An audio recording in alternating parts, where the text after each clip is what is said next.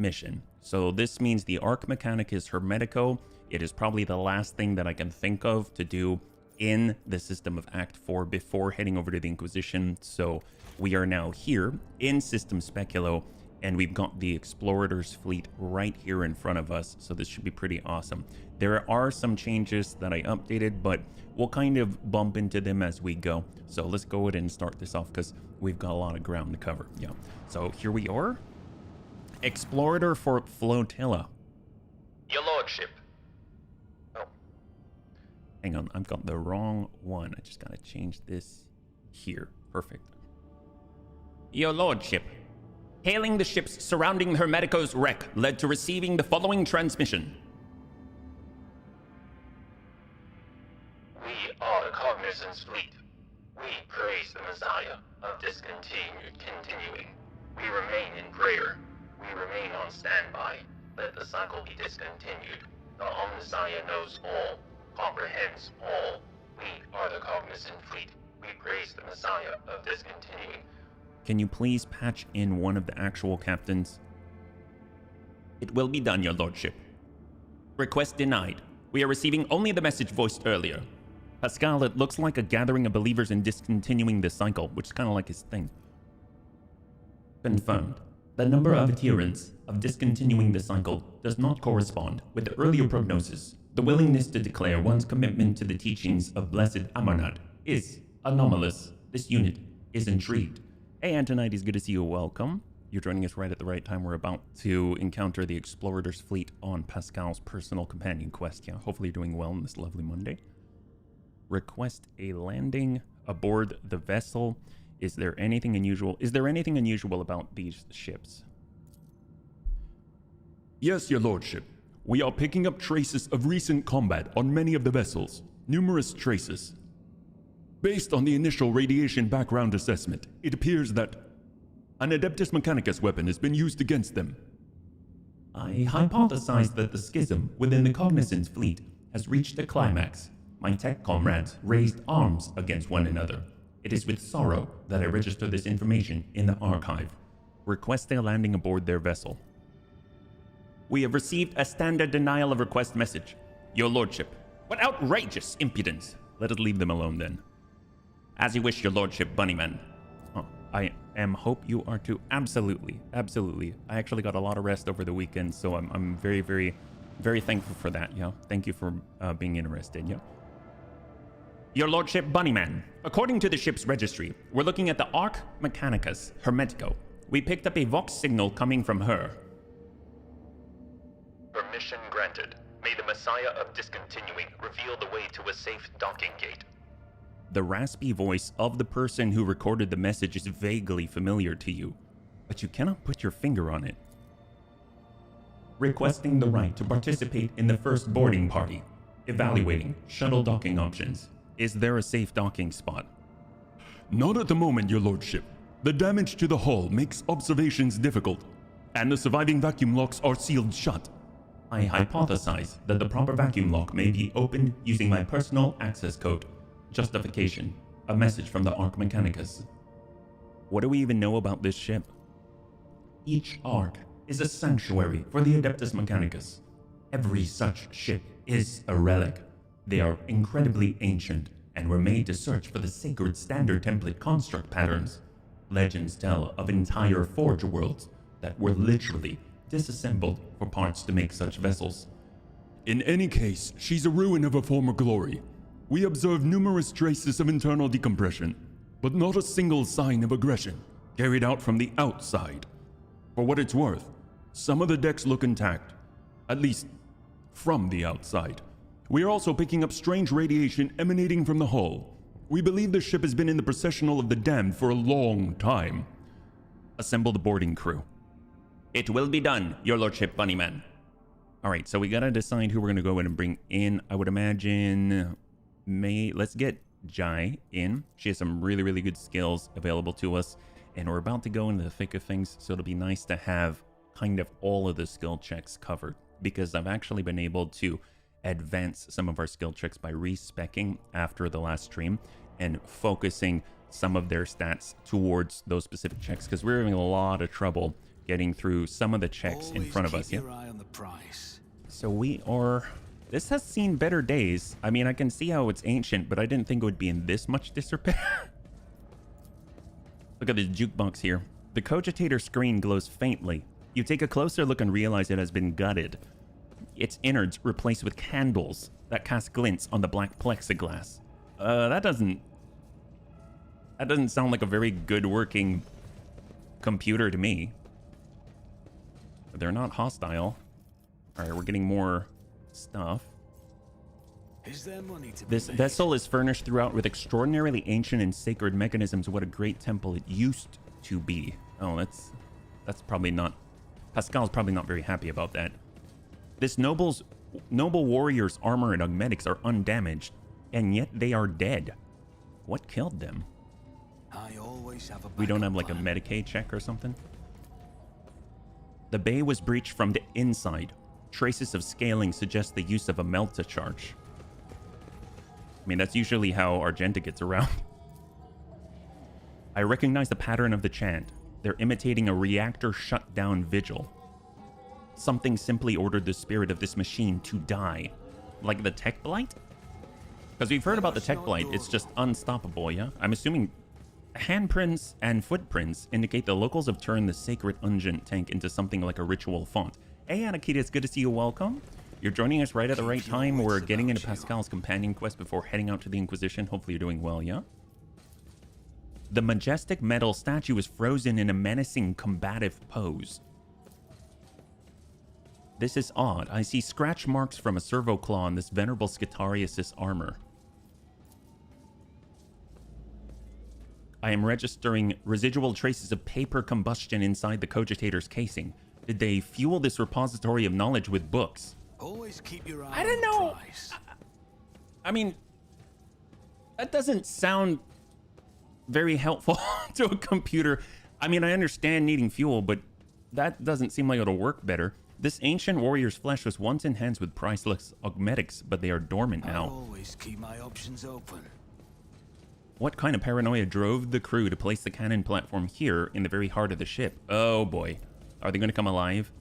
The cogitator's pattern is so old and sacred I've never seen the like of it before. I've only heard about them from fragments of legend.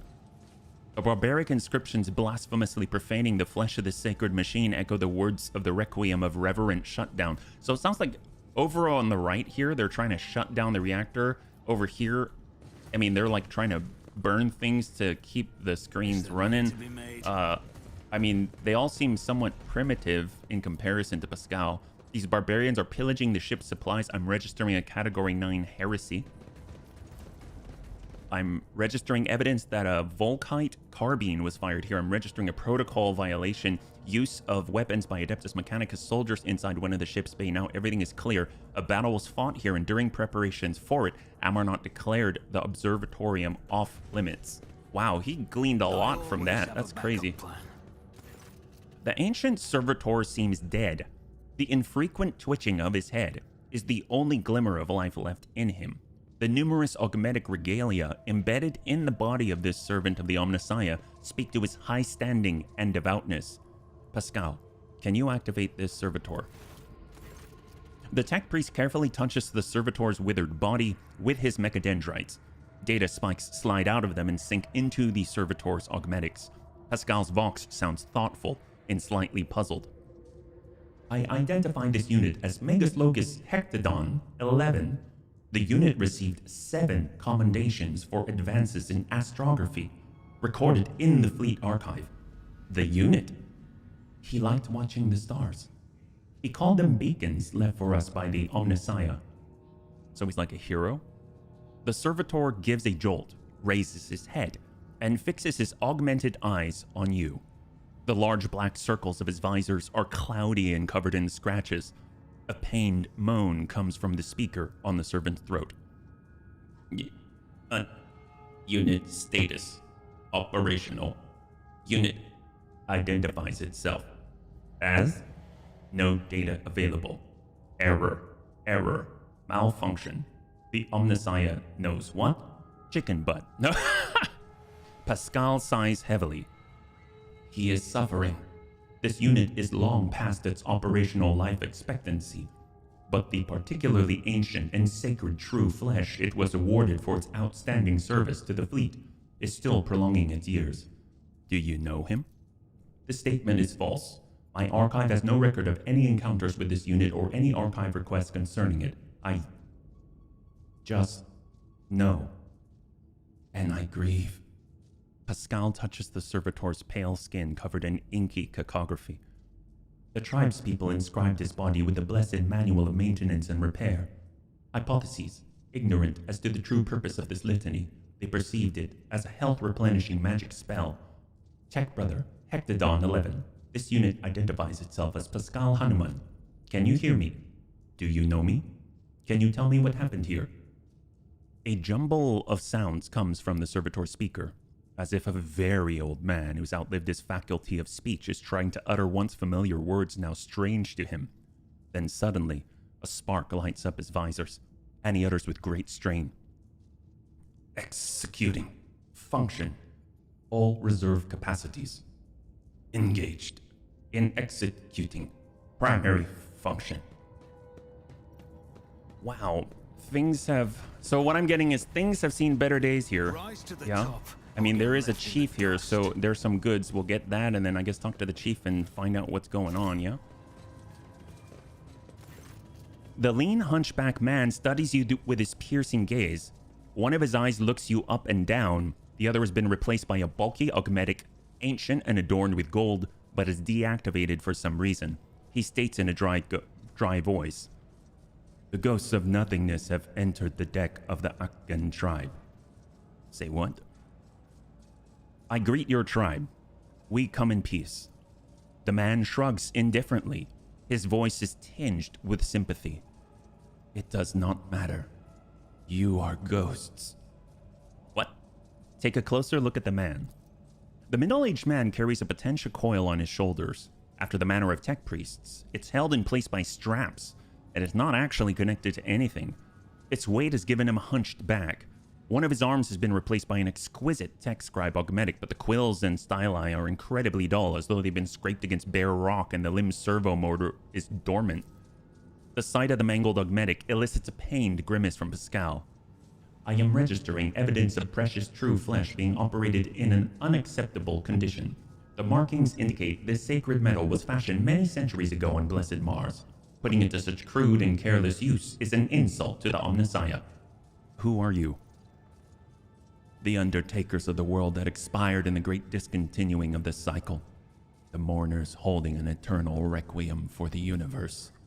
Fascinated by the answer, Pascal says quietly, "Let the cycle be discontinued." A wan, condescending smile graces the man's lips. "It was discontinued a long time ago." "Do you believe the world has perished?" "This statement is true. The world ceased to exist a very long time ago. It turned to nothingness, to ashes. All that's left are these ruins.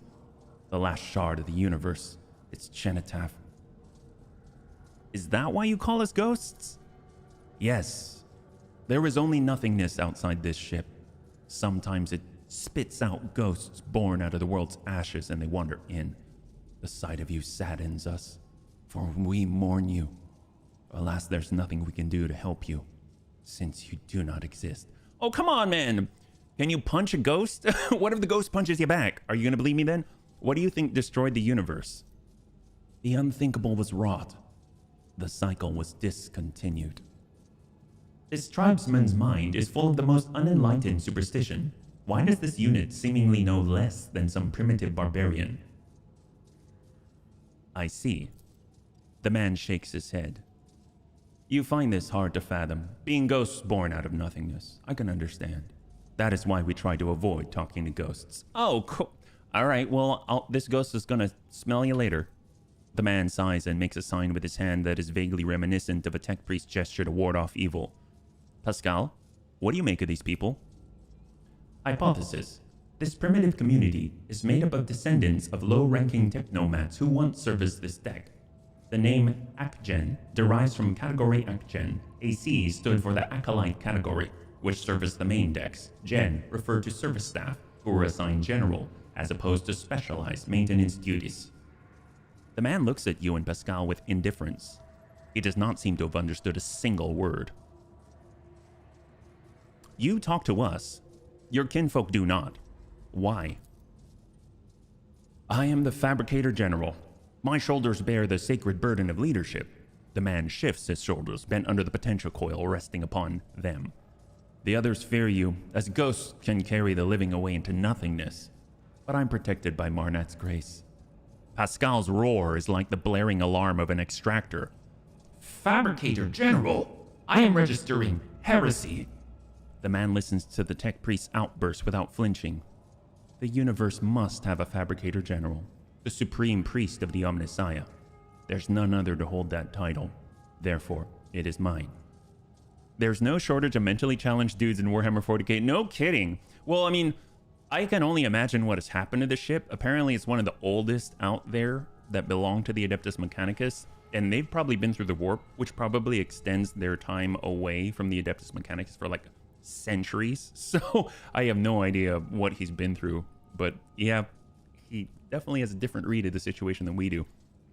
Have you seen anything unusual lately? The echo of an old crime was heard beneath the arching vaults of our home. The tribesman nods at you gloomily. A ghost of nothingness walked among us, of like appearance to you, but without a face. He spoke words that must not be spoken, and then penetrated the chamber of Observus, and our abode was shaken by the wrath of the gods for days, and we felt as though we were drifting through nothingness. Your concept of a ghost is very different from mine. If the ghost comes in and causes the whole place to shake for days and went into places that you couldn't go, then why are you don't find that weird? Pascal lowers his head and says quietly, That is him, my mentor, Amarnat. What is the Chamber of Observus? An abode of deities and mighty spirits secluded from mortals. The man points toward the entrance to the lift shaft. Down this great tube, they used to descend to the mortals. Now they've all retired to the House of Observus, the calm and keen-sighted, there to remember and mourn the world that once was. This unit has given us a distorted description of the observatorium, the bay that housed the Hermeticos Bridge. There, under a grand dome of glasscrete, the wisest hierarchs of the Adeptus Mechanicus would spend time in reflection and strive to discern the Omnissiah's guiding signs in the glitter of the stars. Pascal hesitates, then adds worriedly, Correction. This data is a hypothesis. An archive search yielded no confirmation of this data. My possession of it is an anomalous cognitive fluctuation. Okay, so Pascal's weirding me out too. I don't know what's going on. What would he call someone that does a whole long conversation with a ghost? Someone... Da-da-da-da-da-da. Well, I guess he's not really a ghostbuster. He's more of a ghost conversationalist. Ghost conversation doesn't really fit on a station wagon very well, though. Not like Ghostbusters. What did this guy look like? His brow bore the mark of sorrow and past misdeeds, and his voice was like seeping sand. What the heck does that... Was he alone? No. Other ghosts walked with him, but he alone had a mind and a will. The others did his bidding. So there was a leader that led a bunch of people down into a place that was completely off limits to anybody, and you're just gonna stand here. Well, I want to get in there. Abandon this thought. Your kind can't go in there. Wait, I'm a ghost? That guy was a ghost, so why can't I? The great tube was made for the travel of gods, not mortals. Only one who has the blessing of Pref, the great spirit who rules this deck, may approach the great tube. But even such a one will have tried in vain. For the great tube spirits have sealed its gate and will only open it to those who know the divine word. And the rust wraiths ensure that humans don't steal the word. They'll make short work of any thief. Did they make short work of the other guy? This guy's driving me crazy. Right, Tank? Who is this spirit Pref? The master of this deck. The second most important god after Marnat. Mortals cruelly betrayed his trust once, and he hasn't talked to them or protected them since. Pref only ever answers the shaman's invocations, and only occasionally at that. Wow, he must be old. The tribesmen's profane speculations most likely describe an important machine spirit that remains awake, requesting a conversation with the unit identified as the shaman. divine word. What divine word are we talking about? I mean, words command all of existence. The gods ruled the universe using words of power. There was a time when mortals, too, were granted knowledge of them. But that time died along with the world. Hypotheses. The term divine word refers to a command litany. A thorough understanding of the situation aboard the Hermetica will allow me to select the correct litany and recite it to the mechanisms that are still operational. I'm so glad that Pascal's here, otherwise I would go crazy talking to this guy. Yeah, the word is open. Sesame, right? What are rust wraiths? The man points at one of the motionless statues. The ancient ones, the servants of the gods. They used to be the gods' great warriors. Now they guard the peace of this universal cemetery and see to it that mortals don't challenge the divine order. The Skitari, the deck guard. These immortal servants are an elite detachment of the crew blessed with the most ancient and wondrous augmetic enhancements. They could survive in a sleeping state for centuries, even. After a brief pause, a whisper comes from his vox. Their presence here is unusual. Typically, the immortals only leave their storage chapel on special orders from the bridge. What? So, I mean, we were wondering too why this turret is out here in the middle of this deck. Then now we're wondering why the Skitari, these ageless guardians of the ship, are deployed. And now there are supposedly ghosts that look at us with no face that command a bunch of people to go down a tube into an... This is starting to sound like he's making it up. So how did the faceless ghost get in? He knew the secret. The spell was not of divine origin. Its power surpassed that of the gods. It was born in the mysterious depths of irregularity, and soon after a mortal first uttered it, the world was no more. Pascal waves a mechadendrite at him in annoyed dismissal and says impatiently, The blessed Ammonite can command any mechanism on the ship. The indoctrinal heresy uttered by this unit is unworthy of attention. Your guesses are amazingly spot on, Pascal. The tech priest is taken aback. He pauses to think, then says with no great confidence, This statement is false. Each of the hypotheses was logically deduced from our present situation. I mean, he's even doubting himself now. Well, let's go. Apparently we gotta talk to Pref. I did see there was a shaman here. He was the only one. The other ones are just tech tribesmen. The elderly tech shaman looks up at you with dim eyes. He smells strongly of exhaust fumes. Have you come to speak to the great Pref? Ghosts? Pref will not speak your lesser tongue, but I can help. I can interpret. Oh god. Look at the tech shaman. The aging barbarian's skin is covered in tattoos of mechanisms, as if the ink drawings of cogs could pass for actual augmetics. Wires and scraps of flex tubing are braided into his hair, as well as shards from a broken data slate screen. Cogitator circuit boards hang on threads from his large ceremonial drum. Oh, that's cool. At least he's got a drum, yeah? Hey, Raven. I've been loving the arena about... Oh, heck yes! I'm glad. Well, you'll have to tell me all about it once you get... I don't know. Is there like a tournament or something yet? Is he smoking? I mean, he's got drums and incense, it looks like. I am registering Category 6, 7, and 8 heresies in this tribesman's vestments. Only enlightened tech priests are authorized to dismantle and interact with the bodies of sacred machines, and painting the skin in crude imitation of true flesh is a profane mockery. It's how I venerate the iron spirits, man, who have done their duty and passed into nothingness. Ghost, I do this in the hope that I might gain some of their wisdom. This statement is false. I am not registering any veneration. Who is Pref? Our deck's great patron spirit, who protects it and watches over everything that happens on it. Pref used to be a kind father to us until wicked people tricked him. That was when he disowned the mortals who lived here. He wiped the names of everyone who used to be under his patronage from his memory, and no longer recognized their faces. Since then, Pref has been a harsh and cruel-hearted master who's deaf to our prayers. Hypotheses. The barbarian is using this debased designation to refer to a prefect enumerator, an especially sacred cogitator served by all the deck's junior machine spirits. I am registering a Category 6 heresy. The tribesman claims to communicate with it. only enlightened adepts of the Omnissiah are permitted to interact directly with the Prefect Enumerator. Hypotheses. The part of the legend that speaks of disowning the mortals and forgetting their faces describes the removal of access rights from authorized units. For reasons unknown, the Prefect Enumerator was ordered to cease accepting commands from outsiders. Arena battles spawn random and industrial hubs. Well, sounds like a good way to make some cash and get some stuff, Raven, yeah? This is some Horizon Zero Dawn vibe. Oh, yeah, coming back and finding some old stuff that people used to understand. And that stuff worked a lot better when they were there. So people are trying to come up with explanations to make it all make sense. How do you talk to, Pref, man?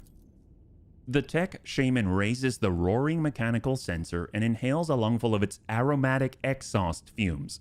The tribesman's eyes grow dim, and he puts his hands on his drum. His fingers strike the taut synthetic leather with remarkable deftness and rhythm. Like this, man. Pascal frowns and says darkly, I am registering a CAC. Blast it, layman! This blessed smoke is meant for the sacred machines, not your lungs. Then the tech priest falls silent and listens carefully before uttering in astonishment. This primitive melody is a language. Our language. A variety of rhythm-based tech vernacular in which meaning is created by the length of pauses between the signals. The Iron Priests of Fenris can speak binaric using flutes, drums, and bone rattles. Some of the rituals they use to appease machine spirits loathe the sound of the vox. Holy crap, he's talking in binary. Arena battles pay very... Oh, that's what... You found the way forward, my friend. We have come to plead for, Pref's benevolence, man. Every word you say is accompanied by a series of quick drum taps in a complex, choppy rhythm. Crackling comes in response from a vox hidden somewhere inside the wall. The tech shaman tilts his head and says, The great Pref would like to know who's speaking to him, man. The Prefect Enumerator is running an identification procedure. Given existing data on the machine spirit's refusal to follow orders within the chain of command, I predict that standard identifiers will be assigned a low priority. Oh, that's Pascal. If the machine spirit speaks a tech priest language, do we even need the old man? The statement is false. The idiom is a distinctive vernacular, most likely only used by the ship's crew. It's intuitively familiar to this unit, but not intelligible. Hey, sir, good to see you, yeah? For your information, binary is a secret language of the Adeptus Mechanicus. No one except the AdMech knows it, and the Inquisition has been trying to crack it since before. Binary code, huh? Oh, man. They would have done well in the Cold War, yeah? Introduce yourself formally. Yeah, tell him you're the Messiah of discontinuing. This unit is Magos Pascal Hanuman. He hesitates a little, then adds, Some identify him as the Messiah of discontinuing, although that statement is false.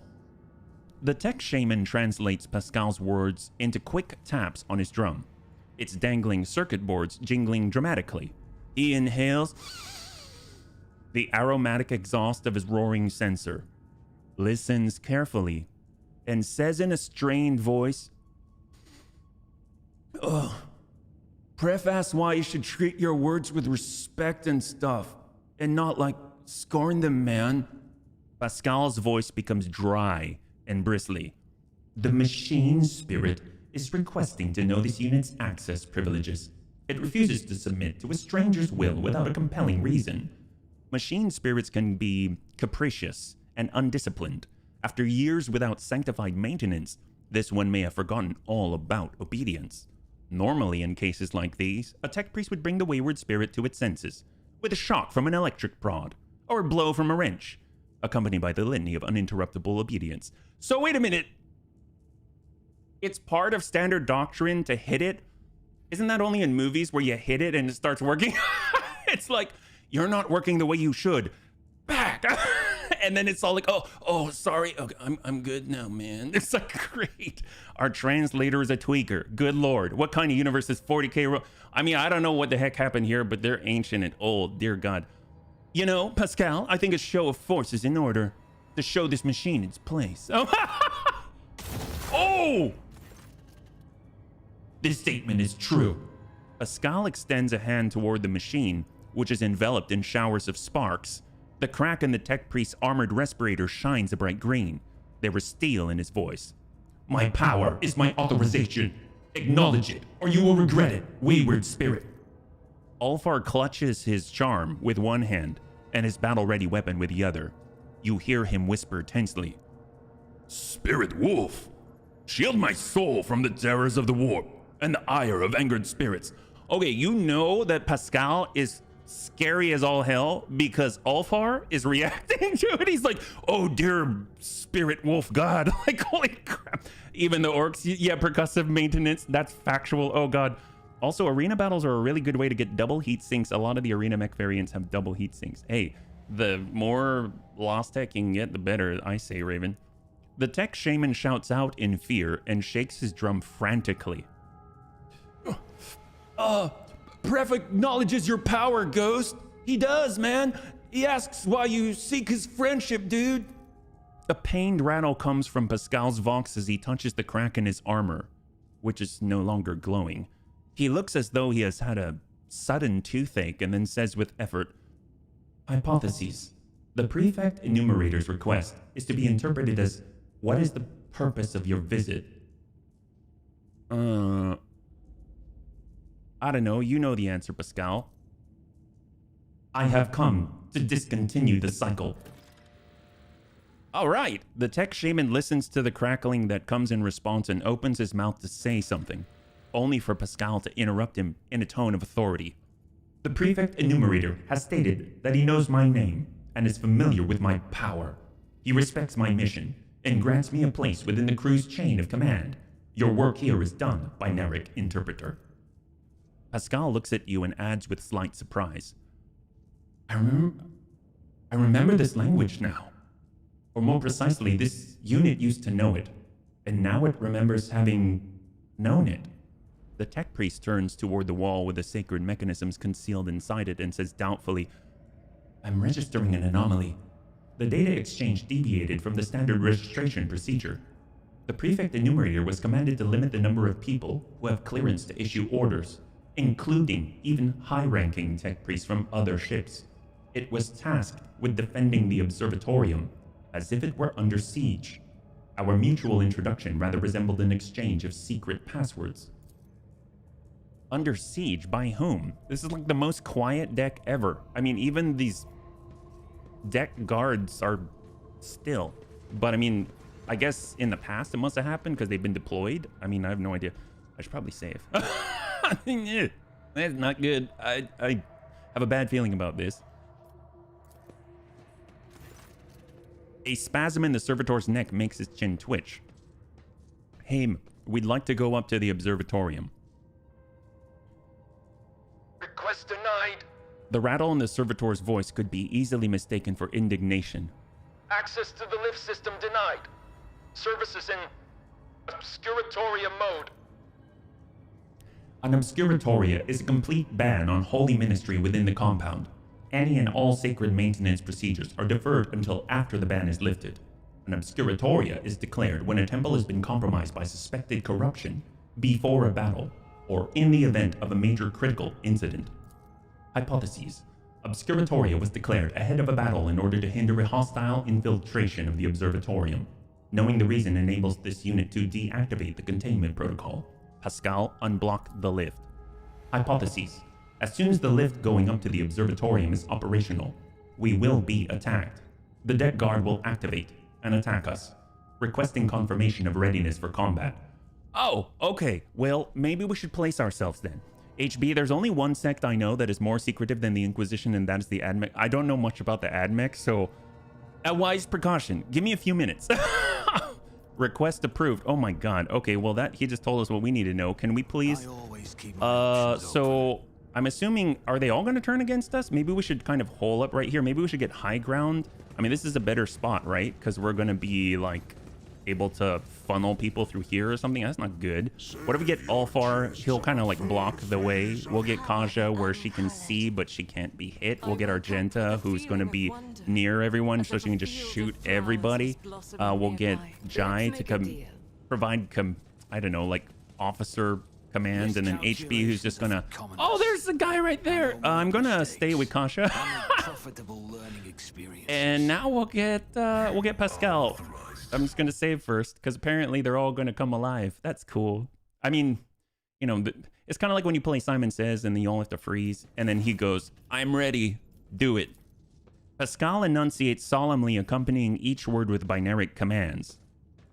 As its first pronouncement, this unit declares that no security threat to the High Observatorium is present. As its second pronouncement, this unit orders the operation of the lift system to be restored. As its third pronouncement, this unit confirms its authorization to issue that order. An intricate, monumental, and piercing binaric aria pours from Pascal's vox. Encoded in its signals is Hanuman's authority to give orders on this ship. The servitor stares at Pascal with visored eyes and bows his head awkwardly. Regalia identified. I greet the Venerable Magus and will execute the order presently. Lift system activated. The servitor's last words are drowned out by a harrowing screech that rolls across the deck as several shrill voices wail.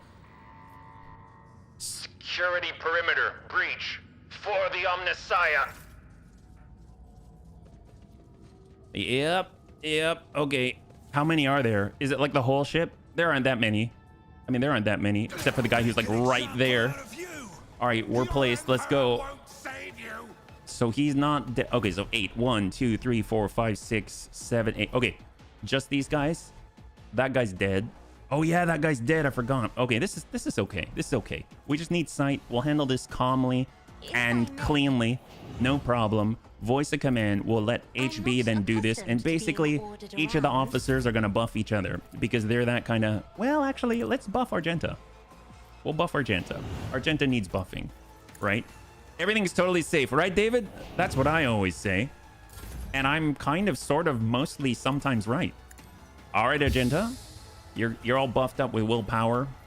And we're going to say, all right, guys. All y'all, please group up for summary execution. And then, I don't know if we can just target this one guy. Hurt him a little. Oh my god, she is strong. Yes, she's strong. And then we're going to buff the buffer here. We're going to apply a rear line for extra damage output. We're going to apply a front line so that they get wrecked. Can't dodge and stuff. We're going to put a dodging zone right in between on the approach. And then we're going to go ahead and group them up a little more tightly. There we go. And we're going to weaken their toughness because they're supposed to be super elite. And then we'll hang tight. Oh, actually, I can give points to somebody. What if we start with Alfar? Give him a bit of a tap. Reckless rush. And then what we're going to do, try and eliminate the guy on our flank. I don't think anyone's in his way, right? Maybe we just take a single shot. Oh, that's pretty good. Can we do it again? Or go wildfire and give him another tap. Should be able to drop him. Excellent, excellent, perfect. That's what we like to see. Oh, and it gets a freebie too. Why not? And we're not going to push forward because if we do that, Argenta's going to mow down everybody. Oh, he gets to go. Oh, that's plasma and AoE. That's not good. Oh, this is not good. Okay, that's cool. It's a good thing we've got willpower and toughness. Canticle of the Omnissiah. Immortal Skitari Alpha. Oh, he just wandered right out of the... Oh, that's wonderful. All right. Well, let's get Argenta. She's going to come forward. Reckless rush, because she's about to own everybody in the face. So, rapid fire. Actually, let's flip it over. By the way, we have a brand new bolter. So take a look at this. This is from Reputation. This thing right here, Hymn of Vehemence. Take a look at the heavy bolter, 6 to 9 damage. Take a look at this bolter, 20 to 30 per shot. It has 5 shots in the rate of fire. This has 9, but for her Furious Recital, it increases the rate of fire by that number. Now, Furious Recital is a 5-tile radius, and that means if she uses it, now it has gone up by 3. So now it has almost the rate of fire of the heavy bolter, except it's 20 to 30 damage per shot. So if she does rapid fire, now it's 14 shots. If she does wildfire, it's going to stack every time it hits somebody. So all we gotta do is place ourselves where we're gonna be able to hit multiple people and send a burst.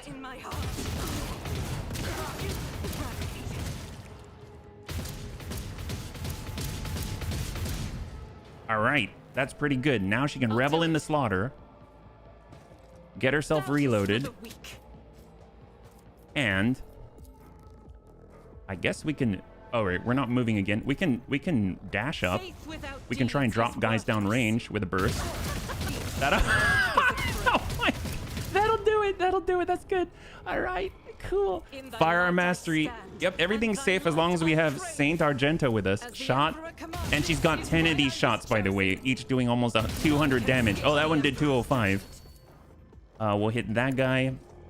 After he's gone, there will be one left, and she still has shots. Can she move?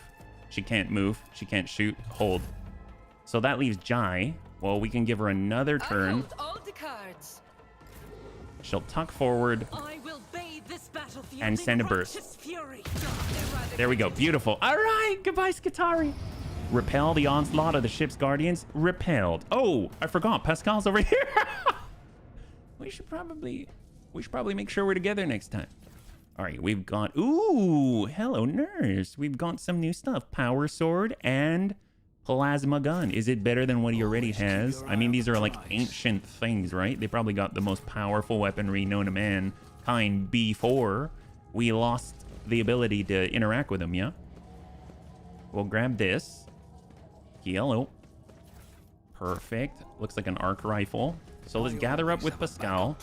And we'll go in and take a quick look before heading on down, because something tells me that the ghost is not actually a ghost. So let's see, we got Pascal. We're going to order newest to oldest. Right now we've got a Mesowa pattern arc rifle. We haven't really used these in a while, so I'll add to cargo. These are standard plasma pistols, not as good as the ones that we've got. These are power swords. I mean, they're good. They're really good, actually. We got this Mesowa, but not as good as we've got. And oh my god, the penetration is very different. So this is just straight up. I forget if there's anything special about the ancient one from Reputation. Additional 2x intelligence bonus damage. Oh, that's plus 16 damage. Okay, yeah, that's fine. Let's let's put this away. We don't need that. That's cool. All right, great. All right, bunnies, we're ready. That's awesome. We got a lot of stuff to donate to get Reputation, and we shall head on through to the observatorium. Is that right? This is the command bridge, so we'll save here. Looks... Whoa, that is a huge telescope of some kind. Oh my god. Oh, that's grand.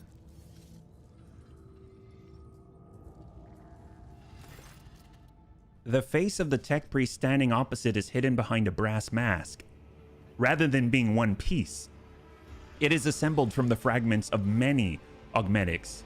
You have met this man before. He's called Brass Whisper, a member of Lord Inquisitor Calcazar's retinue. Oh, great, great. Okay, so we're gonna confront Calcazar, so this bodes well, of course. There you are, tech brother. Brass Whisper's voice is raspy and punctuated. His gaze is turned toward Pascal. Thus continues the adventures of Ulfar and friends. Well, I don't know. It was kind of at Welcome Kazik.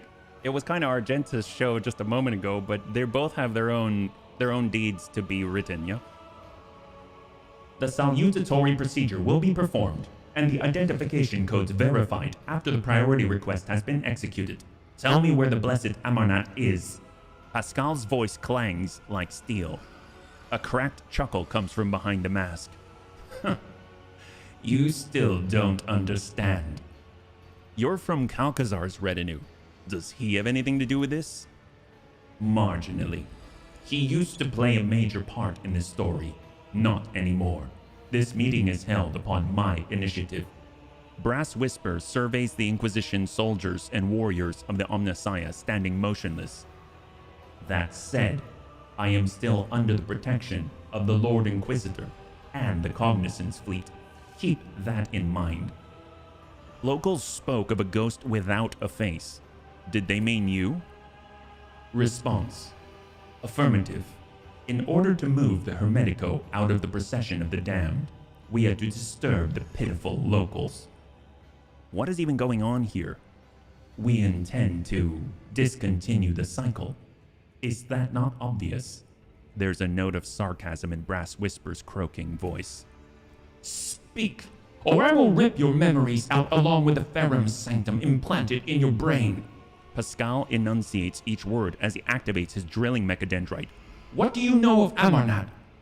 The hollow, pained laughter from behind the brass mask is amplified by its echo. I know everything. You should add Pascal sound effects of 56K, de-boom, de-boom, like the modem sound, the baud. We're looking for Archmagus Amarnat, and we want answers. Looking? How absurd.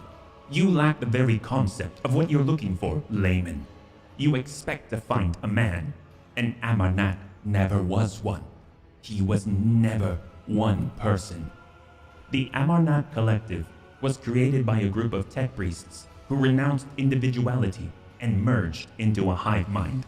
A mind that reasoned algorithmically, but was guided by the principles and convictions of a righteous spirit, a superego that brought them one step closer to the Omnissiah.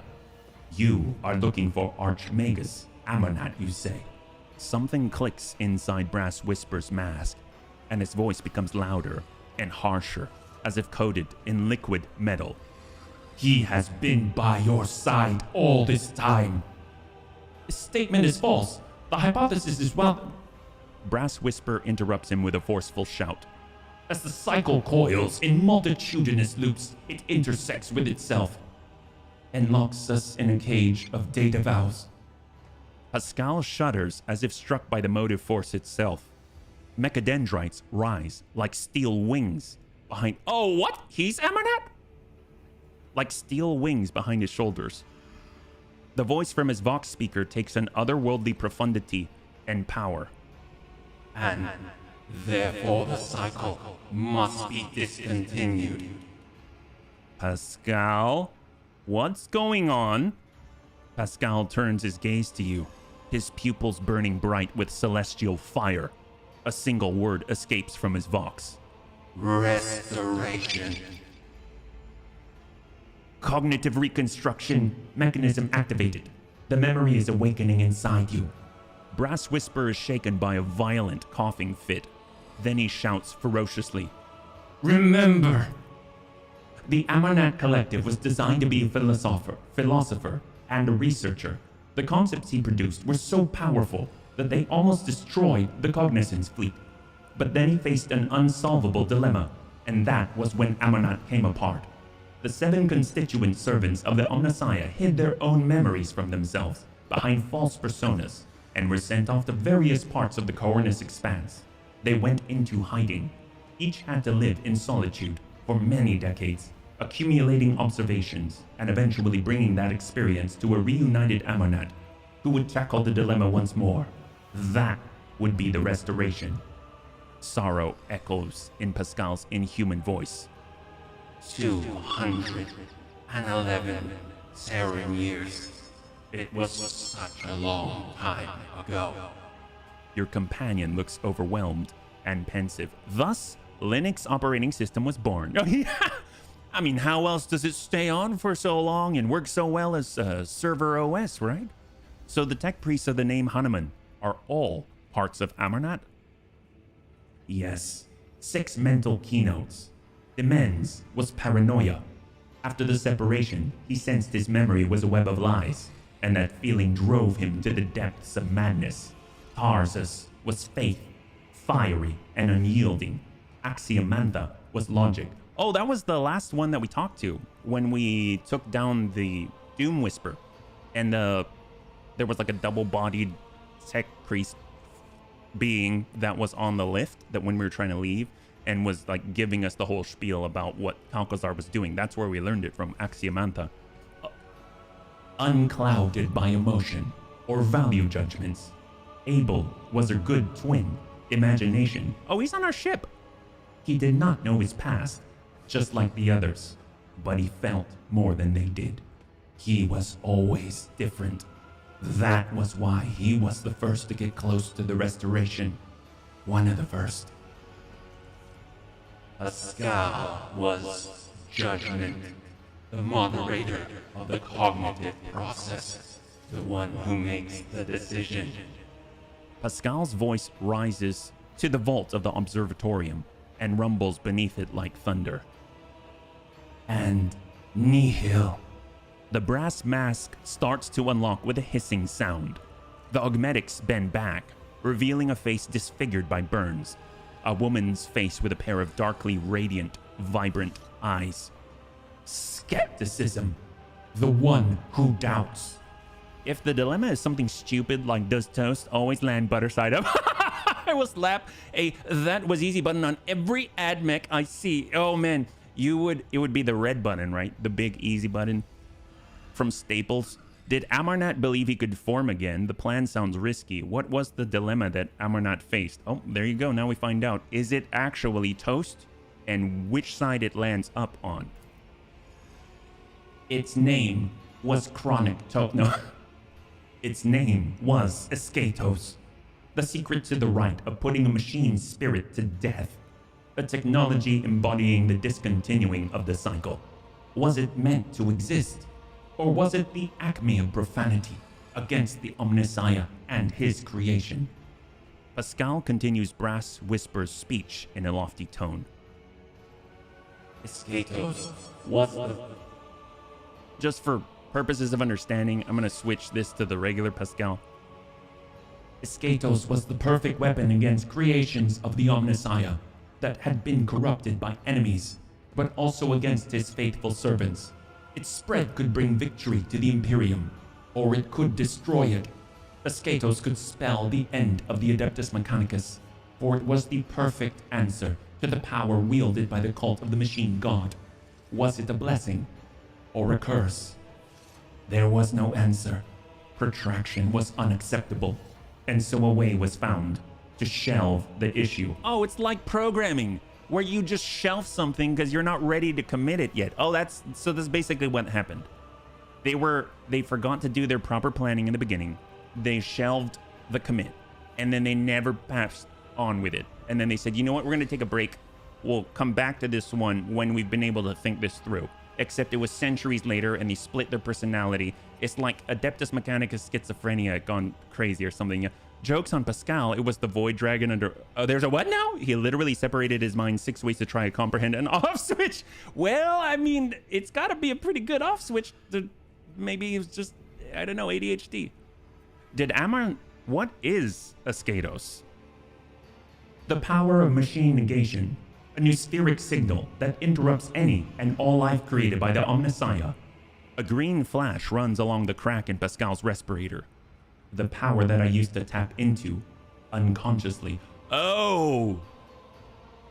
Do you remember, wasn't in Act 2, there was some Adeptus Mechanicus guy who was going to arrest Pascal, and he basically turned into Vader, and then he just glowed green and the guy just dropped dead? Oh, and the power was in him all along. So it's believed the technology of the tech priest was derived from being within close proximity of a katana. Oh no, called the Void Dragon, which the Emperor apparently imprisoned. Oh, that's not good. Void Dragon is a star god. It's the literal source of the Necrons becoming Necrons, also the source of it. Oh my, well, that's not good. So what happens if, do we need to go and kill the Void Dragon with this Escatos or something? Shared knowledge lay dormant inside the mind of every Amarnat unit. You tried to decrypt the other Hanuman's neurocogitators, did you not? But to no avail. It was you who created the cipher that locked Amarnat's memory. Did Amarnat believe he could even form again? The plan sounds risky. The restoration was statistically calculated on a level beyond your comprehension, layman. Billions of variables were taken into account. Countless scenarios went into the development of optimal strategies. 2 Amarnat units meeting each other was an inevitable certainty. The matching identifiers were to be a spark that would start a chain reaction, and that was precisely what happened. So it's like a big Rube Goldberg machine? I mean, they could have just said, like, we should meet at this time in this place. Can someone bring the coffee? Well, they're all in pieces except for the Void Dragon. Considering most Catan are in pieces, that's not a great power skill. Oh, well, but there you go. A ringing brittleness enters Pascal's voice. We were motivated by the perfect stimuli: curiosity, anxiety, shame. Each part of us was hostage to the legend of a betrayal it had committed, for suffering drove us to search and strive. You're the maimed hunter. You tried to kill the other Hanumans. This statement is true. I was admitted into the Lord Inquisitor's retinue and authorized to study a dangerous artifact taken from Amarnat. It tried to exert some kind of influence on me, but my data vows protected me. Nihil Hanuman touches her scarred face. A short circuit awakened some of my memories. I conducted an analysis, solved the Escatos dilemma, and began to act. Oh, she solved it, so why are we standing here? If she solved it already, then obviously we're done. We're cool. You go on your way, we'll go and, I don't know, talk to your boss. My agents all but terminated Tarsus, but he hid under an armor of martyrdom and insanity. An attempt to intercept Pascal on Alter Templum Calixis Extension 17 failed because Abel had summoned him. Oh, I tried to go there, but they didn't want to talk to us, so they kind of saved our butts. Oh, that's cool. Good on them. Heck yes. That dangerous artifact was a Furby. Furbies are tech demons. No one will convince me otherwise. What about Teddy Ruxpin? He's a close cousin to the Hello, I'm Teddy Ruxpin. I love you. God. The assassins caught up to him. Oh, The assassins caught up to him at the Reichad Minoris starport, but he was able to escape again. oh, our greeting crew from Anver? Another group went after Abel, only to perish at an Electro Priest monastery. Oh yeah, we killed them too. Wow, we killed all of their... Wow, these people stand no chance then. Why are you telling us how badly you failed? You dispatched demands who had lapsed into heresy. Axiomantha simply disappeared until she suddenly turned up dead on Euphrates II. I have no idea how she managed to hide from me. Dude, it was Calcazar. She even said so. A Capellan orphan at that. No kidding. It is said that each Furby has the soul of an orphan child bound within. I'm reading them all backwards, but it makes it better just because of it. Idiot. There we go. Calcazar was harboring Axiomantha the whole time. She was working for him. I am registering a lie. The Lord Inquisitor shared my conviction. Amarnat's legacy had to be destroyed. He was summoned to the Coronus Expanse by loyal members of the Cognizance fleet in order to depose Amarnat. It was his troops that attacked the Hermetico in an attempt to obliterate our schismatic creation. But you just said yourself that the knowledge of Escatos exists in all the Amarnat units, right? So that was how you got on board the ship and into the observatorium, Nihil.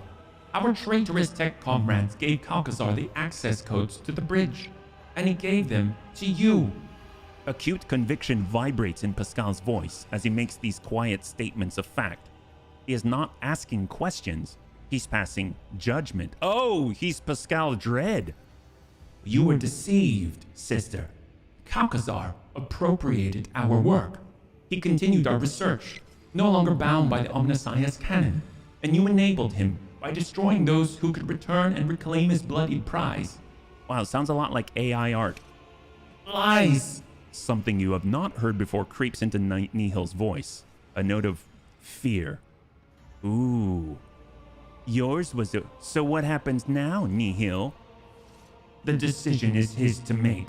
Nihil points to Pascal. As always. Nihil's voice is imperiously metallic. Tech brother, I offer you the chance to yield peacefully to a fate that will please the Omnissiah. Do not resist your termination, and you will pass into oblivion as my friend and fellow believer. Oh, he doesn't care. He's got Escatos. Pascal's reply sweeps Nihil's words away like a gust of wind. His optical visor turns a blinding blue. No, tech sister. Refraining from resistance was never our way. I am an explorator, a reconnoiterer of knowledge. I have brought fire to 100 worlds. I have gleaned 1,000 secrets in the darkness. I'm an agent of unbridled will. I will not yield to oblivion, for oblivion itself fears me. Oh boy, we've got God on our hand. How is everyone a God in our party? Judge Pascal. Well, that escalated. That got out of hand real quick. Yeah, Pascal's ready to end Nihil's. You know what I'm saying? Smile at Nihil. This is my companion, Pascal Hanuman. And you made a mistake in meddling with.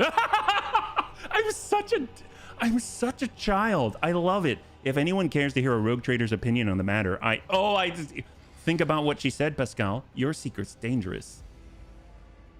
I mean, we're all dangerous, aren't we, in the end? I think I'm gonna be a little bit of a jerk. Hi, welcome to my companion, Pascal. You wanted me to awaken, Tech Sister. Here I am, holding you to account. Nihil's disfigured lips twist, and seeds of dismay sprout in her voice. I lured you here for a reason, Pascal. I wanted you to see what our followers had become. This is what deviation from dogma ends in. Breach of canon begets ignorance. Ignorance begets blasphemy. All we did was breed corruption, schism. Remember when they came to depose us? We resisted them and destroyed this ship. A sacred relic. An Arc Mechanicus older than our priesthood itself. Here in this hall, we released Escatos and allowed an unconscionable heresy to happen. Do you remember? Do you remember? The time when we fell in love. You remember the time when we first met, girl. And then Pascal's all like, I dig this tune. Let's go, baby girl. all right, let's do it. Do you remember how you got your cleft jaw? Pascal looks thoughtful as he touches the crack running across his armored respirator. A green spark runs through the deep gash left by an enemy's weapon in the metal. And it sufficed for you to merely show up in the expanse again for the schism to rear its head once more. The Cognizance fleet is already being torn apart by a fratricidal war. Is this what we wanted? Let us finish this. Let us discontinue the cycle. But now the words of the one who once called herself Brass Whisper sound more like a plea. This is turning into a tech priest soap opera. Yeah, it is. Yes. The voice that answers her is no human voice. It could belong to a giant void ship or forge world, if they could speak. Ooh, I'm curious how this sounds with a robot. It's gonna be weird. You violated procedure. Whoa, that's weird. It's not so great, but it's pretty good. What about this? You violated procedure, skepticism. You usurp the function of another. You challenge only. You do not make decisions. I do. Oh, yep. That sounds like a space. Yeah, it does. It does. You must not fight. We're surrounded by enemies. Enough blood has been shed. Let's destroy her. You're right, Pascal. You are the decision. Oh, God. I mean, she doesn't seem bad. You must not fight. We're surrounded by enemies. Enough blood has been shed. Nihil rasps a sigh and gives Pascal a look of despair. The decision is his to make. And I have made it. Pascal extends a mechadendrite toward Nihil and pronounces. Tech Sister, my judgment of you and your actions is one of condemnation. Tampering with procedure is unacceptable. Sabotaging the experiment is apostasy. For your betrayal, your vital functions will be terminated. In the name of the Messiah of discontinuing. A greenish pulse of energy is born inside Pascal's augmetics and darts toward Nihil like a furious lightning bolt. Oh, she did. Or not. Oh, yep, she's got it too. Oh, they're shooting each other with the thing that instantly ends all Adeptus Mechanicus and they're still alive. I'm so confused. How powerful is this? The green energy entangles Nihil like a net, burning her true flesh, draining the life force from her augmetics and mechanical components, but she focuses her will and strikes back at Pascal with a pulse of her own. The rattling voice, no longer human, rages and roars like a forest fire. I refuse to recognize you as the Messiah. I do not believe in you. That is your problem. You've always been too skeptical. Oh, well, that's great. You know, it's weird. She's probably more human now than she's ever been, because I'm assuming her true flesh is toast, yeah? Tech nerd wizard battle. Let's go. We'll see. We got. Oh, Vindicares. Soulless. They're not soulless. Grants immunity to warp damage and perils of the warp. Oh, that's not good for Kaja. All creatures, including Necron, machines, or blanks, pariahs. I do remember Eisenhorn's Omnibus. In a 3-cell radius around the creature suffered -20 willpower and fellowship. Oh my god, that's like anti-Kaja. Mitigation. Each instance of damage grants this creature +1 stack of the mitigation effect, gaining +1 deflection for each stack up to 10. At the start of their next turn, all mitigation stacks are removed. So basically, you want high damage on them. You don't want to hit them a bunch of times like Argenta. Oh, this is going well. Incendiary ammo. This creature attack deals fire damage. Oh, heck yes. Yay, you made me drive the Kodiak last Friday. I saw the VOD. Oh, heck yes. High five, Ted. Thank you so much for the resub 41. Man, you were awesome. Yeah, absolutely. You're the melee beast, yeah? Vindicator assassins are not blanks. Greetings, bunnies of the Imperium. Well, Vindicare are... I mean, yeah, I don't know. I would expect them to have an Exodus sniper rifle or something. I don't know what these guys are. We've got Inquisition Enforcers, Servitors. I'm guessing Servitors and Assassins. It looks like Brass Whisper's Disciple, and then Brass or Nihil. 1025. She's got an Omniscient Axe, a Flamer, Escatos Bonds. Brass Whisper awakens Escatos, empowering both herself and Pascal for 1 round. Oh, well, at least it buffs Pascal. Humility Protocol. I mean... Let's be real, I'm not going to submit to that. Brass Whisper uses the power of Escatos to jam all augmentation and mechanism in the bodies of her enemies. The targets must pass a willpower resistance test with a -10 penalty or become stunned. Does not affect Pascal. Brass Whisper calls out to the machine spirit. Her allies are blessed with its powers, and her enemies are cursed for 2 rounds. Okay, so basically we want to kill people quickly, yeah? Calexis Assassins. Oh, okay, Kazik. Good point. And good to see you, Dead. All right, let's get sorted. So we probably want to wipe out one side, and then maybe we'll work our way clockwise. So we'll kind of go to the left here. We'll have Kaja. We'll have Pascal, who's going to, I guess, need to nerd war it out with Nihil. We'll get HB to support. Jai to support. We'll get Argenta with as many comrades near her as possible. We'll get Ulfar to ascend. Oh, Abel's just chilling right here. Can he stand right on Abel's head? Oh, that's hilarious. Okay, let's go. Let's do it. So we're going to start out with, we'll get Jai a buff here. Let's be honest, they're all support for Ulfar. All right, we'll see you in a little bit, Dead. Thank you so much, man. We'll give her some points, and then we'll just bounce the officers around. So she'll give a buff to Kaja so that she has stronger buffs, and then she'll Heir of Authority to Argenta, and then she will hold, and that's going to break up for Kaja. Then that's going to be HB. HB is going to buff Argenta. And then she already has Heir of Authority. Oh, we can Heir Authority again to give her more momentum. That's terrifying. And then we'll give her a chance to just start up the engine first. So she'll go ahead and Reckless Rush, bring her to 6 stacks instead of 2. She's got her Rapid Fire, bringing... This is the standard bolter, by the way. We're going to go ahead and... Furious Recital. Now she's got 14 shots. Wildfire, so that it builds up the versatility even more. And then she'll send it just in this direction. Can she move? Oh, she can move. Excellent. Well, we'll get on this side. And we'll send a burst. Oh, it says 0% chance we can hit those assassins. Well... Okay, that's... I guess we'll shoot this way then. As the Emperor commands, I act. Oh, we hit Kaja by accident. Oh, but we hit a lot of these guys too. Wow. Okay, now revel in the slaughter a little bit. She's completely out of shots, but she's going to switch on over to Firearm Mastery while she still has the boon. Now she's got 12 singleton shots that cannot miss. I'll do it. Okay. To be frank, we're all support for Ulfar and Kaja. Oh, it's true. Calexis Assassin's mere presence would have the Psykers in the room on the floor rioting. Well, we better get rid of him quickly then. Wow, that guy didn't last very long at all. Oh my god, I guess, you know, they didn't get time to build up their mitigation because she's just getting stronger faster than they can. Oh my god. All right, well, that's cool. Let's try and drop out all the Inquisition sharpshooters. I don't want to deal with any of that. I've played too much tabletop to know how dangerous they are. when you do all the side quests before the main quest. Well, that's what happens. I mean, this is a side quest technically, right? Do it. Oh, yep. Oh, there we go. Yep, that sucks. Sucks for that guy. Shot to the Eliminator Servitor, who is now going to be eliminated. Oh my god, 246. We've got 5 more shots after this. Yep, that's, yeah, baby. Can we dash on out? Maybe get a better angle here. Gotta love it. She can't miss. So shot to the Disciple. I mean, he really doesn't, he didn't learn very much.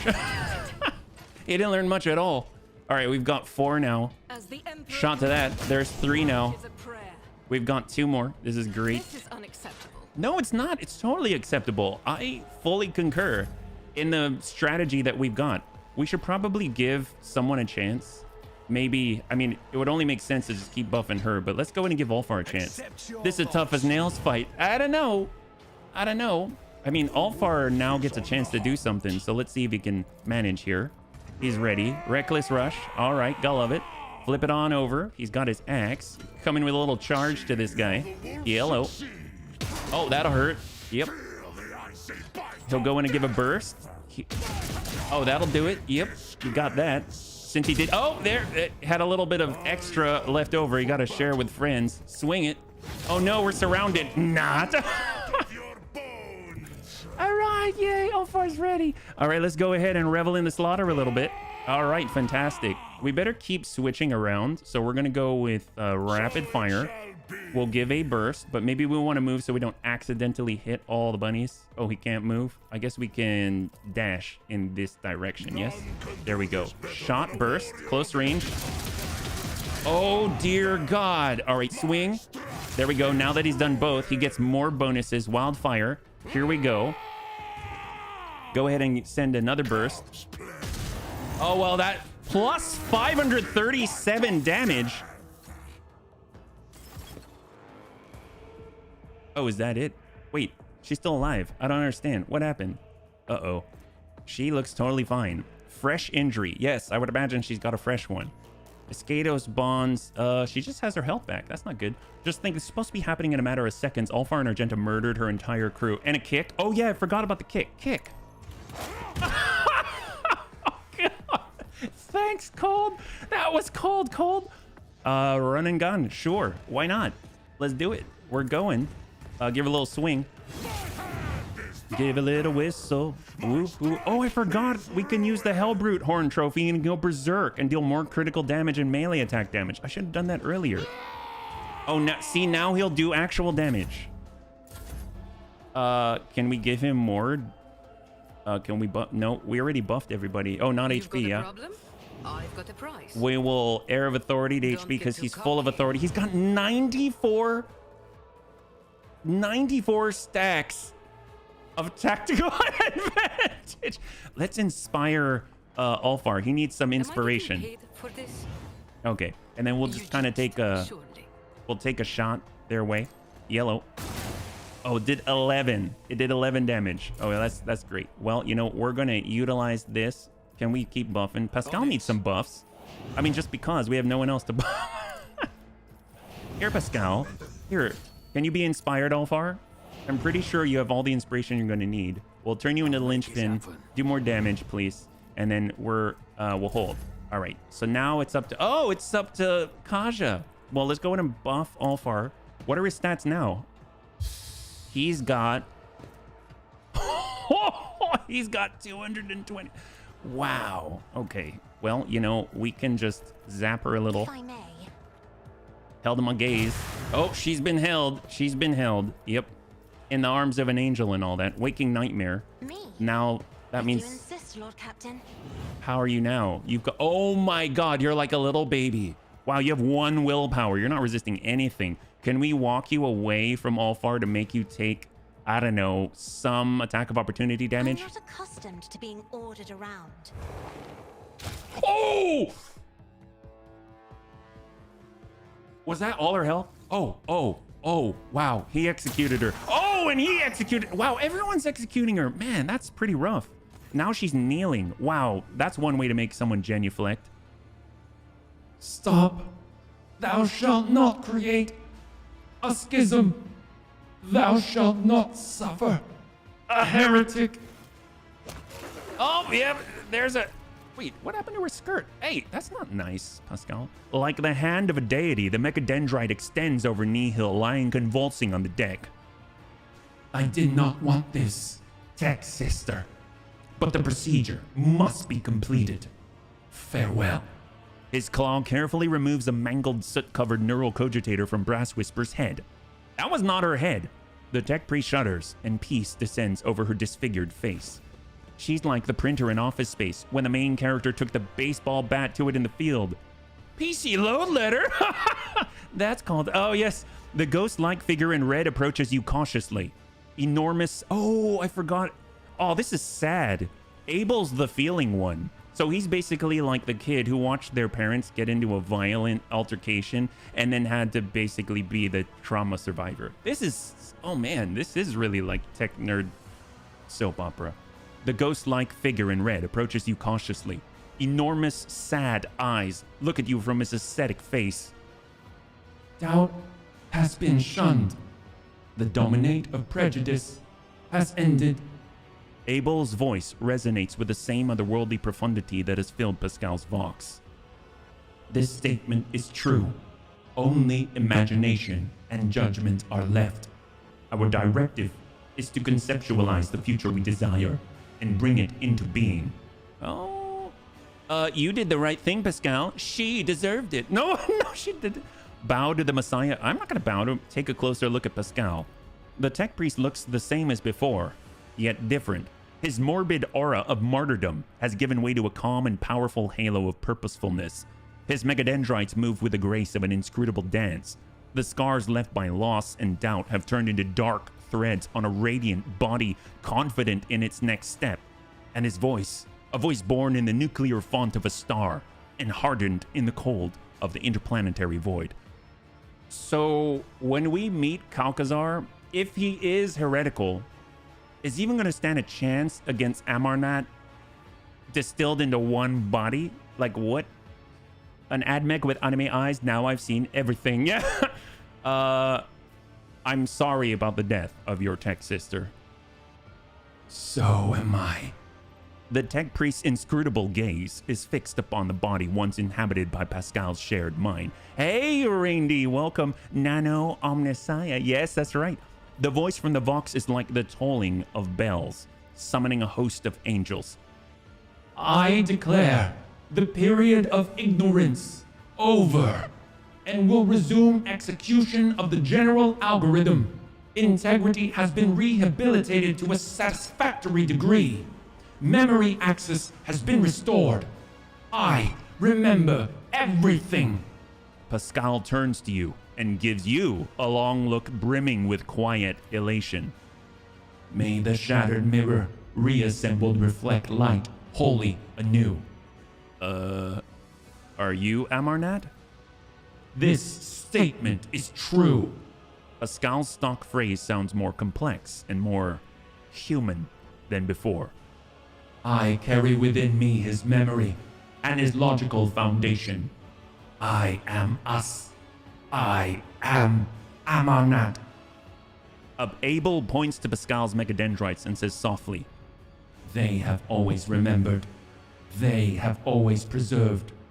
Thank you for the path we have walked. As Pascal bows, his thin shoulders seem to take an eternity to descend from the heights that his mind has soared to. And I am sorry about what happened to Theodora. Say what? What do you mean? Steve Jobs reborn. Oh God! Did you know Theodora? We were allies. She entrusted me with studying a trophy she had obtained. The voice from the Vox grows quiet and hoarse, as though coming from a distant past. We, Amarnat, discovered the basic ways of communicating with it. We developed a weapons-grade strain of tech blight for her. It terrified me, so I developed its antidote, Escatos, the concept for the ultimate interruption of machine life. That was why every one of our shards was located so close to you and to the Von Valancius domain. We were counting on her finding us and extending us her aid and protection. From what? What are you? What were you? A higher form of intelligence. A collective of computational tools freed from the limitations of individualism and the aberrations that stem from having a distinct personality, and at the same time, a collective bound by a single set of principles that are of equal importance to all, being pure of faith in the Omnissiah and acting for the benefit of humanity. We were different. Each one of us considered the prospects of such an experiment, but I was the first to gain the resolve to attempt it. Nihil joined the project to effect control over it. She regarded the experiment as dangerously close to a blasphemous act of creation. The Conclave had ordered her to end my research, but she became convinced of the possibility of its success. Nihil reinforced our union with the prudence of the Men's, a meticulous and reserved auditor, a danger seeker. I strengthened our genius with a fiery faith of the warrior Tarsus in order to banish the shadows of false ideas. Axiomantha, who teetered on the brink of becoming a Malotech, was chosen by us for her loyalty to ruthless logic and a cold scrutiny, or indeed dissection of our theories. And we are Captain Planet. I wish you... Abel.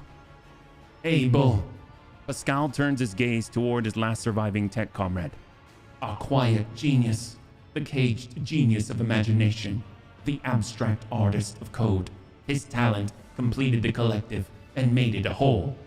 Wind, water, heart.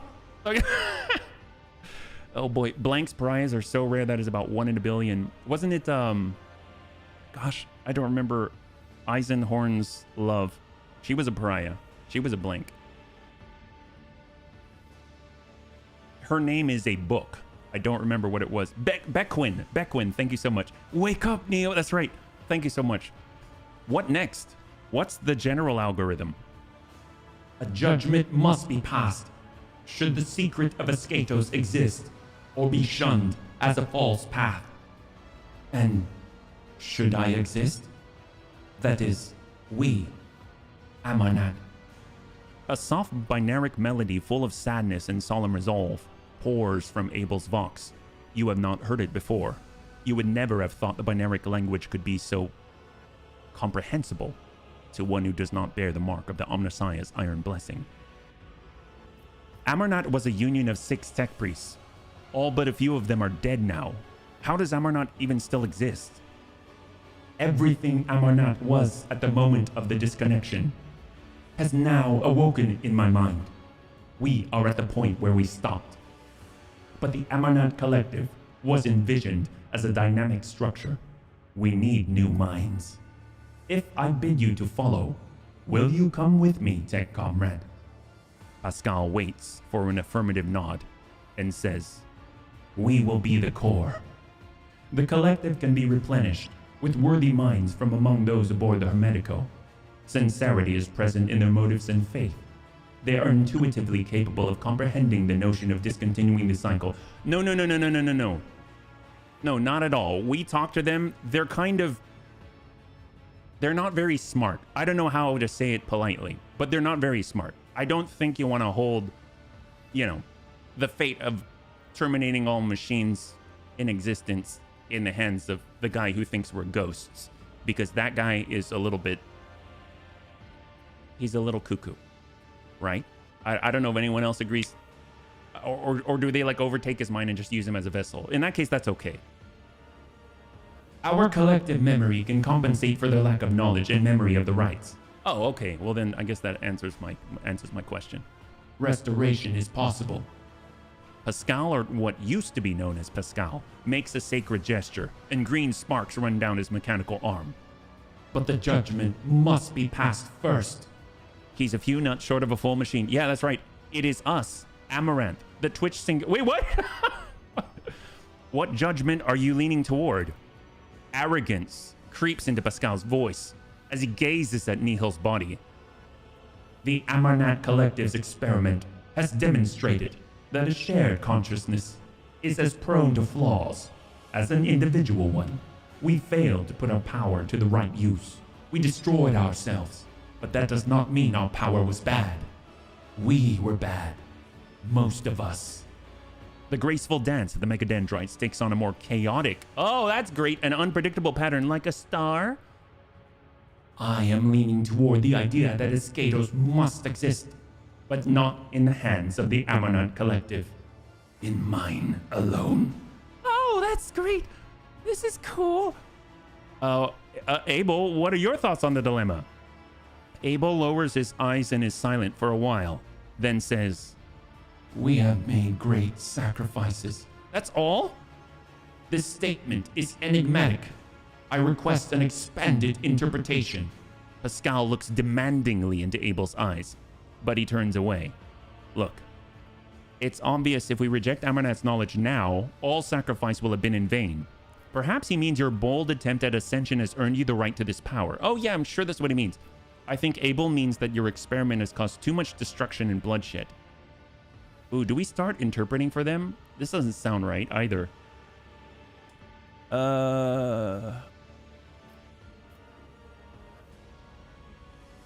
So basically there's a tech blight out there, and it ended an entire Eldari craft world, and it is supposedly unstoppable, and Escatos was designed to stop it.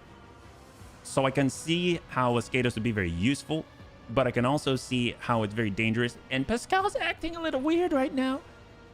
Oh, what's up, Tank? I mean, I think we should... I think we kind of need it still, yeah. How would that impact the Imperium? That's a great question. I have no idea. It depends if Pascal's got his heart in the right place. I mean, are we so arrogant and bold to say that we'll steer Pascal correctly? Yeah, we are.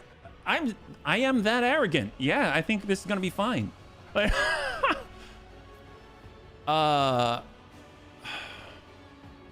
think Abel means your experiment has caused too much destruction and bloodshed. Abel gives you a sideways glance and says ruefully, So much loss. Pascal nods with an air of authority and says, I thank you both. The information has been noted and submitted for analysis. Your secret reeks of heresy. Do the right thing. Destroy it. Only you can make the decision. We need Escatos, but we also need Pascal. We need Abernat and the power he wields. What will the destruction of Escatos mean for you? A shower of sparks burst from the power unit on Pascal's shoulders, burning holes in his scarlet hood. An act of self-sacrifice. I will destroy the data concerning this technology and the methods of reproducing it. I will burn it out of my neural circuits, along with everything that led to its creation. Amonat will be no more. Only a damaged, incomplete shard of him will remain. Pascal, Hanuman. It doesn't spread. The Imperium doesn't use wireless systems. Are all isolated, no different than scrap code. I guess we still kind of need it then. Like if it's not gonna get all over the place and we can target it. I mean, there's probably a way of stopping the tech blight, but I don't know what it is. And this seems like one way of being able to do so. So I'm gonna say we need Escatos, but we also need Pascal. Because I don't want to lose Pascal. If he just becomes this guy, he's kind of weird. I'd rather have a friend. As selfish as it is. Oh, what have I done? Pascal throws back his head, and the power brimming in his voice rushes forth like a flood. The tech priest's booming voice is heard throughout the ship, echoed by every Vox speaker on every deck. I was once part of a great whole. I was once but one of many. We gleaned the horror that lay ahead, and we rebelled against it. Yet we proved unworthy of the knowledge revealed to us.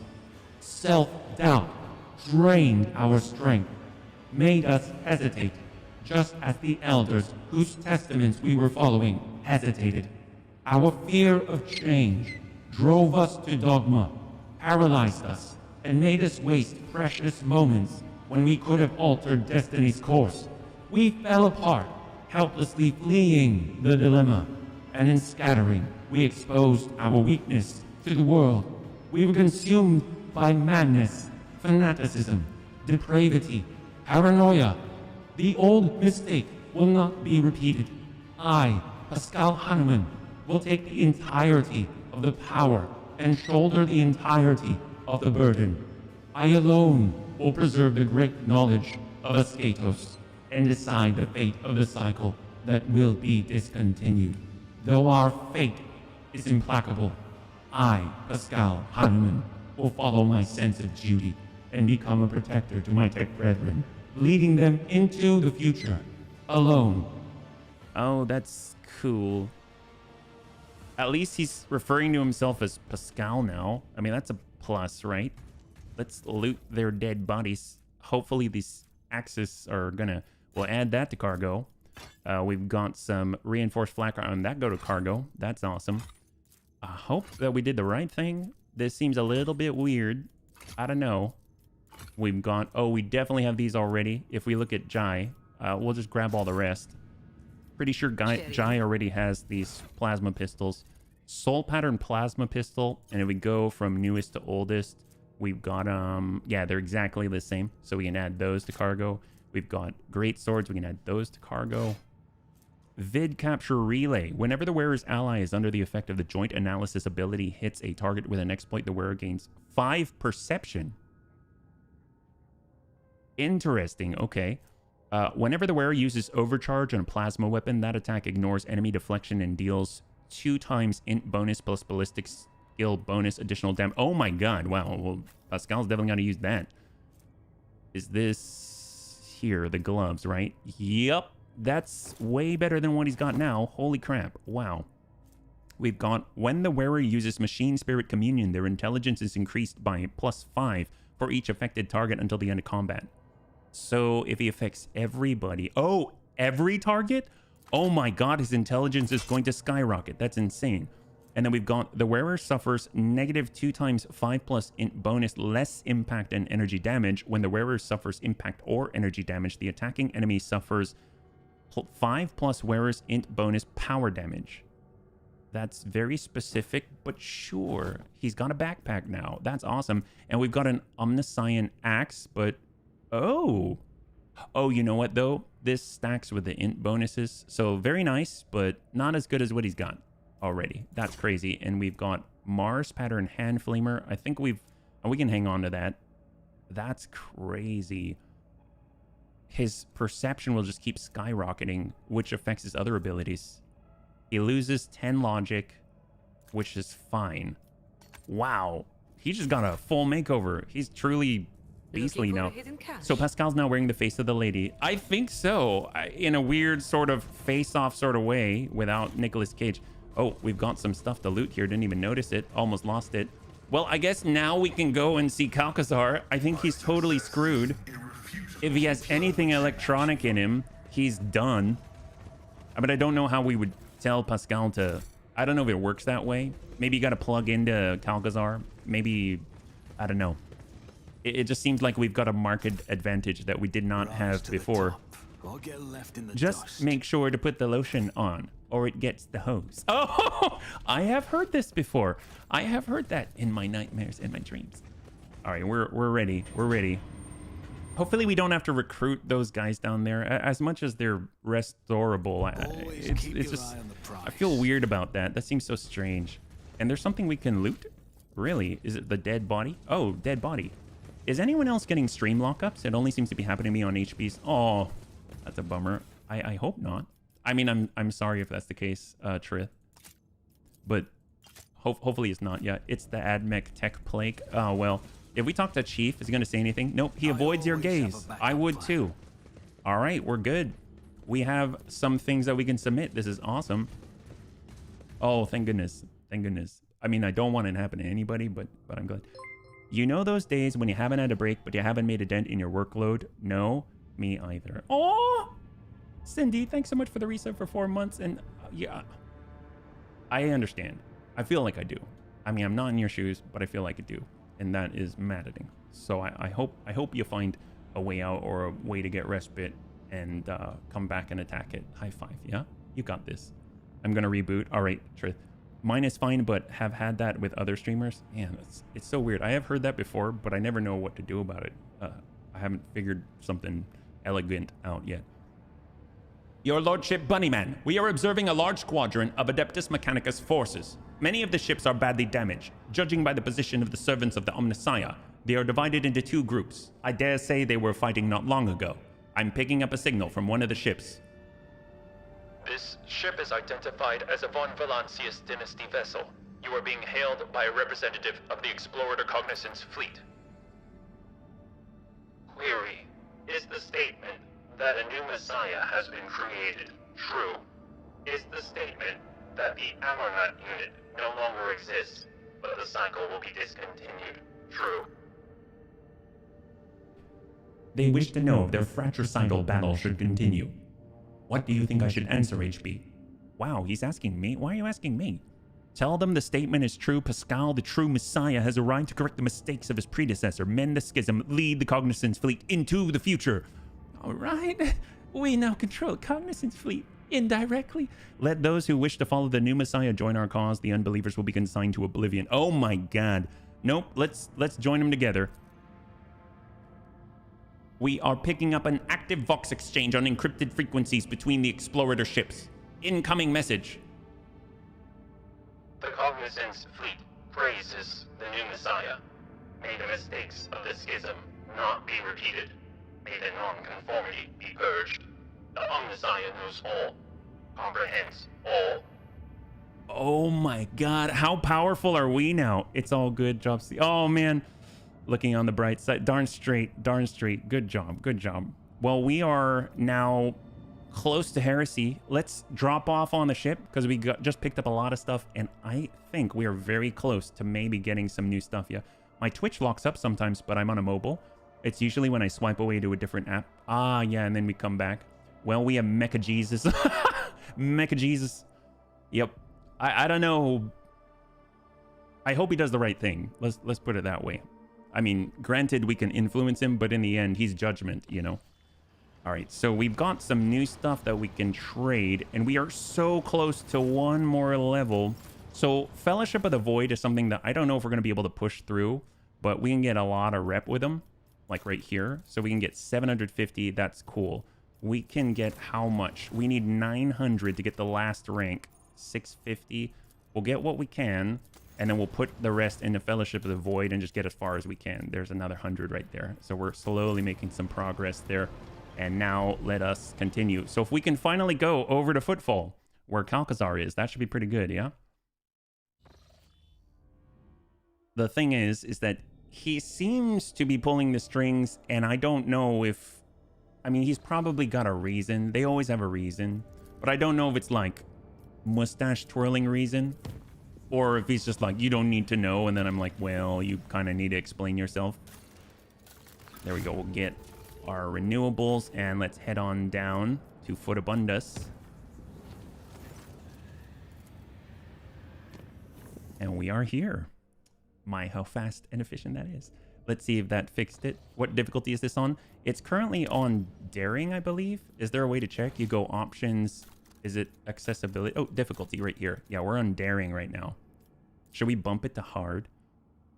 The modifiers for this difficulty level gradually come into effect, reaching their intended values by the conclusion of Chapter 1. Oh, we're well past that. We're well past that.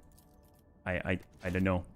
We'll go with Footfall. See? This is where we were unable to go before. Apparently, they tried to assassinate Pascal there. It didn't happen. Atrium Martyr's Endurance. We'll go to the Atrium. Don't increase the difficulty. Okay. Okay. Let's see. Who did we bring? Since this is the Inquisition, I feel like we should bring Heinrichs, and he'll just be available. I don't know if it's going to necessarily change too much, but no.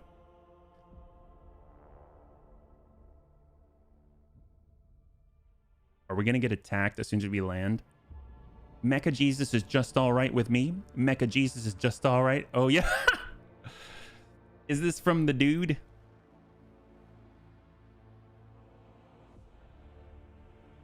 Hopefully. Oh, man. Do you remember there was that guy in the bar in the Martyr's Endurance that told us about a cathedral, and there was a bell, and then there was like some treasure of Footfall? I don't know where that is. Does anyone have any ideas at all? Yeah. Doobie Brothers. Oh my gosh. Yeah, I don't. I locked up again, but oh, Trith. Well, thank you so much. First of all, thanks so much for using your Twitch Prime, and thanks so much for the resub, man. I'm sorry that's happening to you, but I really appreciate you trying to get that through. So high five, man. High five. We got Zeta, Opticon. We already took all this stuff. Let's move. We haven't been attacked. That's good. There's our crest. We look awesome. There's Hieronymus. Hey guy, you have anything special to say about the potential heretics here? Nope. All right, let's go. Keep your wits about you. Citizen, worker. This is where the throne used to be for Incendia Corda. I was supposed to report back and say, hey, we did your job to Calcazar because he hired us to basically go to Euphrates and conquer it, which we absolutely did. So hopefully he'll at least give us a reward or something. Oh, it's the servant. The old servant casts a sharp, appraising glance at you. How can I be of use to your lordship? Look around. The hall bears the marks of a cleanup. Quick, thorough, unceremonious. A smell of ash from the burned reports hangs in the air. Every trace of the Lord Inquisitor's stay at the palace has been destroyed. The only reminder of it is the elderly servant, sticking out like a nail amid the empty space. Really? Really? Caches are located throughout Footfall. If you talk to the guy in the Amasecus, he would have given me the clue. Oh. I mean, I wandered around and picked up a bunch of stuff. Maybe we picked it up by accident. Where is Xavier?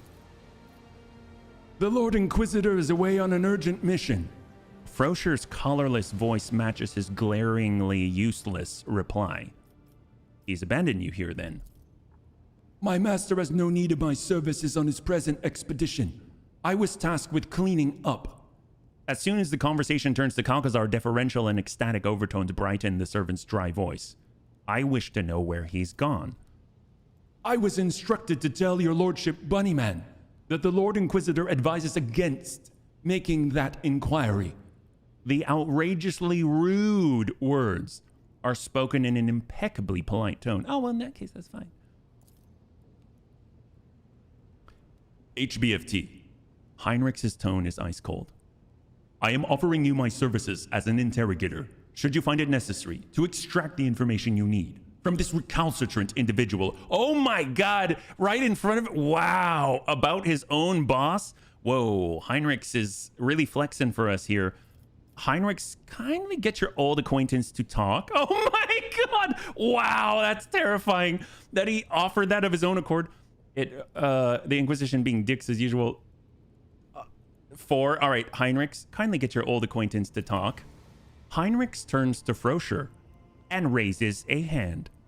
Otherworldly cold envelops you.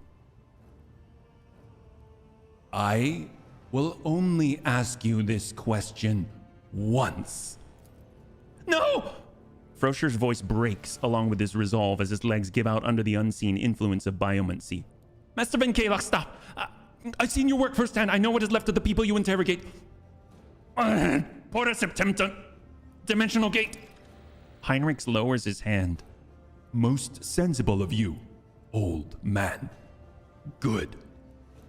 Enough. I have no further need of you. Oh my God! By the way, if Cal is a radical inquisitor, this would be par for the course, really. 0 experience. Yeah, well, go, Frosher. Heinrichs and I are sparing your life. The servant, now a broken man, looks at you with hatred in his eyes. You won't stop my master anyway. Don't follow him. Better run away. Okay, well, can we at least search his office? I mean, he burned everything, right? Well, that doesn't help. That doesn't help at all. How are we supposed to... Well, they did say where he went, so we could go. Oh, boy. HB going full Sith Lord. What was the phrase that Darth Vader used? He was like, oh my God, what's happening? Oh, Hieronymus. Oh, these are the people of Footfall. An entire group of people salutes you. Most of them an escort of honor consisting of members of retinues, associates, secretaries, bodyguards, and assorted others. Bow deeply to you and shout their greetings, making a lot of noise. It appears the news of your impending departure has already spread throughout the station. Leaving us, are you, your lordship, Bunnyman?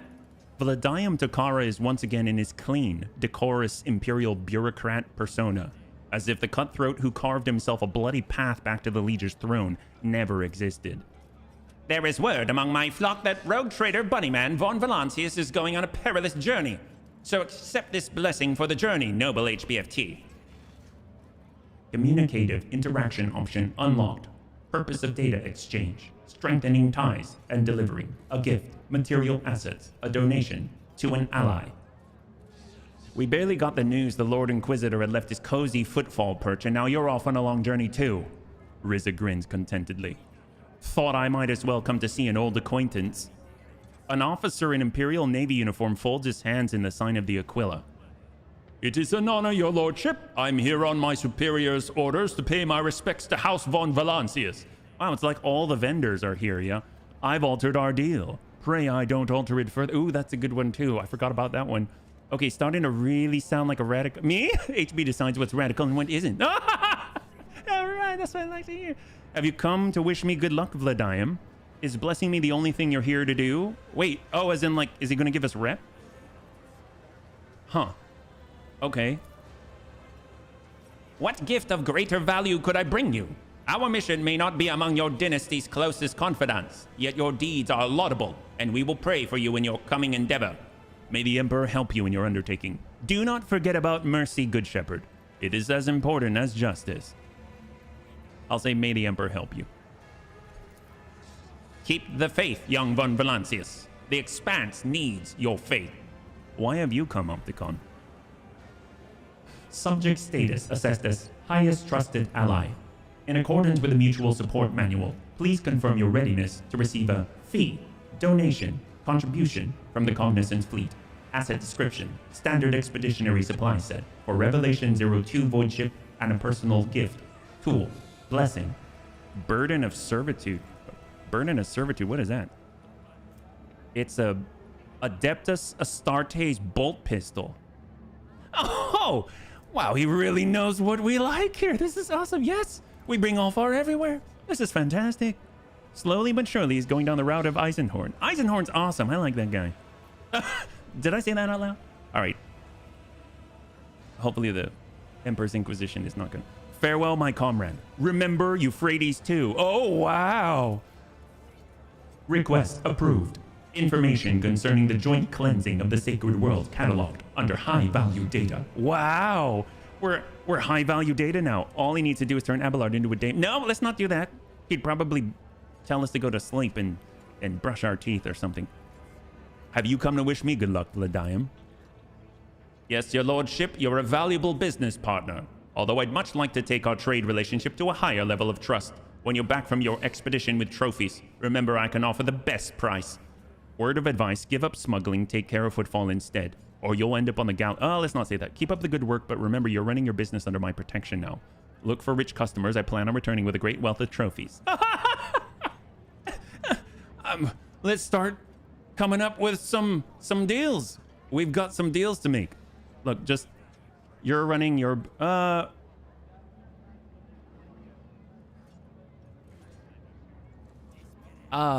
keep up the good work. Well, he's kind of killing people. Well, it's better than Corda. All right, keep up the good work. Have no doubt in my memory, your lordship. House von Valancius can always count on a worthy percentage of my organization's income as thanks for your generous patronage. All right. Ryza, are you here to discuss business or just to wish me good luck? So wish you good luck. You've avoided doing business with the Fellowship of the Void, but perhaps that may change in the future. When your back and your hold is bursting with trophies, you can find me at the Amasakis. Drinks are on me. Just know that when I'm back, I'll cleanse the expanse of the archenemy's servants, and you had better not be among them. Oh, wow! We went there. That's crazy. No shenanigans while I'm away, or I'll have you strung up as soon as I'm back. Your plundering operation should be in overdrive. I will return with valuable trophies. No shenanigans while I'm away. Ah, gosh. We'll just smile at them. Ryza stifles a chuckle. Well, I hope you don't forget old Ryza. You know, pick a softer rope for old time's sake. What are your orders?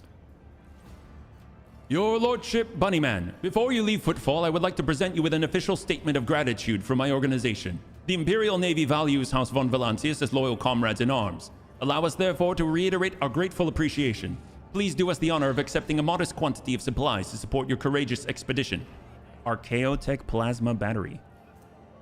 Long range, broadside, plasma macro cannon fires 3 shots, 39 damage each.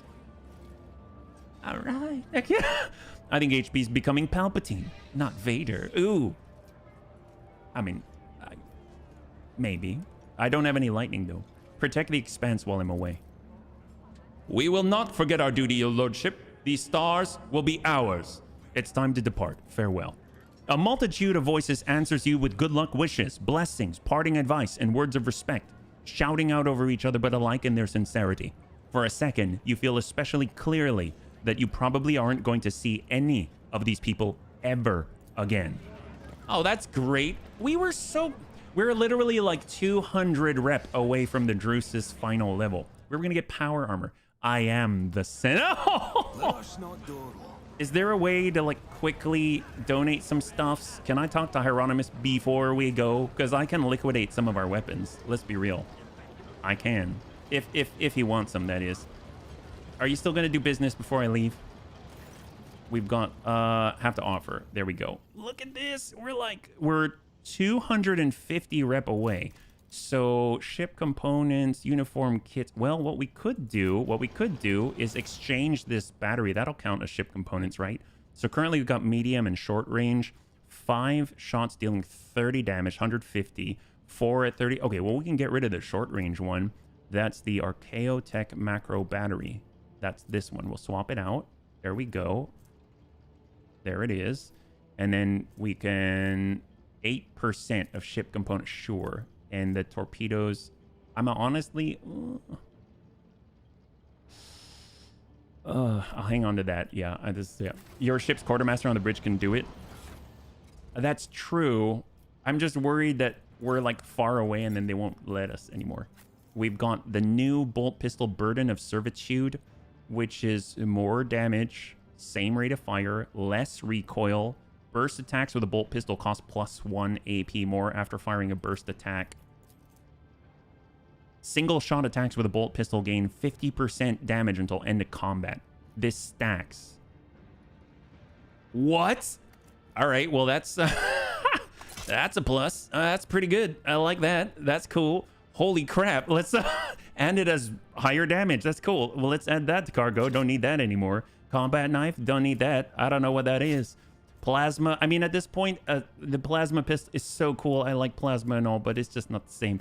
Astartes flamer. I mean, can we get sure, we got storm bolters here. Ulfar going to be Glock, and no kidding. Wow, this is crazy. Restless absolution. I mean, as much as I like it, it's just not the stuffs. Storm bolter. God, I wish I could use a storm bolter. We got Mars pattern hand flamers, auto stimulate. Like where are we at here? Do we have enough to give to this guy? I want 250. We have nothing. Oh man. So melee weaponry, we need like a lot of it. This is the force sword. I don't think we're gonna hit zealot anytime soon. Let's take a look at this. So if you see, we're nowhere near zealot. So I'm gonna get rid of our zealot level equipment. I was hanging on to it thinking that maybe, just maybe, we'd be able to do something about that. But this is dogmatic zealot. We'll add it to cargo. This is iconoclast zealot. We'll add to cargo. Tradable 150. Oh, we need 100 more. We need 100 more. That was worth a lot. Holy crap. Wow. I mean, it is zealot level, so that makes sense. This is the burning, the double burning. Gosh darn it. 10% Xena artifact. I don't think they'll take Xena artifact. He's too holy for that. Ooh. What about Mechanicus cargo? Do they take that?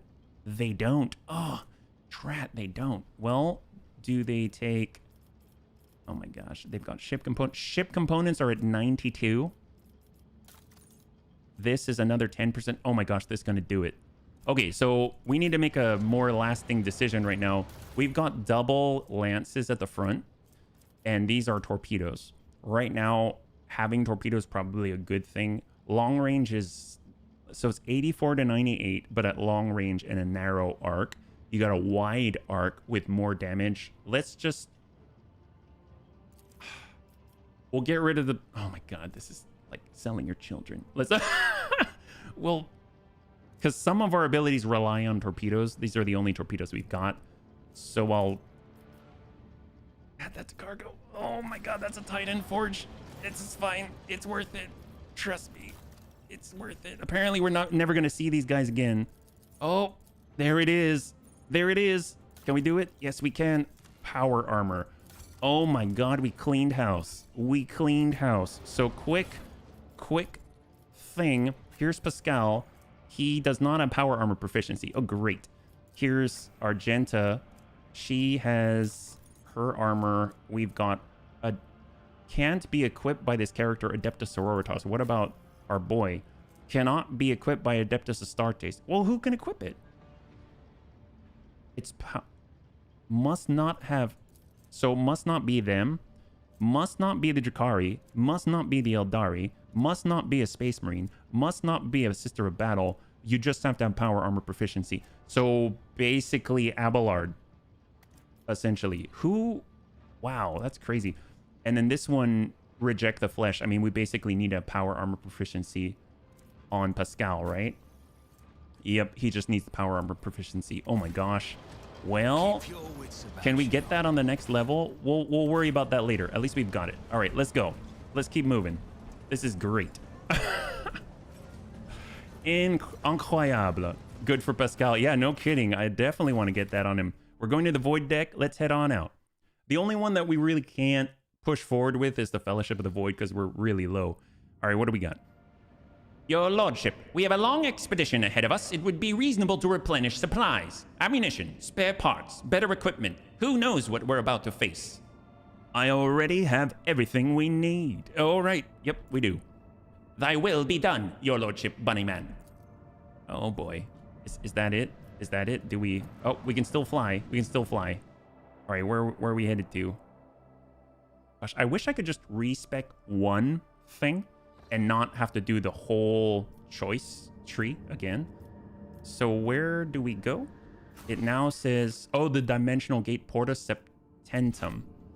I think that's mid around here. Porta Septentum. Pelham. Oh, way out here. Okay, so we got to go to Orselio first. All right, we can do that. Travel. Trinitos. And we'll go to Telecus. Right now we do have Janus, Dargonus, Kavagama. I'm honestly... that's fine. Let's keep moving. Oh, we got to fight. Well, we can at least test out his new bolt pistol. That'll be fun. Let's go. And I wonder if Abelard... So, I don't know if the Artificer power armor... Maybe I should get it for HP. The thing is, it looks like it helps out heavy weaponry. It basically gives you the heavy gunner perk on it. God, I wish the Adeptus Sororitas could use it, because that would just be double on top of what she already has. There's probably a reason why she can't. All right, we're not gonna play this well. We're just gonna give points to Ulfar and see what he does.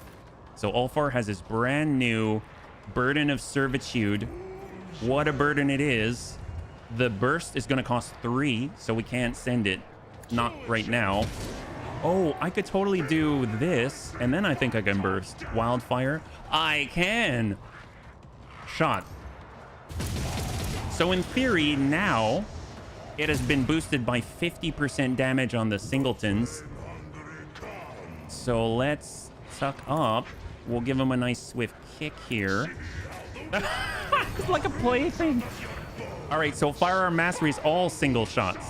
So he's got 1. That's 99 bottles of beer. 115. He's got Extermination, so it only gets stronger. 100. 112. And we've got the pinky here. There we go. Suck up. Hold. Give him more turns. Burst, so he gets another 50% damage on the singletons. Now it's plus 100. Stack to 20 versatility stacks. Revel in the Slaughter. For reload, we are going to, we'll tuck up a little bit. Kind of go in with a cleave. Yellow. And Wildfire. We'll send another burst. Now it's 150%, even though we didn't hit. And we'll kind of tuck over here. He's already dead. No, he's not. There's more deadening to do. Let's walk it up. We'll kick the blue guy. He's tiny. Oh, I forgot to boost with his Hellbrute horn. Okay, we can get stronger now. We're gonna run and gun. Move on up. There's a pinky. Single shot. Oh, 286. Hold. Okay, Kasha's done. All right, HB's turn. Let's go ahead and give Ulfar a turn.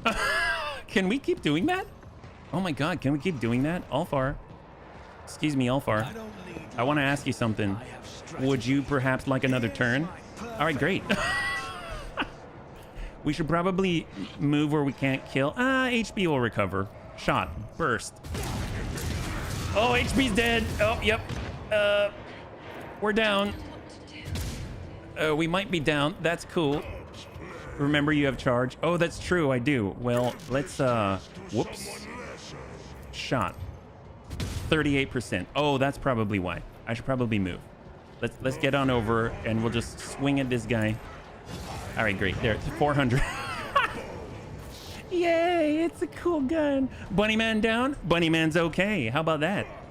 I'm on this magical ship. It's fine. I'll take the hit. You fight like a pup. Man, he just does not screaming. He just does not stop screaming. It's awesome. Can you imagine just listening to say all that while he's like demolishing people with a single bolt pistol within a second? Just running around faster than you can see. But able to scream entire litanies at the same time. Guy's talented. What can I say? Ooh, trophies. Everybody loves heretic trophies, especially the Fellowship of the Void. And we get Porta Septentum on our move. I guess now that we're here, we should probably stop and try and trade to the Fellowship of the Void just before we leave the entire Corvinus Expanse. I don't know where this goes. Actually, we don't even know where it goes. We're just going to appear at this gate and then hope it takes us to where the guy went. I don't know if we don't have like a special key or a map or anything. Does Irliet know how to use it? This is a little sus. I don't know. Maybe Pascal does. If anything, just destroy the gate and leave him on the other side. And then hundreds of years later, in a cryopod, he comes back and then nukes us all. But we're already dead, so that's fine. All right, High Factotum. We've got some last-minute deals. Everyone's max, except for that lady, right? Nope, we can't do anything there. That's a bummer. Well, gosh, I really want to respec. Another time. That'll take forever. Okay, quick save. Let us do it. We are here, and we are ready. So we shall charge forth and deal the Bunnyman's to the Bunnyman's glory. And the Emperor of Mankind, of course. That's the main thing. To the Emperor of Mankind. Here we are, Porta Septentum. We gotta chase the man. There's no telling what awaits you beyond the gate. But one thing you know for certain. There will be no turning back. It is the point of no return. Ensure that you have taken care of any unfinished business, procured all necessary equipment, explored every world, and completed any desired colonial projects. You will no longer be able to do so after passing through to the other side. Oh man, well, one thing I would like to do is grab that. We'll come on over to Vebus. And since we don't have the Fellowship of the Void stuffs, we shall say, do we want Drusians? No, we don't need it. Palace for the Outcast. Let's go. Earthbreaker. We don't have enough phlogiston. We're like too short, but we'll just kind of let this one go. Maybe if we like travel away and then come on back, it'll be finished. Yeah. Can we save first and see if we can go to the Imperium? I want to see if we can take Primarch Rabute Gilliman into fight. Something tells me that's not possible. Do you really want to go to the Imperium? I mean, do you? If you do, I'll go all the way back. I will. We go Vebus. Oh, there we go. Hello. Something terrible prowls the planet. Oh, that's not good. Sure, what is it? May the Emperor grant us victory over this foe. The vigilant overseers were up to their Roguetrader's task. Having placed the colony in high alert, they waited for the moment when the enemy would reveal itself. The overseers were better suited for punishing convicts than lookout duty. At last, an alert came in. One of the inner gates that had previously been sealed was being opened. The guards who arrived on the scene saw a dark figure and opened fire. Wounded, the creature fled. Cornered in its den, the monster fought its final battle and was slain. It was a terrifying Xenos with a metallic skeletal body and a single emerald eye. Its lair turned out to be a crypt-like chamber, and beneath it was an entire fortress buried in stone. That sounds very Necron. The walls were covered in glyphs similar to the mysterious patterns that the mad convicts were drawing. The chamber also contained the dissected remains of the missing miners. The Omnissiah's servants studied the bodies, the crypts, the Xenos' corpse, hypothesizing that the inhuman belonged a caste of sages among its kind. It had remained in stasis for ages untold, but had recently been awakened either by the mining efforts or the explosions caused by the Drakari invaders. After killing everyone who had approached its lair, the creature tried to wake its brethren, but millennia of tectonic shifts had crushed the underground fortress. The creature was alone. The fearsome insects, the ones that assailed the colony, were the only tool the Xenos had left, so it chose to lie in wait. But when the heretics of the Final Dawn sabotaged the fortress's reactor in their attempts to destroy the planet, the Xenos grew restless and started searching for a way to exterminate the humans. Now the last Xenos survivor was dead, and so was its entire race, or at least so prayed every denizen of Vabus 6. Oh my god, what the... We are... now fully kitted out. This is crazy. I mean, can we? I will say there has been the point on the map since the start for how to go back to the Imperium. Oh no, I understand that. I was also told I shouldn't do it. Let's save though, because apparently we're gonna try. All right, we can do it. For you, Tank, anything. We're heading on back to Footfall. We shall be back. Yes, we got 6. Oh my god, we can go immediately. We're going to Foot Abundance from here. 3, excellent. Look at that, we got enough points now. Amaze balls. We're gonna make this safe. That's what we're gonna do. That's how powerful we are. I know what happens when you start at the start, but wonder if it changes now. Well, we're saving. This is cool. Are we repaired? Is everything good? We've got profit factor now. Does it just suck away all our money? That would suck. All right, here we go. Let's do it. We're making this safe. It's a safe route, Tank. It's safe. All right, here we go. Lord Captain, Ravor on the line. The astropaths are going crazy in their little chamber. They're reporting severe warp disturbances along our intended route. It looks like the maw is completely impassable. I've seen this before, and if you ask me, going in there is not a good idea. For us or any other void ship. I did not inherit this void ship, only to destroy it in the roiling Immaterium. Let someone less valuable deal with them all. Oh. Well, there you go. Apparently, we're too important, or they aren't even letting you go. Well, we're super important now. What can I say? Maybe we missed the opportunity. And maybe that's not a bad thing. Who knows? Man, we're really important then. That's crazy. Well, sorry. No Reboot match today. I know, seriously. That's a bummer. Well, we're heading on now. We're going over to Adermat. We're good. And Porta Septentum. We are ready. Let's do it. Man, I'm glad that we picked up all those points at the last second, though. If you try at the start, you can force your way to go in. It's a very bad choice. You get stuck in a warp storm. Do you at least get to fight your way out? Or, like, it's... You don't even get a chance. Inquisition's here. Oh, yes. Okay, we got to repair. This is awesome. Quick save. Here we go. We're making this happen. Maybe they'll tell us where to go. You get option, but you at best take massive damage to your ship. Do you at least... Can you make it through? Like, do you go back to the Imperium if you make it? It says you lose most of your crew. Oh, that's not good. That's not good. You really lose most of your... Oh, that sucks. Lord Captain, our augurs are detecting energy currents of indeterminate nature within the dimensional gate. It appears to be active. We see a number of ships near the gate, and judging by their markings, they belong to Lord Inquisitor Calcazar's personal squadron. I know this place. Calcazar summoned both our packs here to seal this portal to terror and woe. Much blood we did spill that day. Alas, it was not the blood of Xenos or Warp Spawn, but that of the cog priest of Calcazar himself. While they were working on the gate's foul machines, the breath of evil coming from the other side was turning them into frenzied monsters. Lord Captain, don't take it as a cowardice, but duty obliges me to ask. You do realize that this may end up being a one-way voyage, don't you? Crew, this is the Lord Captain speaking. I am taking the ship into the unknown where danger lies and glory awaits. If we say and glory awaits, I mean, that's who's going to say no. Onward, no matter what this journey holds, I'm ready. All right, let's do it. Bunny crew, this is the Lord Captain Bunnyman speaking. I am taking our ship into the unknown, where danger lies. But most importantly, glory awaits everybody, baby. Are you with me?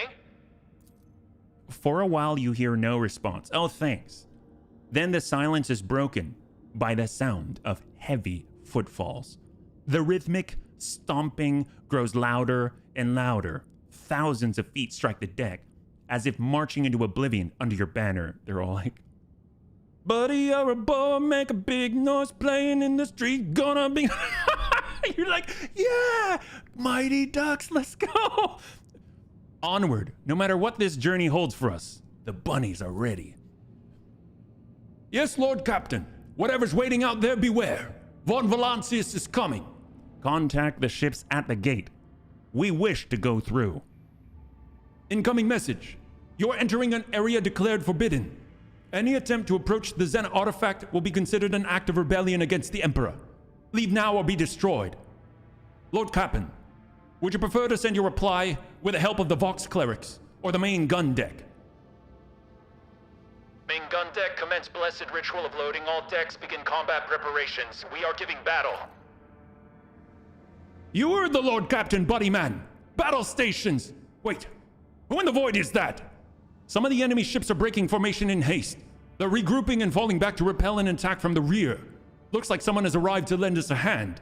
The enemy scattered. Now is the time to engage. Who's attacking the Lord Inquisitor's forces? The augurs detect ships marked with a coat of arms of House Winterscale. Then we too shall strike. Oh, what? They came to help us? Heck yes. So they're all doing the Highland fling. Oh, hey, Eldar. I said, oh, wait, what? He's injured, but he's fighting. I know, seriously. Well, apparently we made some friends out there. He broke his spine, but he didn't break his spine. You know what I'm saying? He came back. What a baller. I mean, even without the help of Khorne, Their efforts will be for naught. we've only got 3 ships to fight. Firestorm class frigate. Oh, that's nothing. What are those? They are... Oh, they're small. Tier 7. Titan. Oh, I got rid of that. Titan Forge lance weapon. Starbreaker lance weapon. Hecator pattern plasma batter. Okay, well, let's see if we can't, I don't know, one-shot these guys. Yeah, right. All right, we're moving up to the edge. Okay, so what can we do? We can spin him. I don't want that guy shooting at us with the prow weapons, so we'll flip him. And then we've got some weaknesses to identify. It helps you save one of the heirs. Heck, yes, it did. Oh, we are just short. Tuck up one. Tuck up one. Shot. Big hit on the side. Oh, it's the opposite side. Breach in the enemy shield. Oh, yes, there is. Dorsal. Lance. The force of a supernova. Dude, we are so strong right now. Wow. Okay, we're flipping it. Coming around right side. Oh my god, the guns are crazy. We did just upgrade to plasma. That's true. What if we give him a little bit of the new stuff? What a noob! Oh my god, amazeballs. All right, we're gonna go in and send a little bit of the torpedo. We're gonna move on in. All hands. Hello. Expeditious reload. Prep. Shield pulse. Now his shields are... Nothing happened. Okay, that's cool. That's fine. That's fine. We're gonna bump it out a little bit. Now we can send in the port guns. We've got a wide arc on the prow. Oh, we moved too far. But the dorsal guns can connect. 73 on the lance. Okay, that's fine. That's fine. Let's... Ooh, can we... Oh, I know. We're going to use on the Master of Etherics. We can use 2 powers. Arc Augury. Oh, wait, no, that's not going to help. Oh, crap, that's not going to help. Oh, well, that's it. Hey, Antonides, thanks so much for hanging out. I hope you have a great rest, and we'll catch you on the next one, man. Have a good one. The enemy has lost Winter Scale's their error, and we did get an agreement from him on Quetzal. Oh, that's true. I mean, I don't remember asking him to help. I mean, I remember sort of like, hey, we need a favor. You're going to help us. But how did he know? Show no Oh, mercy. that's a lot coming in. Our poor sword class. Oh, we lost our frigate. We lost our frigate. Well, turn 2. All we got to do is get as close as possible and self-destruct. We can also actually make them, you know, actually hit this guy with instant control. No need. No need. All right, let's do a quick swing run. Flip it. There's only one. And we've got... We're not far enough. Well, let's go in and identify a weakness. There we go. There we go. And it is on the opposite. So... Come on in. Jump. We are now... Oh, we're not quite in range. Not quite in range. Not quite in range. If we shift to the right, we might be. Barely. We've got the shot. Force of a supernova. And hold. He does have this dorsal lance. It's got a starbreaker. And he does not have it. Let's go in and flip this guy. Oh, his facing. If we flip the facing, we might be able to get... Yep, we can get starboard shots. It's coming around. We can actually... New heading. Let's go even harder. That's a wide dorsal. That's that side. I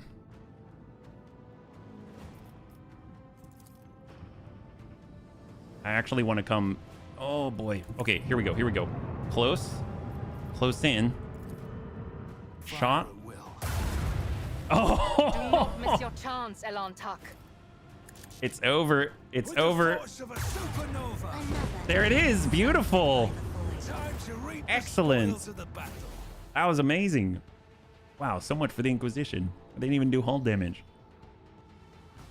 Lord Captain Bunnyman, they fired boarding torpedoes. It looks like the enemy has decided to take us down with a single decisive strike. Let's fend them off in honest combat. Brace for impact. Yes, Lord Captain Bunnyman, sound the alarm on all decks. All crew members get ready to repel boarders. All right, excellent. Hopefully Kalkazar comes himself. I highly doubt it. Hopefully... Oh, we get to fight on the bridge. Maybe whatever that weird sort of gift that they gave to us that looks like a big sextant that's on the back side of the bridge will finally do something. Maybe inside Theodora's soul is like hiding or something. Ooh, ooh. Who's that? Is that the Arch-Militant? Oh, is that... No, that's not Wharton the Grey. Who is that? Oh, Aishara. I've never seen... Oh, wow. She looks so cool. The heavily armored woman eyeballs you and sneers. A bunny trader. That's a new notch on my gun stock. Never killed one of you before. Ah, fearless, mighty, with a heart as cold as stone. A worthy opponent. A far cry from wretched Xenos and stinking heretics. It will be glorious to slay you. Ulfar greets Kalkazar's assassin with the softest smile you've ever seen on his face. Stand aside, redhead, while I'm cutting off the bunny trader's head. Wouldn't want to kill my first Emperor's angel in a hurry. The woman reciprocates with an equally friendly gaze, and you see embarrassment on the faces of those around you. Aishara, what made you think you had the right to invade the ship of one of the God Emperor's anointed? Van Kalox. Wrong place. Wrong time again. This time will be your last. And don't you dare lecture me on how my actions deviate from the creed. You who've already proven yourself unfit for a cause. Heinrichs, who am I about to kill? One of the Lord Inquisitor's acolytes. This is Aishara, the cleaner. She cleans up what has outlived its usefulness to Xavier. Barging onto my bridge was a big mistake. The woman lets out a bloodthirsty chuckle. Yes, it was. I was hoping to blow up your ship's reactor and just send bits of you flying into the void. But I'm going to enjoy this even more if I do it all myself. Is she that good? You will fall. Aishara only has 517 hit points. Passerkin armor. Wearer restores 1 AP after killing an enemy. 15% armor. The wearer's weapon skill is more than 70. Yeah, yep, it is. We can easily change that. Hand flamer, chain sword, augmentation launch. Aishara's crew gain temporary wounds, extra movement points, increased crit chance, warp grid. Oh yeah, that's not good. Soulless. We seen that before. Psi rating 1, chain weapon, deal 25%. Oh, that's nothing. What does she think she is? Serious? That's odd. I mean, she can try. We'll stick Kaja over here, where she can keep an eye on him, quite literally. We got Heinrichs, who's, well, he's gonna face off against his woman. We got Alfar to basically block the way. No one's getting through that. Argenta to, well, Argenta. We've got Pascal to keep an eye on him too. And then HB is gonna guide from the back here. That seems the best place. All right, let's do it. There's only 7 of them. 1, 2, 3, 4, 5, 6, and 7. Wow, that's sad. All right, well, let's go ahead and buff the buffer. We're gonna buff HB. Oh, HB's back there. Okay, fine. We'll buff Heinrich. He might need some help. Yeah, I mean, they might be flirting. You never know. The Inquisition's a weird sort of bunch. You know what I'm saying? Let's give. I guess we'll give Heinrich some buffs. So what he can do is actually do Word of the Emperor, give all of our bunnies some resolve, get things going. And then he's going to make sure that he has a strong arm because he's got tiny baby ones. But of course, Lord Yep, Captain. there we go. And then he shall switch on over. He's going more. Should we tuck up? If I tuck up, he might get killed. So we're just going to hang tight right here and hold. That leaves HB. We can go ahead and buff up Argenta. Who's not me? Air of Authority, and it begins. It's Let's as do good this. as done. She's so ready right now. Give her a couple of I'll points make to it start happen. things off. And right now, she has what? She has a... She starts with 163 ballistic skill. Yeah. All right, that's great. Reckless Rush. Go up to 6. She's on 6 stack. We'll flip it on over. We're going Heavy Bolter this time. Rapid Fire. Stack up. And send a burst. I'll do it.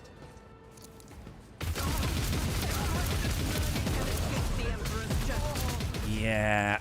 Now there's only 5. That's cool. She is now going to flip it over to the other side. She shall Furious Recital. As the Emperor commands, I act. And she catches enough. Now it's 10. Rate of fire 10 on her giant bolter. And she's going to flip to Firearm Mastery and start dismantling everyone. Everyone gets 2 bolts. We're an equal opportunity party here. 1. I really don't know what she was thinking. 2. All right, you get 2 as well, and then I'm moving on. 1. 2. Doubt is for the weak. All right, you get 2 as well. 1. All right, well, he loaned you his, so you get 3. Faith without deeds is worthless. All right, in that case, you get 8. There you go. Here, have some fun. Ooh! I'll do it. Should I let her do something? I mean, this is just... As the Emperor This is commands, brutal. I act. Well, so much for that. Is a That's cool. prayer. Wow, that's pretty strong. I Well, they were always have a flirting. backup plan. Does she have cool stuff? We've got reinforced flak armor. Let's add to the cargo zone. We've got the great swords. Add to cargo zone. Ooh, cool armor. Okay, so what we're gonna do a quick looty-loo. There we go. Grab it. Now what do we have?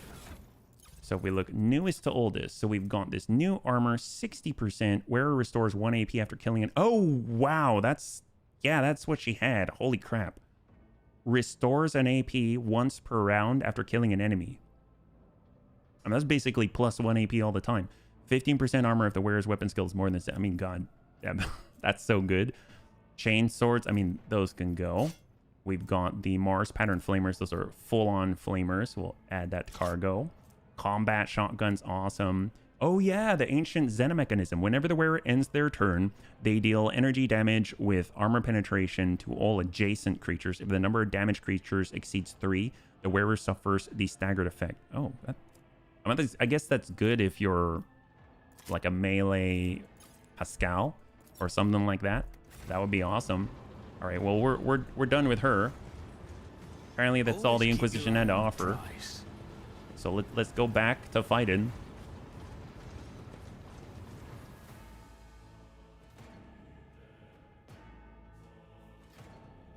So do we face off against Calcazar's ship?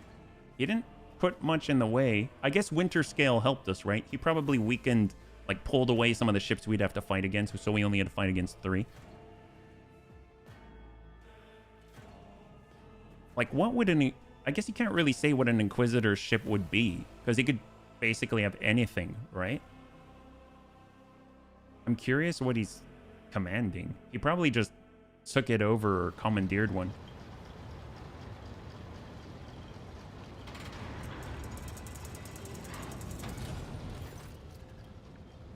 The enemy has been routed, your lordship. We are receiving a Vox signal requesting that we admit a convoy of shuttles on board for an audience. The augurs have confirmed that the shuttles are unarmed and belong to the forces that aided us in battle. Do you wish us to welcome the guests? Who is it that wants to come aboard? Roguetrader Winterscale is on his way aboard a shuttle. Welcome our guests, usher them to the bridge.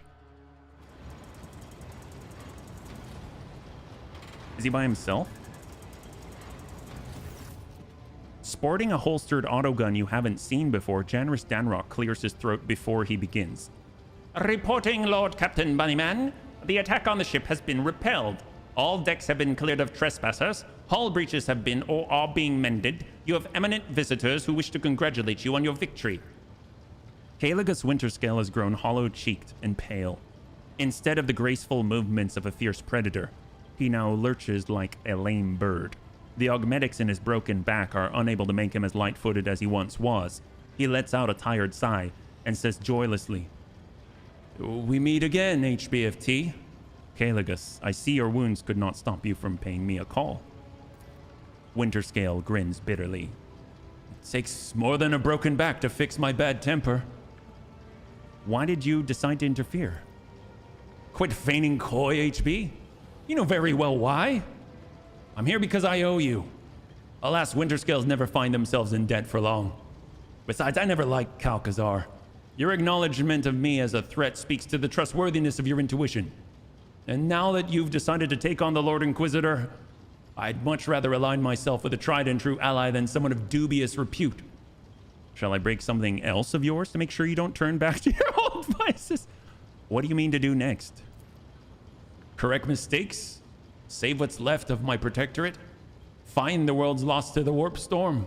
Drive Xenos out, weed out the final Dawn infiltrators, and negotiate peace with House Corda? I don't know. I mean, they don't really have an air right now. The spite with which Caligus spills out the word peace makes him look like his old self for just a brief moment. Choose your new path with care. Yeah, no, we saved him, sir. We saved him. Ever since even a single step has brought excruciating pain, I've been very cautious about the paths I choose. Brazenness still colors the contours of Winterscale's smile, but the spite has vanished. Factotum, report on the state of the ship and the crew. The factotum coughs. Minor damage to the outer plating of the midship hull. Negligible personnel losses as a result of offensive action by enemy boarding parties.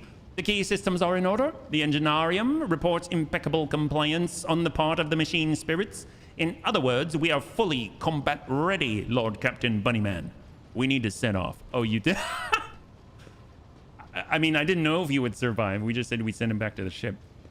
Wasting no time on meaningless good luck wishes, your distinguished guests leave the bridge in solemn and respectful silence.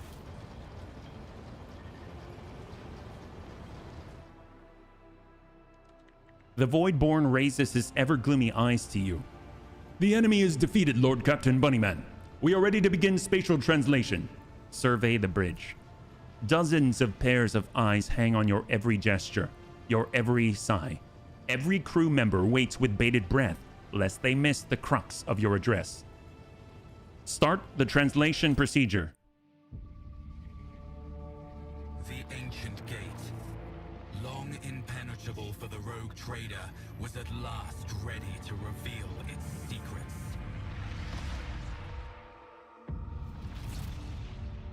After gathering allies and preparing to venture into the unknown, the Lord Captain plunged plunged headlong into the darkness that held ancient nightmares. And the answers to all his questions. Oh, Necron? Oh, crap. Debris of Batiata. Bunnies, it's time for me to quit. Have a great stream. Svedk, thanks so much for hanging out. I hope that you have a great rest, and we'll catch you on the next one. Have a good one, Dads. Thank you so much again. Why are we over with the Necron? Translation complete, Lord Captain Bunnyman. Current coordinates unknown and indeterminable. All that's in the ship's immediate vicinity is the dimensional gate that has gone into passive mode, and a large amount of debris. No enemies detected. Lord Alfar may need to be informed that the coordinates his esteemed brothers traveled to match a location somewhere in these star systems. Everything has a reason. The threads of my and my brother's weirds are tied together. I see Blackmane's will in our meeting finally approaching. Let us find them, Eight Vada, for such is our destiny's wish. This is gonna be fun. Gonna go fight traffic, don't die now. All right, Tank. Be safe, and we'll catch you later, man. What happened to the dimensional gate? The engineers have proposed a hypothesis that it has entered some kind of recharge mode. After accumulating enough energy for renewed translation, it will activate again. Or at least, that's what all of us want to believe. Badly. What kind of debris? Those are ship carcasses. Judging by their markings, they were part of the Lord Inquisitor's fleet and likely acted as a patrol force. The damage doesn't look like it came from any weapon we know, and the way the debris are scattered suggests the battle was short. Someone attacked and destroyed every one of them in the blink of an eye. Someone we have never encountered before. What is this place? I cannot say, Your Lordship Bunnyman. These are unfamiliar stars, and the system is not listed in our astrogational data. We are in uncharted territory. We are going after the Lord Inquisitor. As you command, your lordship, if I may just point out, the expedition equipment prepared in advance for your lordship and your retinue has been maintained well and is ready for use at your order.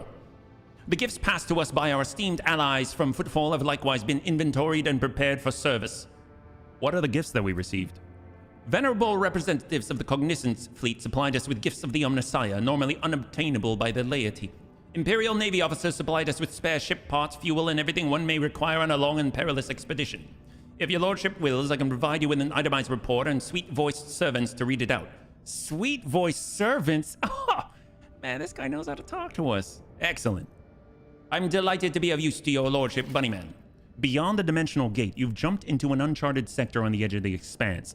The dimensional gate is closed. You are currently cut off from the rest of the Corvinus expanse. You cannot return to previous systems or chart routes to them. Protectorate management is also unavailable. You have no way to contact faction trade representatives. There is no way back. It is pointless to look. Establish routes to the new system in the uncharted sector on the map and go forth to meet the inevitable. Ooh. All right, let's move. We got a destroyed ship. We can loot it. I don't know what we got, but apparently we got something. We're gonna scan the area we're in. Hello. Oh, this is exciting. We got a whole new area to explore. Having scanned the surface, officers report the remains of an exploration camp, to which a team of scouts is immediately sent. The scouting party is confused. All the equipment bears the von Valancia's coat of arms, but there is no trace of anyone other than the bunny trader's servants. Wait, Theodora? Okay, find out what happened. The scouts find traces of gunfire on the field equipment. A single unharmed data crypt is found in one of the cogitators. A group of tech priests successfully decrypt part of the data, including an order to eliminate the exploration team. Signed by Theodora von Valancius. Not far from the camp is a pit full of charred bones and fragments of armor bearing the Roguetrader's coat of arms.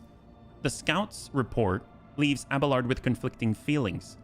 Despite his certainty that her ladyship Theodora would not give such an order without very good reason, Abelard's expression is somber, like a missionary who lost his faith. You know what I bet? I bet she needed that. So let's say that Theodora was recruited by the Inquisitor. Somehow the Inquisitor was like, I know that you'll be okay with this information and you'll keep it a secret. We've met the Necron. We need a way of defeating them because otherwise they'll take over all of the Imperium very, very quickly and without fail. And so they get the tech blight, they test it on the Eldari. The Eldari are just screwed.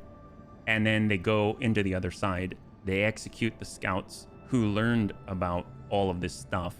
And then they prepared the tech blight to fight against the Necron. I mean, a lot of weird heretical stuff has happened in the pursuit of it, but I can see that being the case. But I guess we'll find out. Oh, that looks very green. Oh, that's cool. Signal from the planet. The rocky world is bound in ice, enshrouded in a thick fog of dark clouds. Augurs trace a faint signal to an area under the ice alongside a distress call whose encryption matches that used by the Lord Inquisitor and his teams. Decrypt the transmission coming from the planet. Lex interrogators quickly and effortlessly break the clever code. The transmission goes as follows. Acolyte 17-1. Lord Inquisitor. The event Horrific Vision occurred. Goodbye. The Emperor protects. Descend to the planet's surface and find the signal's source. Oh my god, that's cool. Maybe we should bring Irliet with us because she's sort of Zenith-ish. We're leaving Argenta behind. I know that seems like blasphemy, but we've got Alfar with us. I think we'll be okay. And I brought Heinrichs because Inquisitor and all. Who knows? Heresy, right? I know, seriously. We may need to go get her. But we're just going to quick save right here. This definitely looks Necron. That's all I got to say. Is this kind of like our first meeting, like the first Imperial meeting with the Necron? Barely perceptible heavy thrumming permeates the walls of the crypt, which are adorned with strange geometric shapes. The walls appear as if they were cast from a single piece of metal and seem impressively durable. It is impossible to gauge how many centuries have passed since they were built. Oh! Okay, I actually am going to... I'm going to switch some things around. I totally forgot. So, right now, I have Abelard equipped with a Corpuscari Oath, which is an energy weapon that stops reanimation protocols. So that sounds like it'd be really useful against the Necron. So I'm just going to go grab Abelard. I'm going to go grab Abelard for a second. I think he might do a better job here. So this will be great. I think Heinrichs was our Lore Zenith guy, but also Irliet. So what if we go with replacing Irliet with Abelard, as overly melee as that is? And let's push on forward. The nice thing is, at least Abelard kind of has very, very, very good defenses, right? So let's head in. We're going to replace Irliet. We're going to grab Abelard, kind of over tanky. Maybe instead of Alfar, we will grab Argenta. There we go. And that'll sort of mix things up a bit, because Alfar's huge, but he's also kind of tanky and in your face. And I feel like with two people who are tanky and in your face, that might be a little too much tanky in your face, if that makes sense. So, and Argenta has way more DACA, believe it or not. Okay, now we save. And I think we currently have all melee weapons equipped first. I do want to switch in the formation. I do want to push Pascal back. We'll have Heinrichs here. And then we'll move. We definitely want to protect Argenta. Okay, let's go. About you. Looks like we have matching. Oh, we got blood on this side. We got blood on this side. The blackened tracks of blood extend further, leading you into the depths of the corridor. I always have a backup plan. Oh my god, that looks active. A rotten metallic scent wafts from the pool of dried blood. An uneven ripple runs across the stelli's surface. The symbols covering it tremble and blend into each other. None stay in your memory for longer than a second. Guess we'll open multiple doors here just in case we need to fall back. Right now I saw something. Ooh, we got dead people. Tech use 100%. Lore Zenith. Maybe we go to the sides and come in. I feel like if we go forward, we're going to trigger something. A rotting corpse is slumped over the cogitator. What force could have thrown it? The surface with the symbols trembles like rippling water, but it has no effect on you.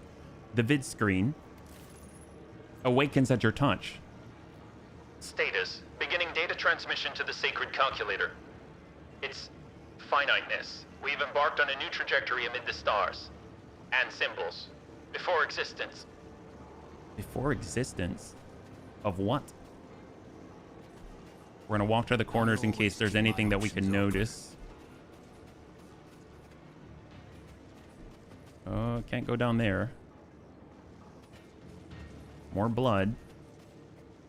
The bloody streaks seem even more grim in the green subterranean glow. Always keep your eye on the prize. That looks like an altar. How is that a computer? The Inquisitor soldiers are dead. Something unspeakable mutilated their bodies and dumped them in the pile. Military equipment and mechanisms for sacred machines, everything is untouched. Rise to the top, or get left in the dust. This looks like an arena. Tall pillars stretch upward from the abyss of pale mist, seemingly rising from the void itself. Looking at the greenish haze makes your body feel sluggish with weariness. Is there money to be made? Lord Xenos. Easily done. The column emits a low roar, but you're able to withstand it. Same thing as the other side. And then we've got this busted one. This cogitator was installed here recently before it was destroyed by an unknown weapon. Wits about you. So the inquisitorial crew came in, installed this stuff, and then altercation. Same thing. Ooh, Heinrichs is... What happened to Heinrichs? Perplexed. Oh, crap. That's not going to go away, and you can't clear it unless you're back on the ship. The monstrous structure looms majestically over you. The energy spilt into the air obstructs your mind. For a moment, it seems that not only are you studying the obelisk, but it is also studying you. Well, here we go. We're going to touch this thing, and stuff's going to be summoned, I'm sure. Let's head over to where the blood was. I'm sure that's safe. Come on back. And we'll start with Abelard. Abelard, can you please use the cogitator? Several disfigured corpses in the uniforms of Inquisition soldiers have been tossed in a grotesque pile between the cogitator and the large obelisk-like statue. Their killers left no trace, but you have the nagging, oppressive feeling that the very walls are watching you. The air thick with electricity and the heavy stench of rotting flesh only makes that feeling worse. A message is blinking impatiently on the cogitator's vid screen. Process, linguistic analyses, algorithm, status, awaiting data cataloging. Activate information panels. Examine the machine. You have never seen a cryptographic machine as intricate and unorthodox as this one. The numerous sacred seals of algorithmic asceticism suggest that the spirit dwelling within is exceptionally cunning and powerful, privy to forbidden knowledge. Pascal bows reverently to the sacred machine and whispers, This machine's spirit is wayward and apprehensive, for it is tormented. Its intricate mind carries many scars from pacifying binaric litanies. The tech priest carefully removes the severed human finger from the input panel, whispers an apologetic prayer to the cogitator, and casually tosses the piece of flesh away. Confirm activation of the information panels. An impulse of the motive force runs through the thick cables around the cogitator. Data accepted. Linguistic analysis complete. Initiate final cataloging. Try to extract the data concerning the mechanism's masters. The mechanism, having served the Inquisition so faithfully, is loath to part with its secrets. One after another, menacing scarlet dots light up on its casing. Pascal bows his head and mutters a prayer, then makes a quick motion with his fingers. Several lights on the cogitator go out as its defenses crack. Forgive me, ancient spirit. You must be pacified. Continue the attempt.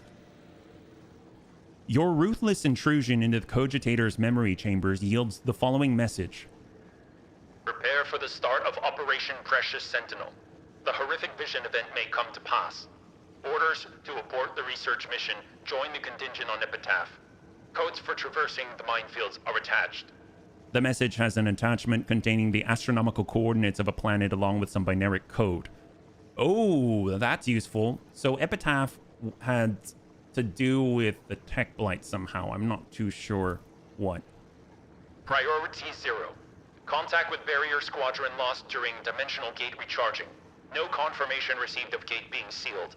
Stay on high alert. The cogitator shrieks indignantly, lighting up with blinding red indicators and letting out a high-frequency howl. A word appears across the entire width of the vid screen. Intrusion. When the ringing in your ears subsides, you realize you hear something else. Someone's heavy footsteps. The vindictive machine spirit triumphantly displays a blinking prophetic message.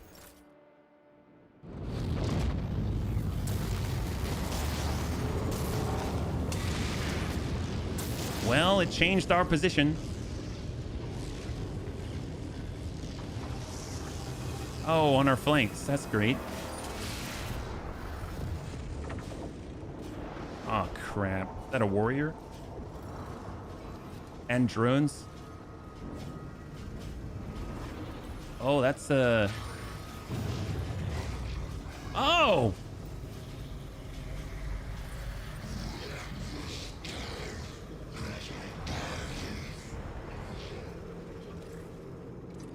Oh, there's more than one. That's cool. And we're in the middle. Monkey in the middle. Oh, great. Well, maybe. Is it safe in this direction? Nope, it's not safe in that direction. We got to fight in one direction and then flip it around. Oh, there's a destroyer there. That's cool. Necron Locust, 1,260. He has Enmitic Annihilator. 600 ammunition. Wow, he doesn't ever have to reload, does he? Reanimation protocol. Excellent. If the creature has no other allies with base wounds more than 0, this creature and its allies die. It falls prone, gains 30% of its wounds. On its next turn, the creature is reanimated with 50% of its wounds if it still has temporary. So it'll keep going down. You kind of have to kill everyone at the same time. All right, so let's get let's fight in this direction to the warriors, and we'll fight from the corner instead. So we're gonna push together. We'll have Argenta Suck here. We'll have HB. We'll have Heinrichs, Abelard, and Pascal. Hold. All right, so let's go ahead and give a buff to HB. If you insist, Lord Captain. We'll pull up to, I guess, to the side here. Emperor, no need give for the me cover, strength. and we'll give some points to HB. HB's gonna, hang tight, hold. HB's gonna relocate. Let's make some opportunities. Give a buff to Argenta. Air of Authority. Seems like we're gonna need everything.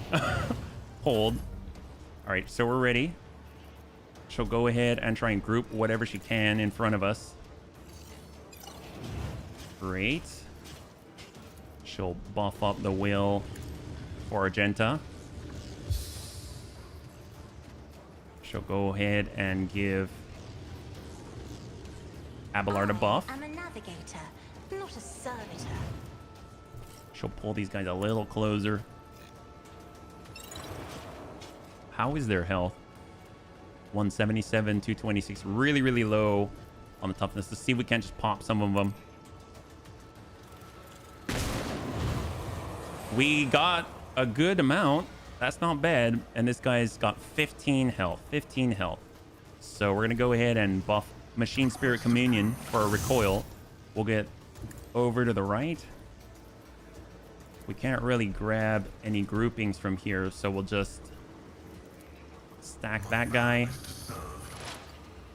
We'll mark him as prey. And then we'll start marking those behind us as well. We can mark 2 more as prey. Very far away. And we'll mark another one across the way. I guess I can't see him, so just the drone. And then to help us hit, we're going to trail the warrior, the full health warrior on the backside. Attack. Cautious ready.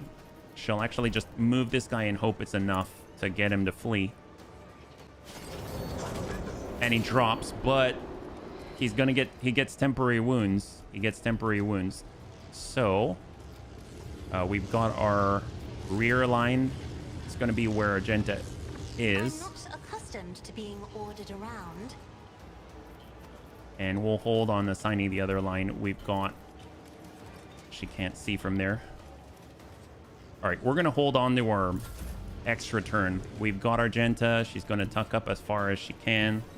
She's got the line guy behind her. Reckless Rush. She's got so much AP. That is ridiculous. We'll start with Wildfire. So she keeps building the stacks of versatility. She'll get up to 5 stacks on here. Although I don't know if she can see them. Oh, yep. Good pings here. He's got 57 left. We'll sprint on up. She'll get a singleton shot so she can bring that up to 6. So now she's got 6 stacks. We will rapid fire. Are we winning? Heck yes, Superior. It's our first time seeing the Necron out here. Hopefully you're doing well. And we'll give a burst. All right, so he's going to come back. He's got 101. I'll do it. Free reload. I really want to... let's hold for a second. She's going to hold right there. They're awfully slow, but if they hit... Oh! Oh! I could have killed this guy, but I held off because I want to save the... Oh! She dodges! Wow, point blank. That's crazy. This guy is trailed right now. Okay, so Heinrichs. He gets to move like crazy. Is on our side. I feel like we should pump everyone back here. Word of the Emperor. Give him resolve. We'll give ourselves a little buff here. We're going to mark our sworn enemy as that warrior right there. And we're going to charge. Oh, we're not quite close enough. So I guess we'll enfeeble him. For the throne's glory. And he is now, yeah. Strength, agility dropped. Okay, we can dash in a little farther. We can't make it all the way, but at least we'll be in range. And we're going to use our Emperor's Wrath. Do a little damage. Is mine to grant. And we shall flip it over to the sword and hold. Okay, HB.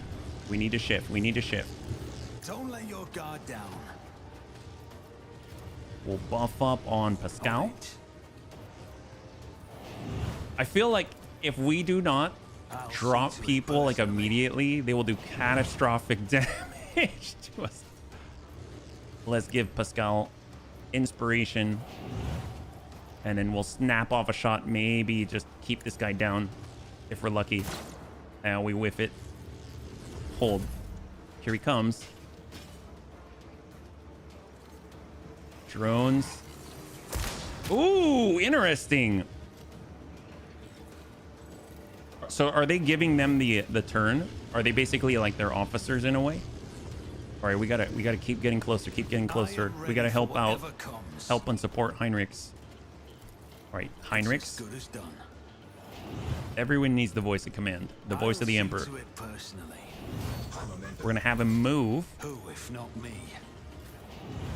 He's gonna tuck up. I'll put my psychic abilities to use. Hold. We'll inspire. I refuse. Tuck again. Tuck Taking again. Calculated risk is my second nature. Inspire. Now that we're in range. Linchpin. On it. At all Make it costs. happen. And we'll send a ping. You should have thought twice before crossing me. He has 180 out of 256. Let's go in and give You should a feel turn to honored Heinrichs. witness this. So he's got his brutal strike, so we can hit both of them. Go for it. So we cleared a drone. This guy is at 17 because he went down. We'll swing once again. There's the death blow. We should be able to... Let's see, we can't attack on these free turns, so we're just going to keep pushing towards assisting Heinrichs. We don't have line of sight here, or we don't here, so in the meantime, we'll just stack exploits and allow all the bunnies to do extra damage against that. And then prep for the next attack. Hold. Heinrichs currently has 4 AP. Are we too close to charge? No, we can still charge. Nice. Slowly but surely. And, oh man. All right. Sworn enemy on the Necron. Oh, it's a death mark? I didn't realize. Oh my god. Wow, I thought it was just a warrior. It's a death mark. Holy crap. Well. Crap. Let's go in and buff ourselves so we can move. And we'll enfeeble the death mark. Flip it. Let's see to it. That did... It's 635 out of 768. We're not close enough. Naturally. Wildfire.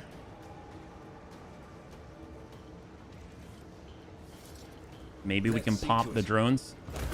Yeah, we got enough. We got enough. They're popped. So that allows Pascal to move forward little by little. And we'll just stack who we can. God, there's so many guys here. Just hang tight. We're moving forward. We're moving forward. Endure. And hold. I mean, that's what we got. All right, Pascal on the move. In theory, he can snap a shot. Do we have line on him? We do not. Unfortunate. Well, yeah, we don't. We don't. So, hold. HB on the move. And hold. Oh, God. This guy's huge. He's huge. Oh, my God. There's 2 of them. That's grand. Oh, God, Abelard. Oh, Jesus. Wow. Abelard's a beast. Holy crap. Jeez Louise. Okay, we definitely need to... Wow, that's terrifying. Tuck up, tuck up, tuck up. Of course, we are flanked by a freaking sniper. Can we see him? We can. Okay.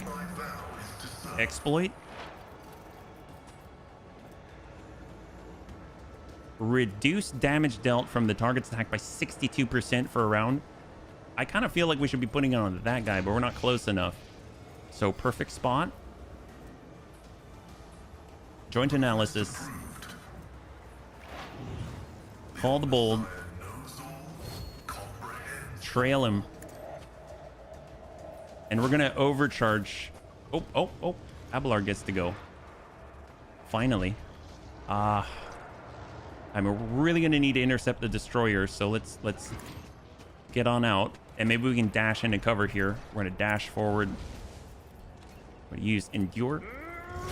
Since range attacks are coming in, he's gonna use Bulwark. And Wall of Rockreat for temporary wounds. And, I mean, can we... Can't really reach him from there, so Sworn Enemy on the big guy. And let us hold. We do have Corpuscari Oath, so that should be helpful if needed, but so far so good. Let's go in and try and wipe that guy out. Okay, that's a clear. Pascal gets to continue to stack. He currently has 8. He's got 8 stacks. My vow is to serve.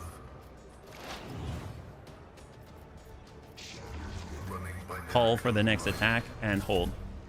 Okay, so we need to support Argenta. She's in a not a good spot. Can't buff from here though. Oh gosh darn it. Well, yeah, we don't have the sight, so hold. I did not plan that well. So let's see. Up close. Let's gain a little bit of distance, and we're gonna be very optimistic that we're gonna be able to take this guy. So reckless rush, and we'll just send a heavy bolter burst. There we go. So he's clear. I think that was he already animated, so he should be gone. And basically we got the 2 destroyers, the drone, and the death mark. That's who's remaining. So Revel and Slaughter. So her stat should be pretty buffed. 190, almost 200 ballistic skill. We're gonna go in and run and gun. All right, we'll see you in a little bit, sir. Tuck on up. We've got a line on the destroyer.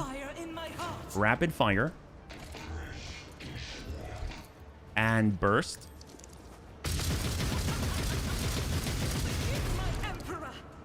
Oh, wow. Okay, so what's the deal here? I didn't actually read it. Security breach. Plates of necrodermis reduce the damage against this creature by negative 95% from every side except the back. Oh, okay. Any damage the character deals is increased by +1 for every attack they've made this combat. Does not affect damage over time. Weaponize. All attacks against enemies in a 2-cell radius get a 100% critical hit chance. All affected enemies also become priority targets for the Locust Heavy Destroyer. Oh, that's fantastic. Well, I should probably... That's great. Let's hold for a second. We're switching on over to our higher damage weapon. Hold. Here comes Death Mark. He's still pretty dangerous. Ooh! Wow, he hit the cover. Holy crap. Heinrich, can you please deal with this guy? Get on up. Step aside. Swing. For the throne. All right, there. We've got 3. Just the Death Mark 2 destroyers. We're pushing. Let's see to it. Sworn enemy. We're actually going to be able to taunt him. It's going to be kind of nice. Taunt up. Let's see to it.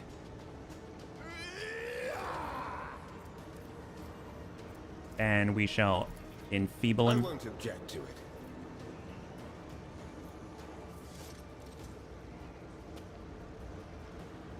And hold. Sworn enemy.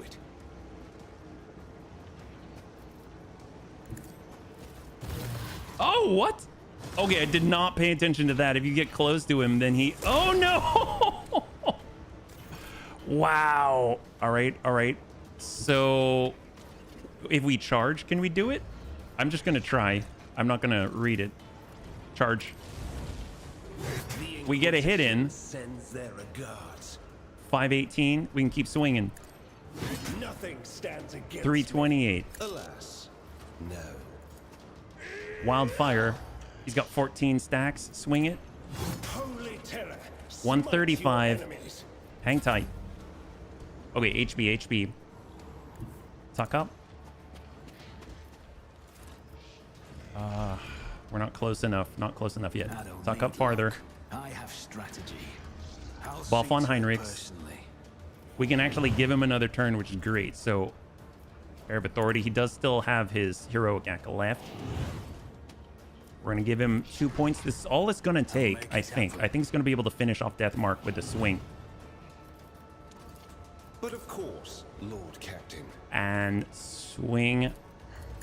The Inquisition. Heck yes. So we can still reanimate, yeah? 228, 228. We just got to get him again. Wildfire. Swing. Hiding at the far end behind heavy cover while his team risks their lives. Is this Caiaphas Cain? Why, yes. Of course. I'm like the great Caiaphas Cain. All right, perfect spot.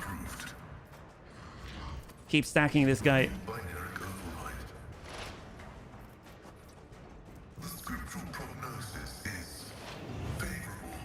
Hold. Endure. Because it's coming. The attack's coming. Flip it. And hold. All right, stack him again. How many does he have now? He's got 20 stacks. 20 exploit stacks. All right, call the bold. We're going to overload. I know it's negative 95%, but I'm not going to get Pascal around this. We're just going to try and connect. He currently has one in full health, 1260. We'll go in and send a shot. Overcharge. How much did that hit for, even with the reduction? 1187. 1192. Toughness went down. Excellent. We can reduce the damage if we push up, but we're going to and then we'll trail him. The Omnissiah knows all. right, hold. Let's go in and help out Abelard. I mean, Abelard can get to the back, I believe. Our move costs 1, so we'll give him linchpin and then tell him to move. We probably could have done strong point, so we'll go move. Not me. Allow him to cover more distance, and he's coming around to the side. We need to get around to the back side. Actually, he's got Daring Breach. Let's go. We'll rule the stars themselves. Here he comes. Sworn enemy. At your beck and call. Reckless strike. It will be done. And if we utilize this sword right here, every time he hits, enemies hit by the sword suffer a negative 25 penalty to weapon skill until wielder's next turn. Let's do it. Strike away. Look at that. 45. Strike again. It will be done. Target well. Weapon skill. Oh, I guess it doesn't stack. That's fine. Brace for impact. Hold. Oh, he turns. Oh, interesting. So who's up? Is he going to shoot? What's he doing? He's turning it to his side. He's just thinking. He's like, I don't know what to do. Abelard's too strong. If I turn my butt to the bunnies, though, they want the green. Whereas Alfar, what have you done with him? Well, I wanted to bring Abelard because he had access to the Corpuscari Oath. Oh, did he just decide he doesn't want any of us? Oh my god, are we too strong? Wow, I think we destroyed the destroyer. He blue screened it dead. Uh-oh. Oh! Got it. Okay, so Abelard has crazy deflection right now. Take a look at this. His deflection 36. And his armor is insane. 116%. That's insane. All right, mark him up, Prey. How far can you move, buddy? How far can you move? A little bit closer, a little bit closer, a little at a time. Right now is armor 82%. I mean, we could expose it. We could do it. That man is a god. Heavy Gauss would have killed the dragon. Exposed with that many secs down to 29% armor despite the reduction that he's got going on. We're going with the Call the Bold. We'll snap off a regular shot so we don't have to worry about overcharge. And right now he's got 832. I mean, we're whittling away little by little. We're going to snap off a quick one. He's down to 823 from here. We'll trail him. And now Abelard. Well, he's coming around. If this guy wants to shoot us, he's going to shoot his friend. Victory is imminent. We'll strike with main hand. I will do an exemplary strike. I'm curious if these have access to the reanimation protocol. I'd rather not. Because we do have the Corpuscari Oath, but we can use Bulwark to get deflection against range attacks like that guy. Oops. Oh my gosh. I didn't mean to run away. Oh, that's not good. That's not good at all. Temporary hit points all Necrons do or should. Okay. Well, we can disrupt it with his Corpuscari Oath. Hang tight. All right, Kaja. Abelard just had to... Yeah, I know. Seriously. That might have been my fault. Maybe. Can we help out here? Oh, we're just out of range. We are out of range. Move, move, move. Almost there.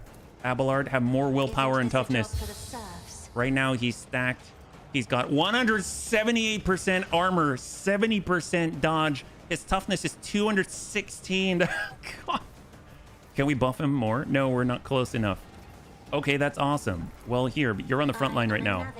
Have more buffs. Have more buffs. Okay, cool. Can you get actions? Great. If you insist, Lord Captain. Can you charge back in? Thank you. I'll take it. I'll take it. 639. Hang tight. Hold. Argenta's coming around. Oh, it's his... He gave Argenta the backside, bunnies. He gave Argenta the backside. Reckless rush. We're bumping up to 10. She can now relocate. Let's go in and back it on up a little bit. Or better yet, within 5 tiles, right? Within 5 tiles. righteous fury. Okay, rapid As the fire. Emperor commands, I act. Doubt is for the Furious weak. recital. Now she's got 12 shots. I'll do it. That is Burst not to the rear. Emperor's will.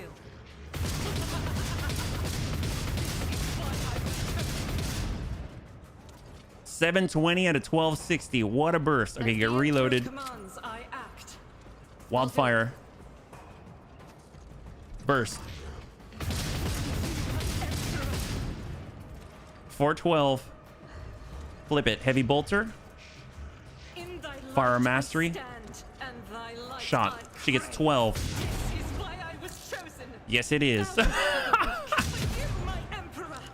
She gets to the The rear Emperor commands. and delivers the Emperor's do it. justice. This is why I was chosen. Yes, it is why you were chosen. 77. You, my emperor. 3. 421. So he already got his wounds back. My emperor. We're killing him the second time. Faith without deed. 334, 241, As the emperor commands. You, my emperor. 145, Doubt is for the weak. 49. As the emperor commands. Yeah. Argenta. There it is. All right, Argenta. Cross out, cross out, cross out. Hold. Break line of sight. All right, Heinrich's into assist. We got to help out our buddy. Word of the Emperor. Yeah, we can tag both. He's coming around. See the backside here. Oh, now this. Hey there, Tank. Thanks so much. Welcome back. Hopefully you're safe and sound. We'll buff up Abelard, make him stronger. Old man has got stacked. Sworn enemy indeed. Enfeeble this tiny guy. I won't object to it.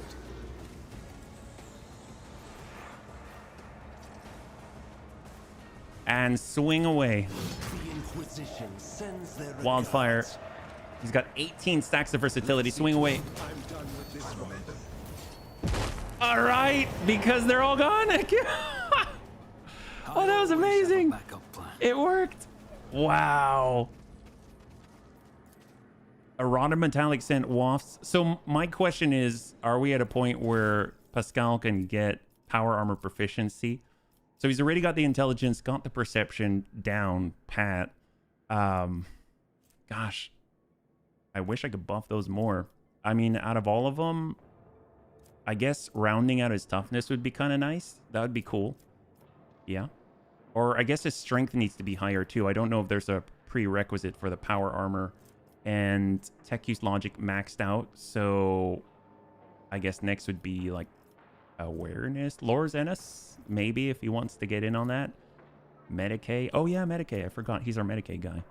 That's cool. Wow, we actually are fighting. Yes, we are. Like, legit. They're no joke. Holy crap. They're kind of tough. All right, we got Fellowship. Our willpower would be nice. Our ballistic skill would be very helpful against them. They're a lot tougher. Persuasion, coercion, maxed out. Commerce is, I mean, we got Jai here. I guess our Lore Imperium helps us still. Our coercion, man, our coercion gives us deflection, believe it or not. If you take a look at this, look at our deflection, it's 27. So you're probably wondering how the heck is HB's deflection 27 is armor 85%. So I respect HB so we could wear heavy armor, because this armor that we got, it has plus deflection for coercion divided by 10. HB's coercion is 220. So he gets plus 22 deflection on top of it all, because he's got now a pirate patch. So we went straight up so that HB's a little more tanky, because he really doesn't have much health. So that's nice. Yeah. Ears in the wash again. Hey, yes, actually, welcome. Ears in the wash. We just haven't had to bust them out yet. Yeah. They couldn't even scratch adult old man Abelard. Well, old man Abelard is quite brawny for sure. He does a good job of it all. Let's see, how are we doing here? We already did willpower, already did perception. I mean, I guess after this it'd be nice to get more agility for, I guess, dodging and stuff, but If we do intelligence, it'll help with her warp. We can do that. Yeah. I mean, fellowship is nice for her officer stuff, but we'll just do intelligence here. Yeah. He's become punished venom snake. I'm still struggling in Battletech. Every mission I have more damage than rewards, even on half skull. It's really rough until you learn the game. Well, I guess, yeah, it can be. I would say the things that help me the most is to make sure that I've got full armor on my mechs. So like rebalance them in the mech bay so that armor's on the front in all the places, as much armor as possible, then put on the weapons. And then after that, if I can get pilots to have bulwark, that's very helpful. And then make sure that I watch my facing, you know, and focus fire as best you can. And if you can kind of upgrade your morale, that helps a lot, just so you can get some more resolve. Yeah, the pilots being, yeah, lower levels is rough, but then as you push on up, you're able to kind of manage things a little better, I find. Yeah. And if you can have more weapons that fire as opposed to single shot, big shot weapons when your pilots are low, that's helpful too, just to overcome their low gunnery and stuff like that. Yeah. Probably, if you can stay in trees, like try to move as far as you can and move into the trees, that's very helpful. Just because you get damage mitigation stacking on top of the bulwark.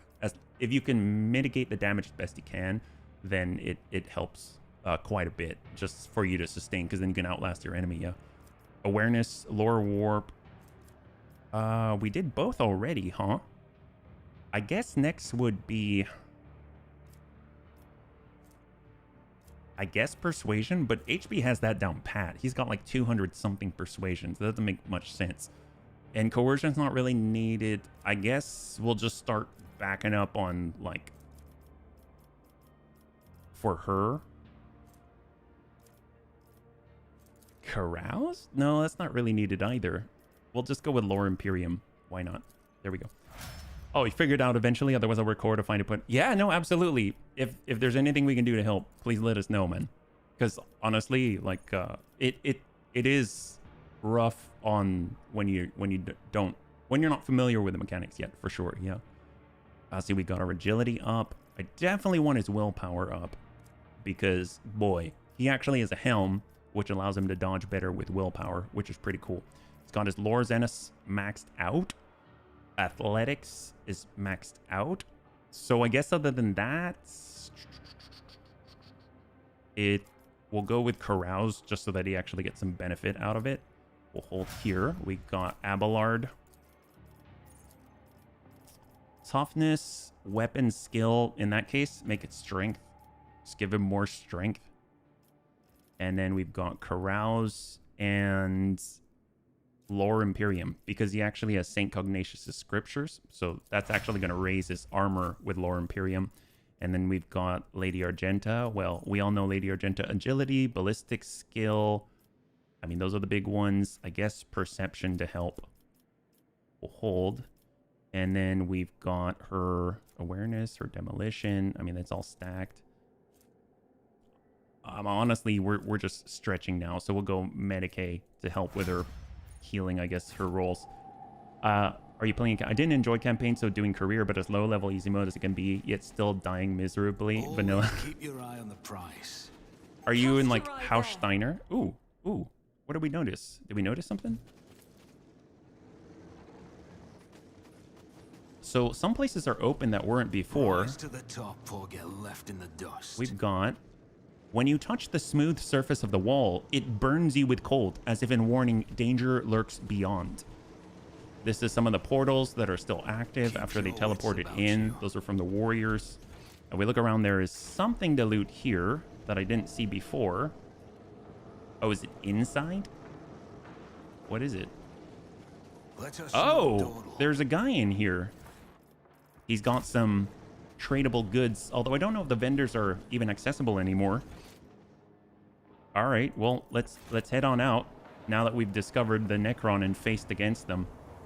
Definitely want to bring Alfar next time. Wow. I avoid putting one big pinpoint weapon on a mech in favor of splash damage, multiple mediums instead of a PPC because your pilots can't hit the broadside of a barn. Yeah, so medium lasers and SRM6s I think were shown to be very efficient, like damage output per tonnage. Sometimes I think I win a mission and then a second team comes along. Yeah. There's also a withdraw button, which is totally okay to use early, like, you know, if it gets too bad and you need to safeguard your C-bills and stuff. For mechs like Blackjack, go too large, too medium. Yeah, instead of the ACs and everything. So you're keeping mechs together. Wouldn't that screw you on AoE damage? No, it can screw you on AoE damage. And then, of course, like, was it stray shots? Like when you aim at someone and then the shot goes by and it hits someone else. It absolutely can. But by... You kind of spread them out, but you kind of keep them so that they've got line of sight and range on whatever target it is that you're aiming at, right? So that you can make sure that you get as many guns on target as possible. And if you've got a fast mover, if they're able to break line of sight, or if you've got ace pilot, or if you've got a way of getting around to the back, obviously, if you got a back shot, ugh, heaven sent, you're going to do so much damage, right? It's the bee's knees. Yeah, ideally you're... So basically my general strategy when I'm taking on a fight is I'll look at the terrain and I'll see where I can abuse line of sight. So that can happen in like valleys. So if you kind of come up and then there's a valley, you can kind of play on the crest and pop up and pop down, at least mitigate how you want to lower the number of people who can see you and fire at you directly at a time. If there's someone who's scouting you that is able to see you and thus allow the enemy to send indirect fire, then they're a priority, right? So it's prioritization of targets in that manner for me. And then when you've got fast movers, ideally what you're going to do is kite back and then pull behind cover, and that will naturally separate the enemy by the speeds of their mechs. So if they got really fast ones and they're all going at the same speed, the really slow ones are going to start falling behind, and now the fast ones are to you. Those are their scouts. They usually have less armor as well. So if you can get out there and just beat the crap out of him and drop him, now the ones in the back, they might have some shots at you, but you're not out for too long. And then the indirect fire, some of the more dangerous stuff, they won't be able to shoot. So ideally you're killing, you're pulling back, killing, you're pulling back, killing, you're pulling back. And then until you have to stand and fight, and constantly trying to stay in like in the cover, which like the forests, the little trees and stuff. That's like a general strategy that seems to help me, at least. Yeah. Should I call all my shots when possible? Use focus fire whenever possible. If you've got the resolve to do it, calling shots does help. But I think facing probably helps you more. So like if you shoot someone from the back, they actually take full damage. Like it's the mitigation, it doesn't matter. If I'm huge and I've braced, I'm in cover, I've got all this stacked damage mitigation, but you shoot me in the back, even though I'm in that stance and in the trees and in cover, I'm going to do full damage, right?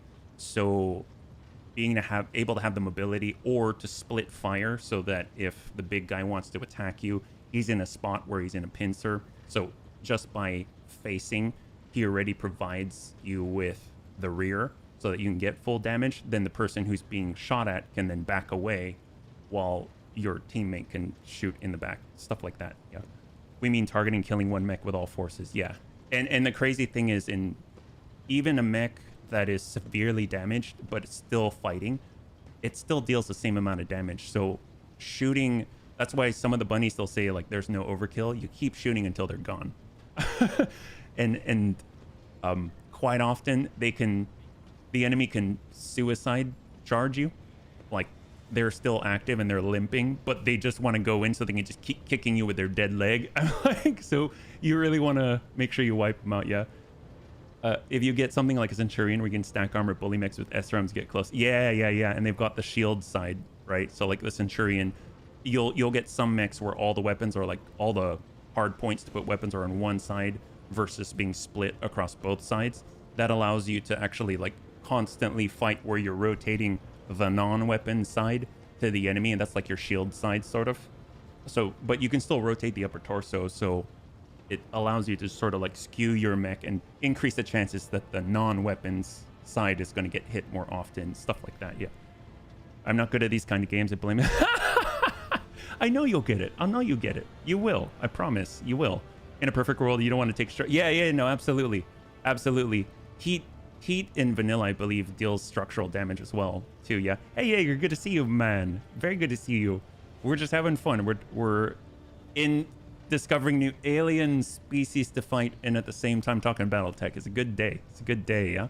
Oh my gosh, Tank would say HB time. We've got like 30 minutes left, so let's try and push. What do we got going on here? So I know Mondays we start at 2, so we're not going as long. I'm curious if Nomos has anything to say now that we're here. No, he doesn't. He does not. Let's take a look at the journal right now. We've got Make Planetfall and Epitaph. Fenris Hjolda. Coordinates provided by the esteemed Thorvald lead to a place somewhere within the star cluster. That's excellent.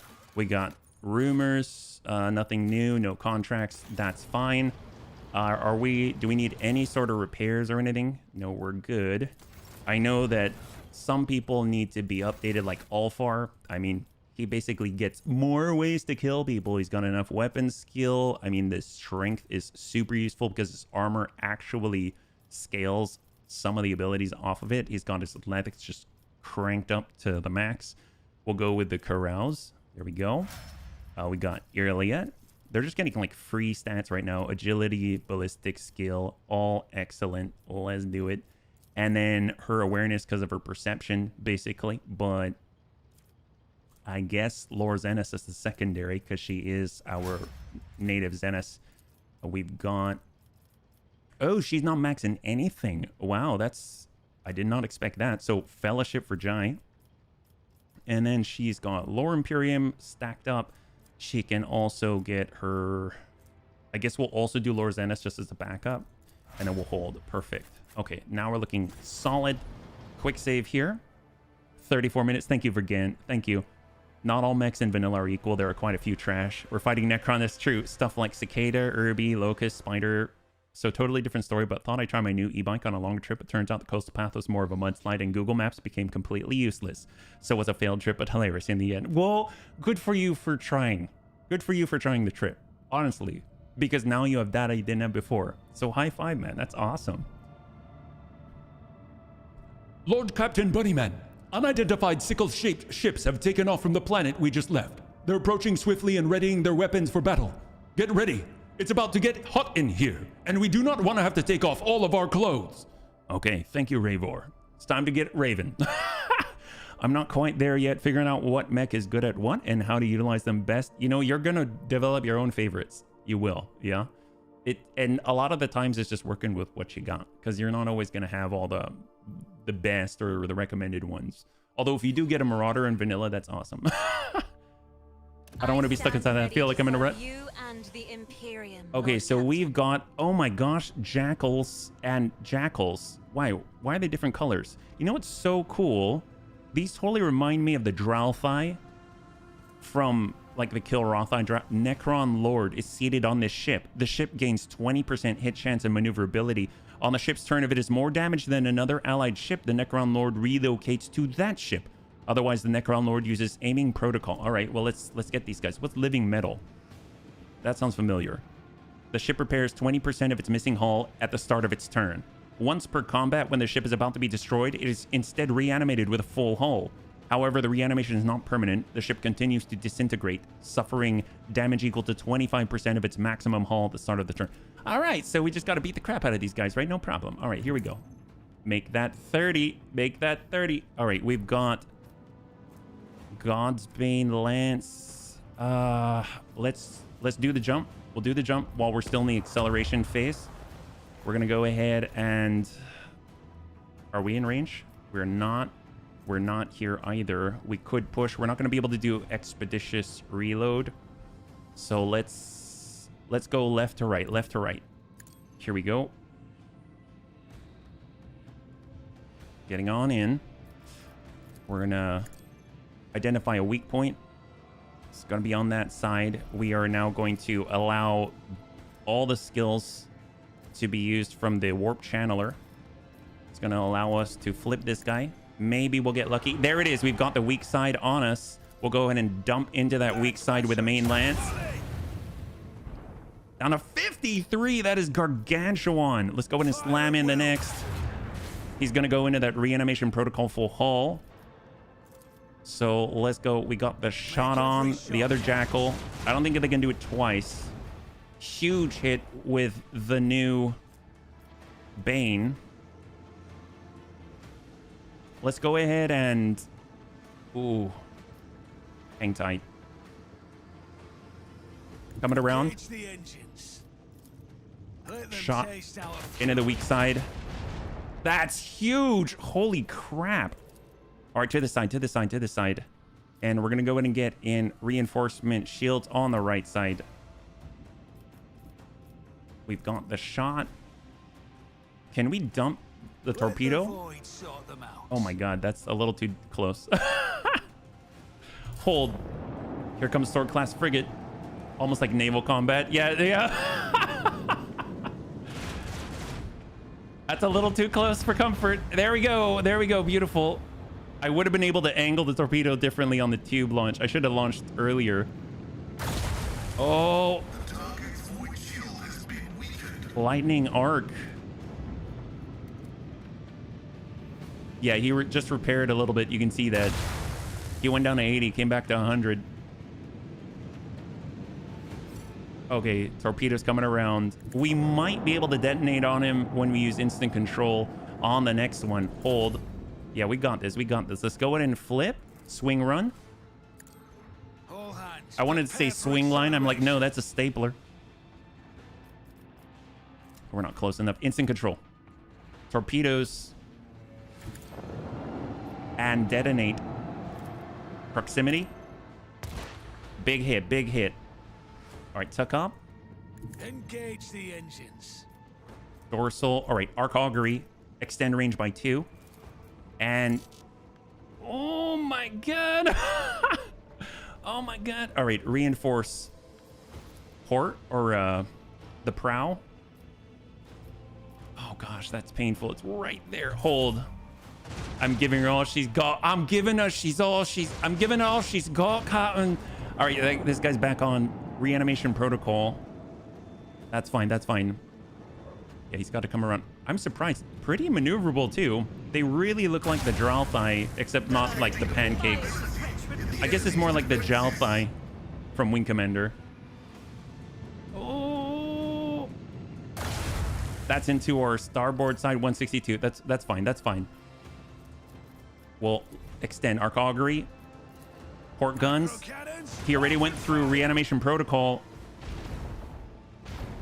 Those are big hits, really big hits, and dorsal lance. Might be shot to finish. There we go. He's out. He's out. He's out. Let's go ahead and flip this guy. Tuck up. They look like boomerang. Yeah, I could see that. All right, launching tubes. Keep up the pressure. Tuck in. Oh, we're coming from the back, bunnies. We're coming from the back. Lance to the rear. Oh no, we don't need to capture him. All right, here we go. Expeditious reload. Everything in the primary phase. Dorsal to the back. Double tap. I don't know which side they're gonna face, so we're just hang tight. We can hang tight. Hold. DFA direct fire. That works for Ghent. Are they coming around? Oh, look at that. Right by the torpedoes. This guy's done. What a noob. Land it. There it is. He already went through reanimation protocol. Look at that. We get a triple void shield array. Oh my god. Who gave that to us? Living metal specimens. Upgrade. Wow. Calling NPCs noobs. That's right. That's right. Man, that guy. Lord Captain Bunnyman, what were those things? They took off from the surface of the world where you landed. I have never seen ships like that. Never seen such technologies either. We fished the trophy out of the void, a relatively intact fragment of a wreck, and sent it to our engine seers. And, just in case, we've isolated the compartment where they're performing their comprehension liturgies. Research the tomes in the Roguetrader's private library. Perhaps it'll give us insight into these monsters. An hours-long silence follows as your order is being executed. At last, the Vox comes to life again. Your Lordship Bunnyman, the Carto Artifacts claims to have found a mention of Xenos similar to the ones we've encountered. The manuscript refers to them as Necrons. Do we really know nothing about this enemy? Nothing but tales and rumors. I've heard stories about sickle ships that reap entire squadrons like ears of grain, about crews that know no fear, about the veil of death that shrouds them and corrodes their enemies' ships like rust. Those stories aren't worth a because they also say that none has ever survived encountering those sickle ships. If that were true, there wouldn't be anyone around to tell those stories, would there? Data available. Those creatures are Nephilimex, the Omnissiah's fallen angels. Citing a quotation. The first machine spirits ever created by the Omnissiah were in will, in body, and in power. Unmatched in their perfection, they were realizing the design of the Deus Mechanicus into being. But the principle of entropy, conceived by the Omnissiah, was fundamental. Thus, even the perfect became flawed through the overabundance of the perfection. So vast were the Nephilimex abilities, and so immeasurable the depth of their minds, that pride tempted them. The Nephilimex rejected the design of the Deus Mechanicus in favor of their own. The order of existence was defiled, and a great war of absolute destruction came. The Nephilimex were overthrown and exterminated, with only a few managing to hide from the Omnissiah's eye by extinguishing their minds and shrouding themselves in oblivion. In their change, the Omnissiah created new machine spirits and destined them into servitude, so that they would remember the limits of their power and would not descend into pride. As for the ultimate perfection, the Deus Mechanicus abolished it from the universe, and thus it was no more. What is this trophy we've acquired? The Engine Seers are at a loss. They say it's a gift born from the Omnissiah's wisdom, but its image was imperfect, and therefore it was eroded by corruption and unbelief. Whatever that means.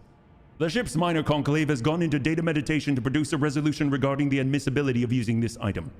Bolster the crew's morale. Give out additional rations to those who showed valor in battle. I'm talking about the good stuff, the flavor packets. This is just the beginning.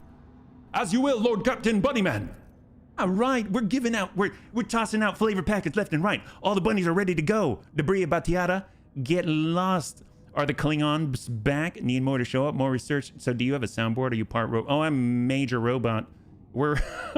Just don't mention the name Sarah Connor. Yeah, that's about how it went. Catan versus... Oh my god. Well, here's the thing. Apparently, we took some... I don't know if it's a good thing, but we took some of their technologies. Look at this. Can be equipped. 140 points of protection for each sector. Oh, I thought the other one was ours. The night... even though it's doubled against enemy blast attacks, I mean, yeah. But we will upgrade. Oh my god, we hit the last upgrade. We can get everything. Premonition, ELO. Oh my god. Oh, we have to choose. Okay. Maximum overdrive. We have to choose from one of the two. Until the end of combat, the flagship speed is increased by 2, and its maneuverability increased by 1. The bonus damage dealt by Void Ship Ram based on distance traveled increased by 100%. Plus 1 round for every 10 points in the Master of Maneuvers athletic skill. Very cool.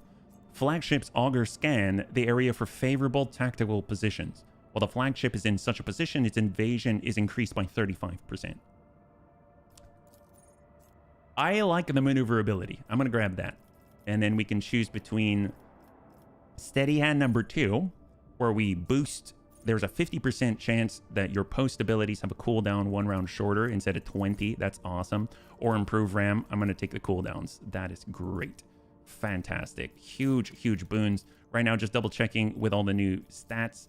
130. We're good. Master Maneuvers 165 on athletics. 225. We've got 155. I thought 80 for a second there. And then we got Supreme Commander HBFT at 215. Amazing. Yeah. Holy crap. For your information, the War of the Heavens, as it was known, was basically a pissing match between the Ancient Ones and the Catan. The Ancient Ones' lizard-like race, star vampires. So did they combine together and become the Necron? Unbeholden Reaches. Oh my god. Well, oh wow. So if we get enough points, can we like, I know we probably can't, but that's impressive. We can like go back. That's crazy.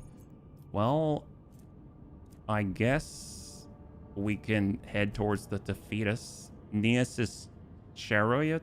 It looks like chariot, but it's Caroitus. I would imagine most people will go this way. Unsafe versus dangerous. Sure. We need to hold on to the point, unfortunately, so we're making it dangerous.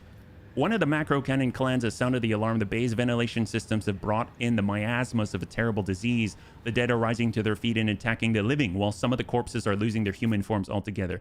Oh, that's great. Cool. Well, let's let's get all for it. Let's get Irliet. We're getting all the DPS on the field. Let's go, bunnies. Let's gotta burn out the undead, yeah? Welcome to Acid Yellow World. Yes, right? The Ancient Ones basically made the Eldar and the Orcs. Oh, I know what you're talking about. And the Catan enslaved the Necatir. Something like nicotine. No wonder they were addicted to undead. Oh my god. Well, we better help out. Those are our countrymen. Oh jeez. All right. Well, let's not do that now. Argenta, please see to the heretics. Alfar, you can also see to the heretics. Irliet, please don't be a heretic. We get HB. He's going to lead from, I don't know, over here. And Pascal, go and be somebody. Be all you can be. All right, we've got this. This is great. Okay, HB's ready. Yes. Leading from the back. Excellent. Just as any true leader would. He's going to dumb down here. Yes. Scary notion of flu where people turn undead and come at you swinging. Oh my gosh. Well, you know what? We're ready to go. If we send a burst, we're going to rapid fire, then wildfire, because our new weapon will give us extra 50% damage on single shots if we send the burst. Holy Emperor. Yes. Yes. All right, come on up, big guy. Give him a nice little kick. Well, that guy's done. He disintegrated a little bit. Yep, he's ready. And we'll dash on in. Yellow. Hang tight. Hold. Wow, that guy's a baller. All right, get behind the turret. It's just men with hangover after St. Patrick's Day. Oh, boy. All right, we're in the prime spot where the enemy can't touch us. Buff Alfar a little bit. Give him a little love. There we go. A little bit of momentum. It's not like he doesn't have enough. He's already a freight train, if you know what I'm saying. We'll give a little bit of a little love to Irliet here. She's ready to go. She's going to increase her damage, because why not? Force me, I'm not forcing you. You do it of your own accord. You're that good. Trust me. Trust me. We're going to go ahead and say, you know, you need an opening. And then we're just going to give you a ping from above, because we don't need Nurgle here. Shot. Why is Nurgle even here? Oh, that guy's done. And we'll whisper a little death to that guy. Yep. Yahtzee. There we go. Great. Why not? We might as well ditch. We'll hold. Great. That's awesome. And we'll give you an extra turn, Alfar. My partner's Irish. She didn't even bother hitting town since we live in the UK. No go. Well, we shall now Reckless Rush. He's now up to 14 stacks. We shall revel a little bit in the slaughter. We'll go ahead and use our axe. Pow. Awesome. We'll go ahead and give this guy a singleton ping. Yahtzee. Oh, is that it? Oh, there's more. Oh, they're all grouped up. Oh, they made a mistake. Oh my gosh, they made a mistake. Well, let's flip over to our other bolter. Rapid fire. You know, we've never done this before. We are now going to utilize the Hellbrute Horn Trophy. So it's going to make him a berserker. He's going to deal extra crit damage and stuff like that. But now he is much weaker if the enemy tries to hit him. So we're just going to go and send a burst this way, see if we can't kill some people. Over penetration. Whoa. Oh my. Oh, 258. Oh. Wow, that's pretty good. Well. Yeah. Let's flip it over. All right, That's not bad. We're just go like that. But wait, there's more. There is. All right, here we go. Wildfire. He's feeling pretty wild. No, he doesn't like that. Shot. Downtown. That's one. Oh, that's it. Oh, that guy got 600 damage. All right. Now that we've got some kills, we can get some movement because every time you kill, he gains 2 movement. Give this guy a little kick. Hello. Yahtzee. That guy's on the ground. What a noob. Hello. Pop. There it is. Oh, look, there's more. Oh, are you sure you want to surround the Space Marine? That's probably not the best idea. All right, fine. Let's switch it over, bunnies. We've got the Emperor's work to do. We should probably, let's swing instead so we can get a few guys. Yeah, there it is. That's looking good. Wonder how much damage it does to the void. They have penetration weapons. Quick, let's all stand in a straight line. It's true. Run and gun, bunnies. Run and gun. All right. Well, shot. Well, there's so much for that guy. Bladed parrot. Oh, that would be awesome. That'd be awesome. Well, I think he should probably use firearm mastery. There we go. He's still going. He's not done with you yet. All right. Shot. That'll do. Shot here. Yep, that'll do. This guy needs some shot. There we go. With love from Alfar. Can we write that? Oh, free shot. Yeah, yep. Yeah, we just got 2.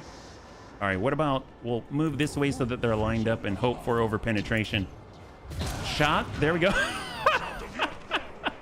Yay. All right, let's go. This is cool. This is not broken. Oh, hang tight. All right, now it's each. Well, that was all in his. He doesn't get his turn yet. All right, here we go. Oh, Kasha hasn't gone yet. How about? This feels like the shooting stand at the carnival. It is. It's the 40K version. You know what? At all costs, please kill that guy. Oh, nope, that guy's done. All right, Kasha. Argenta didn't even get to go yet. She's feeling mighty salty right now. All right, that's great. Well, everyone who can shoot that guy, please shoot him. Oh, okay. Well, that guy's done. Wow. Oh, God. Oh, yeah, that guy's dead. He's dead. He's dead. Oh, well, there's 3 left. They're right there. That's great. I think he needs, maybe Kasha needs some inspiration here. There we go. That's looking pretty good right now.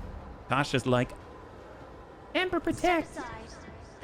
Okay, she sounds a little bit different, but we're going to go in and give a little bit of willpower to herself.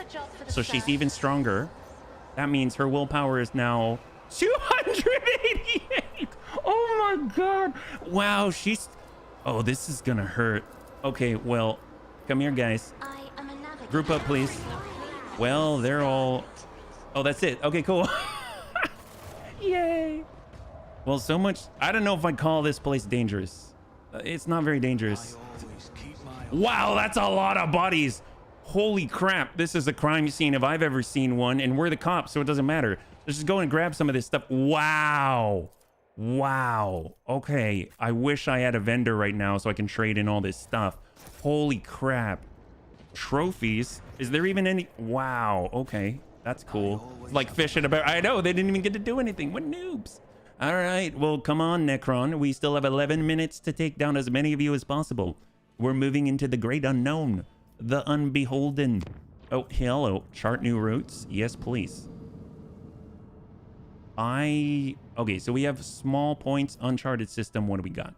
I really want to take over to the next one because that's probably where the Space Wolves are, but you know, we've got to keep in mind that there are things to do. Let's go ahead and see all the planets. We shall boldly go where no bunny has gone before. It's Star Bunny. Under thin clouds, as if shredded by a careless blade, sway vast steppes carpeted by pale gold dead wood. The bunny trader's attentive eye distinguishes a region among the endless grasses that does not fit into the general landscape. The scouts from the shuttle see signs of intelligent life. Judging by the trampled soil and tent frames, someone made camp here. Distant silhouettes form a tangle of paths and obstacles. A maze. Oh, they've got a Necron hedge maze? Wow, these guys actually engage in art. The outer walls are supplemented by a multitude of spikes and oh, it's there, that kind of maze. And decorated with scraps of leather and withered crucified prisoners. Oh, This is Necron art. It does not take an expert in xenoculture to reason that Drukhari have been here. Oh, Drukhari art. Send out, burn away all traces of Xenos presence. Search the camp. As they comb over the tracks left around the Drukhari structures, the scouts find items of Imperium make. Blood-soaked clothes, Aquila patch, data slate cracked in half. Gothic letters and the symbols of the Inquisition are frozen on its bottom half. The sentence fragments make up part of an exploration report. The servants of von Valancius find a rough illustration of the camp in the pocket of a filthy coat. On it are marked 2 locations. The first is shown with a sword and highlights the area where the items were found. The other is a skull and points to a patch of ground by the maze. What's in the place marked by the skull? The scouts carefully inspect every piece of land in the marked area and discover a camouflage pit studded with strong, thin needles. In a niche, sunk into the wall of the trap, glitters a volumetric flask with an ugly creature that looks like several brains stuck together. Well, obviously, it's Irliot's cousin. Well, analyze the nature of said creature. We come in, what was that word again? Like a wrecking ball, Vergent? The bunny traders people recognize the grotesque figure as a Drukhari Medusa, a parasite capable of registering emotions and transferring them to its masters. This thing was left here as the equivalent of a picked recorder, collecting the suffering of the Drukhari's victims. Destroy the abomination. The flask explodes into shrapnel fragments under a salvo from the scouts' rifles. The remaining liquid is collected into several test tubes to be examined in the ship's laboratory and put to good use, or destroyed on the orders of the Roguetrader. Pain blocker. User suffers -10 damage from any source until the end of combat. After the combat ends, the user suffers 1 trauma. Oh, man. Drugs. Continue exploring. Deep prints belonging to landing legs and a ladder are visible in the grass behind the maze. The relative positions of the recesses correspond to the design of an Imperial shuttle. When the von Valancius scouts approach, they find a wax seal bearing the symbol of the Inquisition and a monogram formed from the letters XC. An officer voices the proposition. The initials correspond to the name of Lord Inquisitor Xavier Calcazar. Search for other objects. A segment of the dried grass, a few meters in front of the prints from the ladder, had been cut as if scythed. Among the chopped stems lies a piece of a Drukhari trophy, a flap of dark skin stretched out by thin chains. Most of it is covered by a tattoo, a silhouette of a storm or tornado, and a black symbol composed of curved lines and sharp shapes. Mastercrafted Hecatari blade. Ooh! Burn away all traces of Xenos presence. Hello, fuel. The predatory structures do not burn easily, and it takes a long time for them to heat up. When the flames finally gather strength, turquoise explosions flash amid the yellow-orange waves. Whatever was down there was dangerous. Alright, we got so much stuff out of that. That's awesome. I have a feeling we're not really going to want to set up extractiums out here. It doesn't really make too much sense in that, I mean, it's so far away, it's not really going to get stuff any. Lord Captain Bunnyman, there was an incident on the flight deck. The planet we discovered is located at the coordinates of interest to the Honorable Ulfar, Angel of the Emperor. The moment he learned about this, he chose to abandon ship. He ordered a shuttle to be provided to him and directed it to the world before us. We do not know where exactly he wishes to go, but the augurs have tracked the shuttle to its landing site. He stole a shuttle. How did that even... Why have I not been notified of his actions right away? He forbade it, and the enforcers did not dare to defy an Angel of the Emperor. I am very sorry. How did he steal a shuttle? Lord Ulfar simply showed up at the deck, drove the enforcers away, and demanded he be granted clearance for takeoff. Your servants became frightened and dared not disobey his orders. I see. I apologize for having to bring you this troubling news, Lord Captain Bunnyman. Well, do we go down with him? He's already there. Do we have to bring someone? I mean, he's gonna be there already, right? A scouting party led by the Roguetrader himself makes planetfall on the frozen world. The shuttle on which Ulfar Thunderlong departed the ship has been designated the starting point for the search. Said shuttle is found at the landing site intact and undamaged. Examine the stolen shuttle. The machine spirit is in fine form and is ready to ascend from the world's surface. No clues have been found as to Ulfar Thunderlong's intended destination, but a keen-eyed scout sights several disturbed snowdrifts that may indicate the route taken by the Space Wolf. Scout out the area. The scouts discover numerous structures, burial grounds, obelisks of the Xena race that once ruled these star systems, all of which are now encased in ice, and solemn sepulchral stillness. No signs of activity by potentially hostile Xenos have been detected. Ah, a shuttle. That must be it, yes. Follow the trail. The group bravely ventures onward into the realm of blinding white and crackling frost. The sky is soon blanketed with snow clouds that block out the star's light. The wind, howling like a pack of hungry spirits, sweeps away all tracks and whips up a furious storm. The path is full of dangers. A treacherous crevasse, hidden under the snow's crust, suddenly opens wide underneath the enforcer's feet. It is only the vigilance of the Lord Captain Bunnyman and his companions, who hear the telltale crack in time, that saves the soldiers from certain death. A few hours later, the expedition comes to a plateau. Rising up ahead is the dark hull of an Imperial trading vessel that once landed on the world's surface. Send scouts to survey the area. The enforcers search the area and return without finding anything of interest. Not all of them return. In fact, several seem to have lost their way and failed to make it back to the ship. The escalating storm sweeps over the group as if trying to bury them in darkness, snow, and obliterating whirlwinds. Investigate that ship.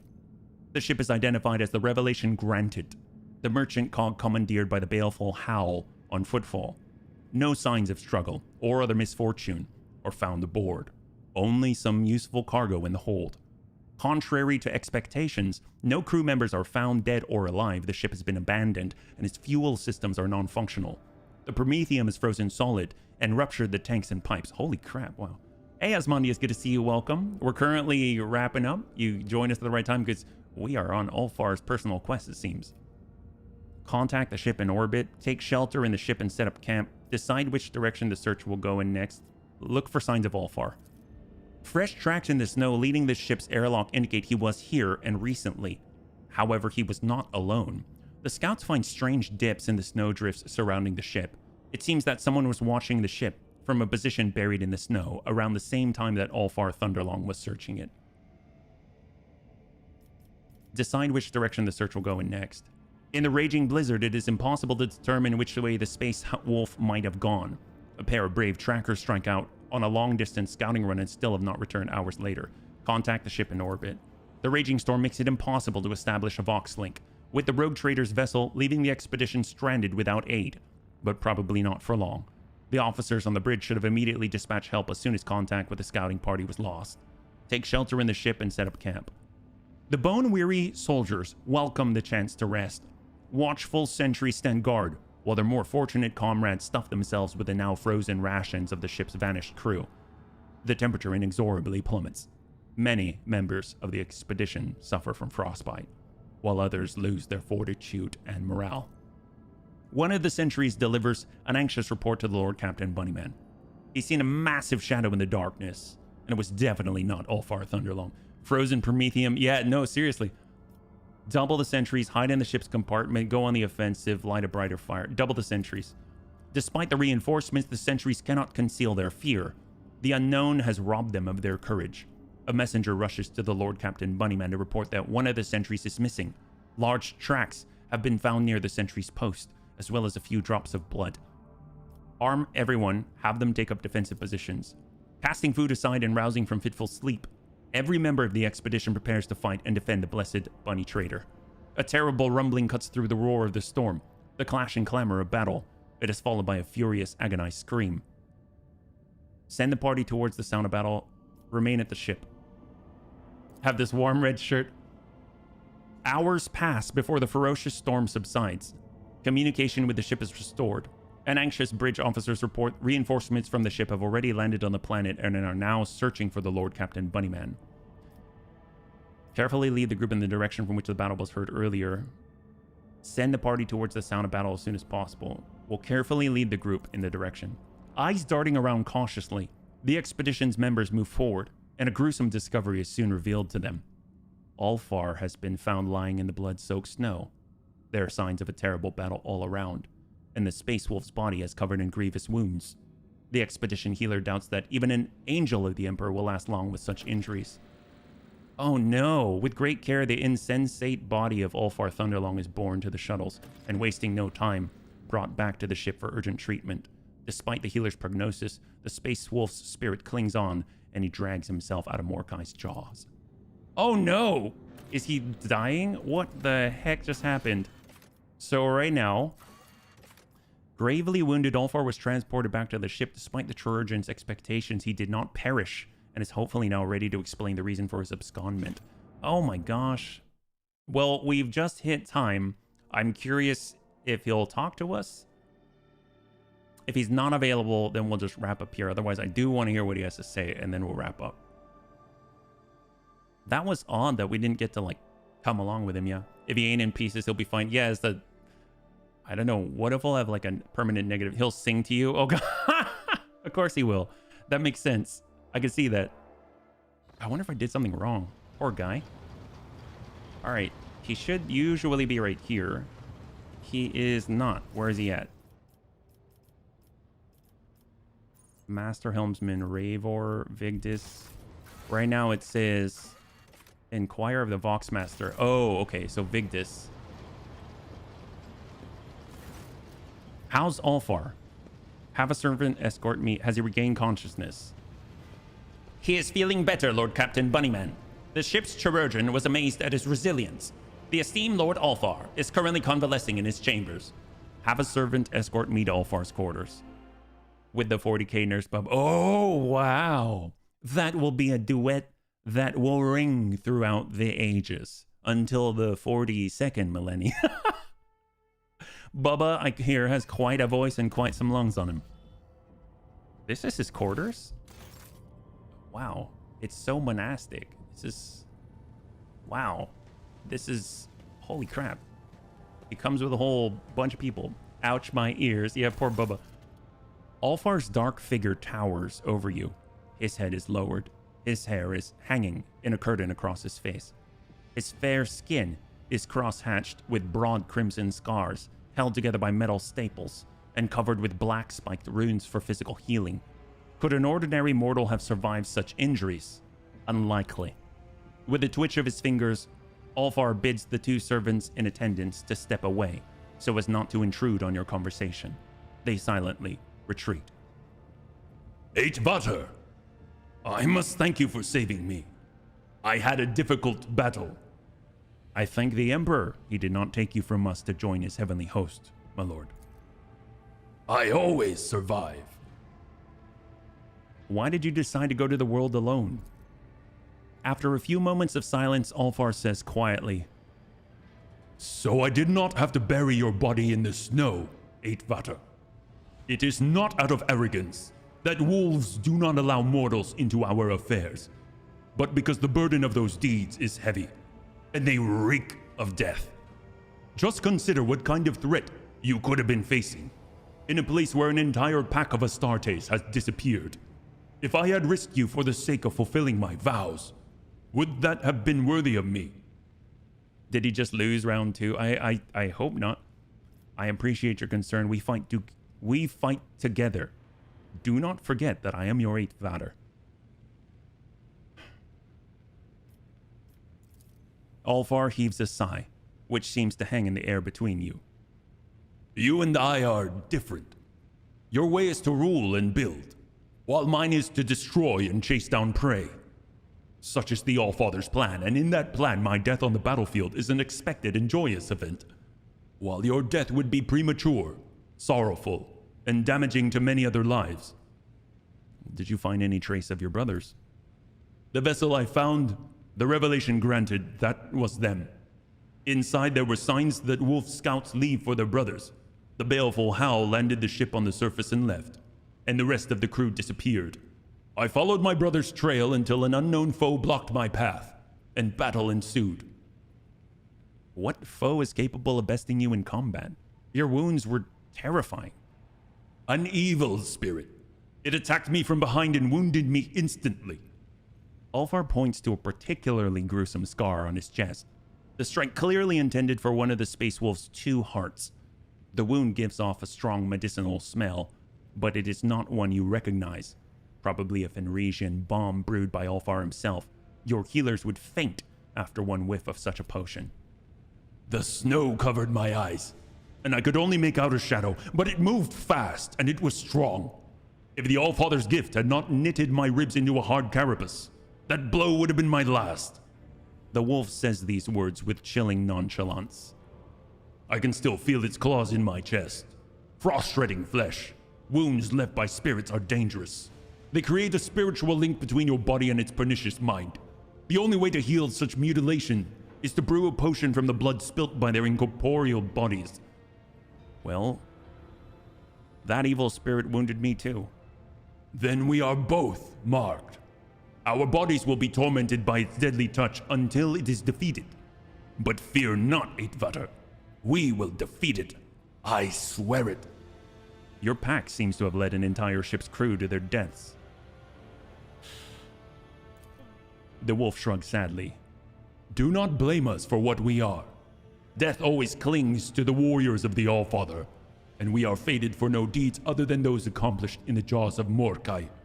I see. Ulfar not in agreement, his face grim. You are not your usual self.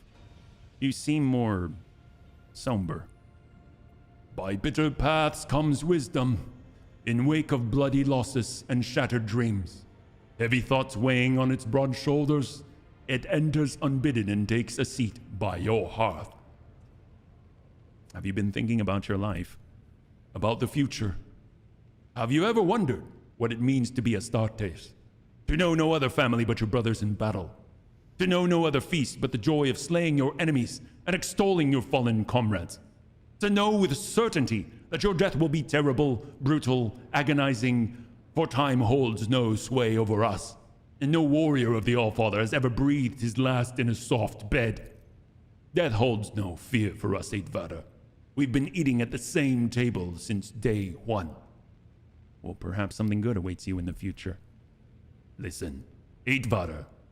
When the wolf priest tested me, I went to the gate of Mordkai, a dark place where real space and the thoughts of the great wolves intertwine like the tentacles of a kraken.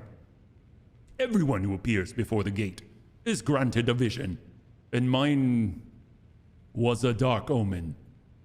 I saw myself in two guises, one as white as the moon, the other as black as the lowering sky, and the two were locked in combat. As for which me emerged victorious, well, that was hidden from my sight. But that is not what frightened me. The Black Wolf's gaze was fearsome, full of more pain than he could ever inflict himself. It drove him mad, turning him into a monster. And as dark as he appears, I recognize myself in him. After all, I was made for destruction, torment, annihilation. I am the more agile monster. Does that mean that by the Allfather's design I must drink this cup of pain to the bottom in order to fulfill his plan? I do not know. Ulfar looks at you, his expression inscrutable. Tell me, why are there no rhymes in your songs? Rhymes are empty frippery. A saga must be alive. If the words happen to fall into a rhyme, well, that's grand. But to make your whole story fit neatly into such a pattern, you must either twist the truth in the service of beauty or live your life for the sake of a rhyme. Neither is to a wolf's liking. Our sagas are voices sounding through eternity. When we hear them, we do not hear stories. We hear the tellers speaking their words to us now. Do you still believe you'll find your brothers? I will find them. Ulfar clenches his fists. Probably not alive, but I will find them. Thank you for your answers. I'm pleased that my servants found a fitting shrine for your armor. The splendor and monumentality of the chamber befit the solemnity of the sacrament unfolding within. As if performing an intricate dance, the servants of the Omnissiah move in time with the murmuring mechanisms, circling the massive space wolf while he stands utterly still. The scent of sacred incense fills the air, giving the sense that one is witnessing a great ritual. An Astartes needs very little. A cell and a table where I can perform the purifying rite on my weapon. That is all I require. But to keep the armor bestowed upon me by the Allfather in some shabby cubicle would be sacrilege. This chamber will do well for the vesting ceremony. There is good plasteel beneath the rich decoration and gilding. Yes, I am satisfied. What are they doing? It is time for me to don my skin again. Ulfar shrugs wearily, his body giving off heat and animal scent. One of the servants opens a casket containing contact unguent, It will be used to anoint each of the black carapace's neural ports, marring the wolf's skin. The sacred augmentation seamlessly fuses Ulfar's body with his armor and every fiber bundle of it. I feel flayed without it. Recently, I have been trying to remember what it is like to live without a skin. I can't. Too many years have passed. What will you do now? I must return. My foe awaits me, and it would be dishonorable to retreat from this battle. But I will need help in the fighting. You can count on me. I know, Eitvader. Ulfar nods to the servants, and in low voices they begin a guttural prayer. Shadows leap across the walls, twisting together in a majestic and savage dance. In the flickering candlelight, the sacred rite is performed. The angel of the Emperor is clothed in the armor of unwavering faith and is wrath.